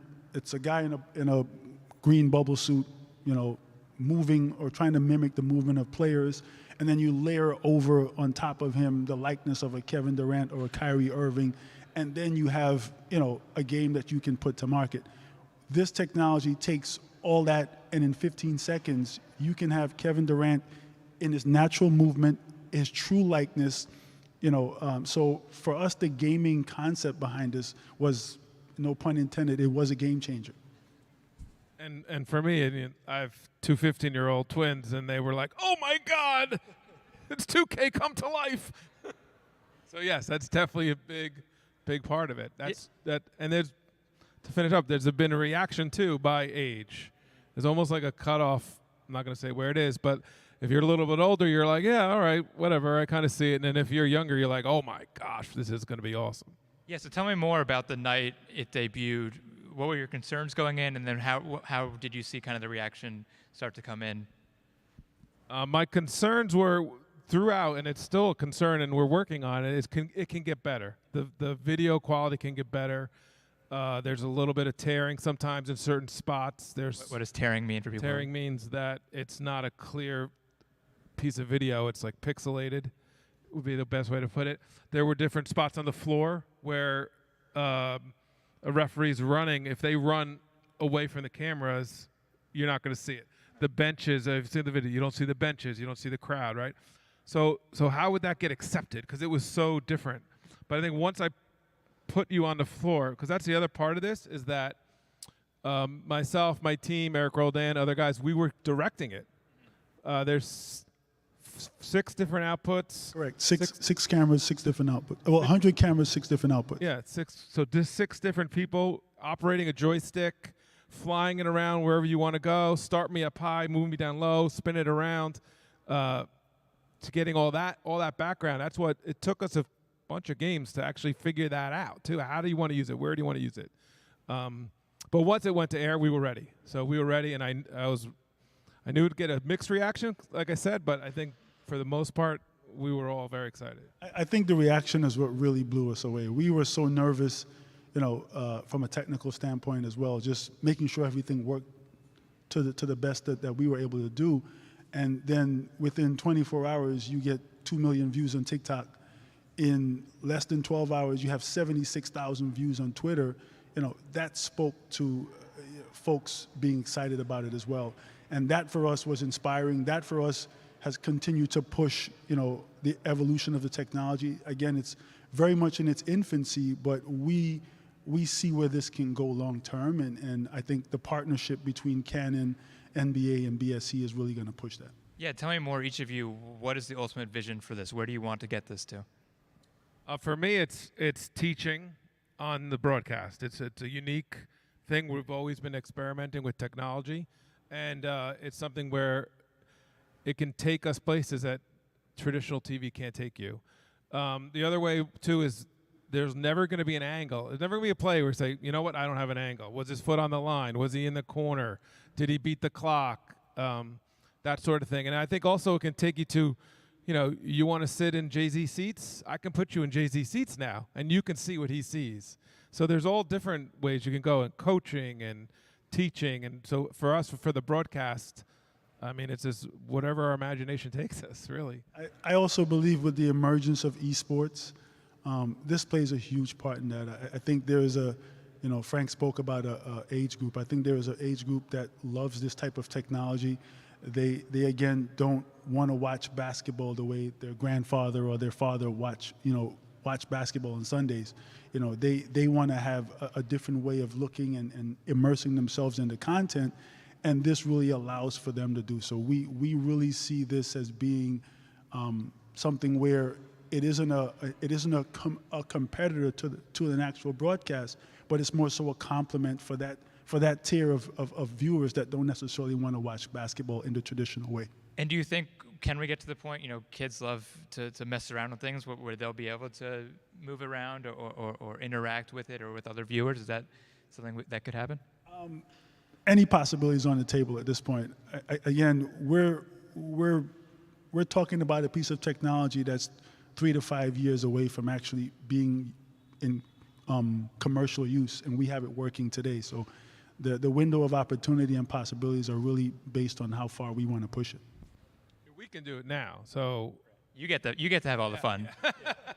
Exactly. But and eventually our analysts, our Kustak's going to be able to do it. And whereas in old school telestrating, you're putting your finger, you're drawing the lines. She's going to go into the metaverse and spin on an iPad at the table. Yeah. So that's never been seen before. So yeah, we can definitely go to those places. And then just the other part of it with just the metaverse, the whole premise of this platform from a global standpoint, you have investment banks building their own metaverse. You got Goldman Sachs just built their own version of it. So the premise really is you can be in the Brooklyn Nets metaverse watching a game. The Braves just built their own stadium that's part of their metaverse.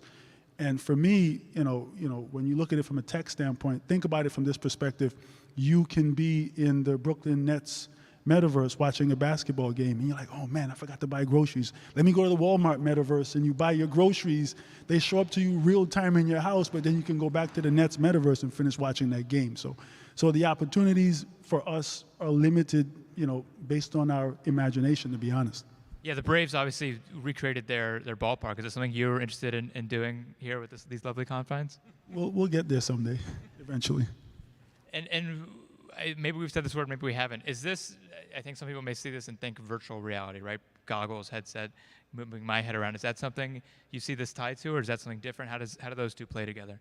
I think it's all tied together. I think what separates it now is the usability of the technology. I think in Frank's world, as he was saying before, he has the ability to move the cameras around and place himself on the floor next to Kyrie Irving as Kyrie's deciding to go left or right. The typical user doesn't have that ability, but the VR component of it, I think that platform needs to get to a point where it's more commonplace. And I think once we get there, then the addition of this technology in that space will make it better. But for now, it's VR is very much, I'm not going to say gimmicky, it's in its novelty stage at this point, and we need to get it to a point where it's part of your day-to-day. And I think once we get there, you'll see those type of changes. And like I said, we experimented with that. I put the camera below the floor, I put it above the floor, I put it on the celebrity seats. Well, we really used it there this year too, is because, like I said, we're shooting the one side. I can go put me on the bench side. We don't have cameras on the bench side. And then there's other plays where there's I don't know if it was on the tape. Bruce Brown's at the foul line. He's waving his arm. He cuts down the lane. Durant passes to him and he dunks it. Every other camera, our normal camera, we did not see Bruce Brown. We were too tight on the ball or too tight on Kevin Durant. And then I widened it out. I spun it around. Oh my God, that's how that play happened. We saw what Kevin Durant saw, which we didn't have on the regular television. I think the storytelling aspect of that, of what this system allows us to do, is going to be part of what changes the whole, the public taking this in and it being more of a commonplace type of thing. You know, Frank can really tell a story. I've sat in the control room and watching him do Frank, which is art in itself. But you know, it changes. When are we getting that camera view? You know. Oh man, you got to get tickets to that one. But you know, it allows the consumer just a different perspective. You know, to be able to stand center court. You know, and I think Frank brought it up before. And you're standing next to Kyrie Irving, and you now get the perspective of him going left. You see why. You see what he sees. You see a play unfolding. I don't think traditional cameras can give you that level of granularity, and these cameras are able to do so. You know, I'll say that the what's the storage space that it has? So the system from a technology standpoint, and this is one of the things I think it blows people away, but you know, this processes about 60 terabytes of data per event. So, you know, you got to look at it from the standpoint of all this movement, all this activity. It's 60 terabytes of data being processed from game to game, which is unheard of at this point. So we're still baby steps into what this can really be. And once we figure out, you know, the best ways to really hone in and harness some of the technology that we have, I think this will push us even further. And that's what we're talking about, the storytelling. So I'm very focused on broadcasting a game and what happens right away and telling that story. But then you have the post-game, you have the pre-game. So there were 18 turnovers. We can go back and find the turnovers. They hit 10 3-pointers. Why were they all open? Different strategies that you sometimes don't find out till after the game, that we can go back and find this footage and then tell the story that way for the next game. Yeah, how is it changing the way you think, the way you operate in the truck? Now it's show me something that I can't see with the normal cameras. That's how I think about it right away. Put me on the floor, put me behind the player, put me in the corner, put me somewhere where my traditional cameras can't get it. That's the foundation of it right now. Yeah, you get to kind of be greedy with wherever you want to be, right?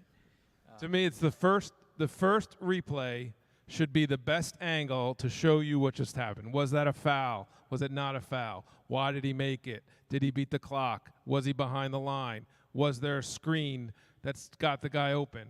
A lot of it with us, we have the super slow-mo. I mean, that's what you see a lot on Thursday night in the NBA Finals, right? Every camera now can be super slow-mo, right? That was a big jump in technology only like 2 years ago. Right? So this is the next jump. So I have all that at my disposal. What can I do extra? What can it do better? And that's what I think this technology gives us. And you all mentioned the league and the NBA and their role in this. What are your conversations with them? I mean, you talked about kind of having every angle. Is this something that we can finally, officiate and see if the ball was in or the foot was in or out? I mean, are there other kind of league-wide things you think this could have an impact on? Yeah. I mean, I would say the league already have the data capture. Like, they can tell you that Joe Harris ran 8 miles last game. I think for me it was more of the vision of how to use it, and they had the technology, but they didn't have the vision of how it would be used. And I think that's what I'm going to bring to the table. And I think from the league standpoint, the gaming aspect of this still is paramount. The ability to now step out of a traditional broadcast and tell a story in a more unique way. I think it's compelling for them. It's appealing. The NBA has always been at the forefront of technology, innovation in sports, and this again speaks to that in a lot of ways. And for you all next year going forward, what is the goal with this? Is it to increase viewership times? Is it to get people to watch that maybe wouldn't have? Is it to generate extra revenue off sponsorship? What is the end goal of all this work you put in? For me, and I think Frank will echo this, we want it to continue to evolve. We want the technology to get better. We want it to get sharper. We want it to get cleaner. I think all those other components will be organic. They'll happen as, it becomes more mainstream. It gets past the gimmicky stage, which I believe it has. All those other things will come. But for us, is knowing that we are very much in the beta of this technology, very much in the infancy, and we're like parents at this point. We're really trying to nurture it and grow it. So when we push it out into the real world, it's not mommy and daddy help. It's wow, this is an amazing piece of tech. It can stand on its own, and what it does and how it revolutionizes the space. Frank and I can sit in the back and just bask. I do echo that, but I think to me it's the clarity, right? When you see the examples, you're jumping into right away the metaverse, right? The gaming space. It's a video game come to life. I think it can get even better, that it won't be as much different as what we have now. It'll be more of a different tool. And to me, it's the video quality, the cameras, the lighting, all that stuff can get better and better and better, and then it won't be as jarring that you're in two different worlds. It's going to combine one world. I can show one replay on a regular replay. I can show a metaverse replay, and they'll mesh together. How does this fit into the brand, the vibe you want to set for the Nets broadcast? How does it fit into what you want people to think of when they think of Nets basketball? I think it's what we've been trying to do for 20 years. We just finished our 20th season. Every year we want to do something different. Every year we want to do something better. We want to be unique. Like we talked about, we've experimented with other cameras. We experimented with technology. We experiment with graphics. We're always looking to push the envelope on that. We want you to come to our broadcast. You're going to get entertained. Iron Eagle, Sarah Kustok, no one's more entertaining, and you're going to get informed. And we've always brought different bits to the games as well, outside the game. What can we bring in to entertain you? So for that, it's just another element that's going to add to that. Each year we want to do a little bit more, and I think this is right in line with what we've been trying to do for 20 years. And for me, speaking from the perspective of a Brooklynite, there's a cool factor to this. The Nets are the upstart. We have the team across the water. We're not going to name names, but the Nets are the upstart. But they also come at this cool factor, and I think this innovation, this technology, adds to that cool factor. So if we can really harness this and grow it the way we all envision, I think it's not only beneficial to the Nets, but I think ultimately to the league and all the teams at some point as well. Awesome. This is going to be the last question of this session, last question of the day. I'm going to try to make it a good one. I'll do my best.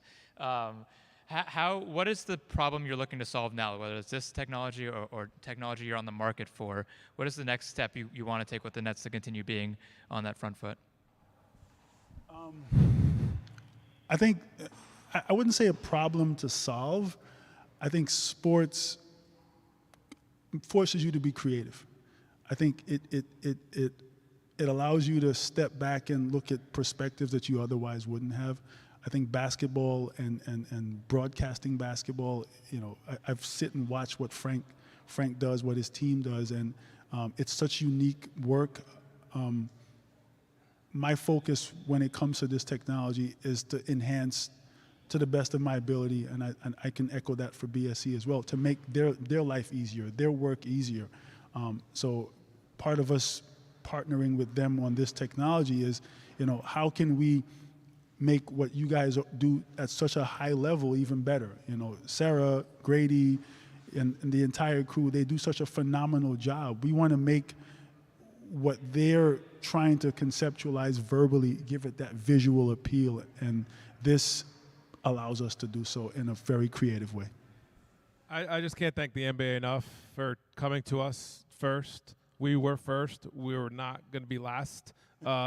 It's in Cleveland as well. They used it for the All-Star game there.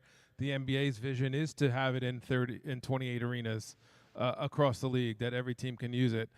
For me, the game of basketball is so fast, and there's so many things happen that you don't see, that this technology can help us bring to the viewer and say, oh, I didn't see that. Now, that's always our goal, is that to slow the game down for the viewer, and this can help us do that. Awesome. Thank you guys so much. So, we weren't able to get all of you guys into the virtual Barclays Center that they've built, so we're going to go down to the real one instead. I hope that's an okay consolation prize. So before we wrap up, I do want to thank just the sponsors for today, Grant Thornton, Next League, NASCAR, PointsBet, and BSE Global, our hosts here. And thank you both so much for the time. Thank you. Pleasure. Happy hour begins. Yeah. So follow us down. We'll be going down to the court, and then we'll be heading to happy hour right after that.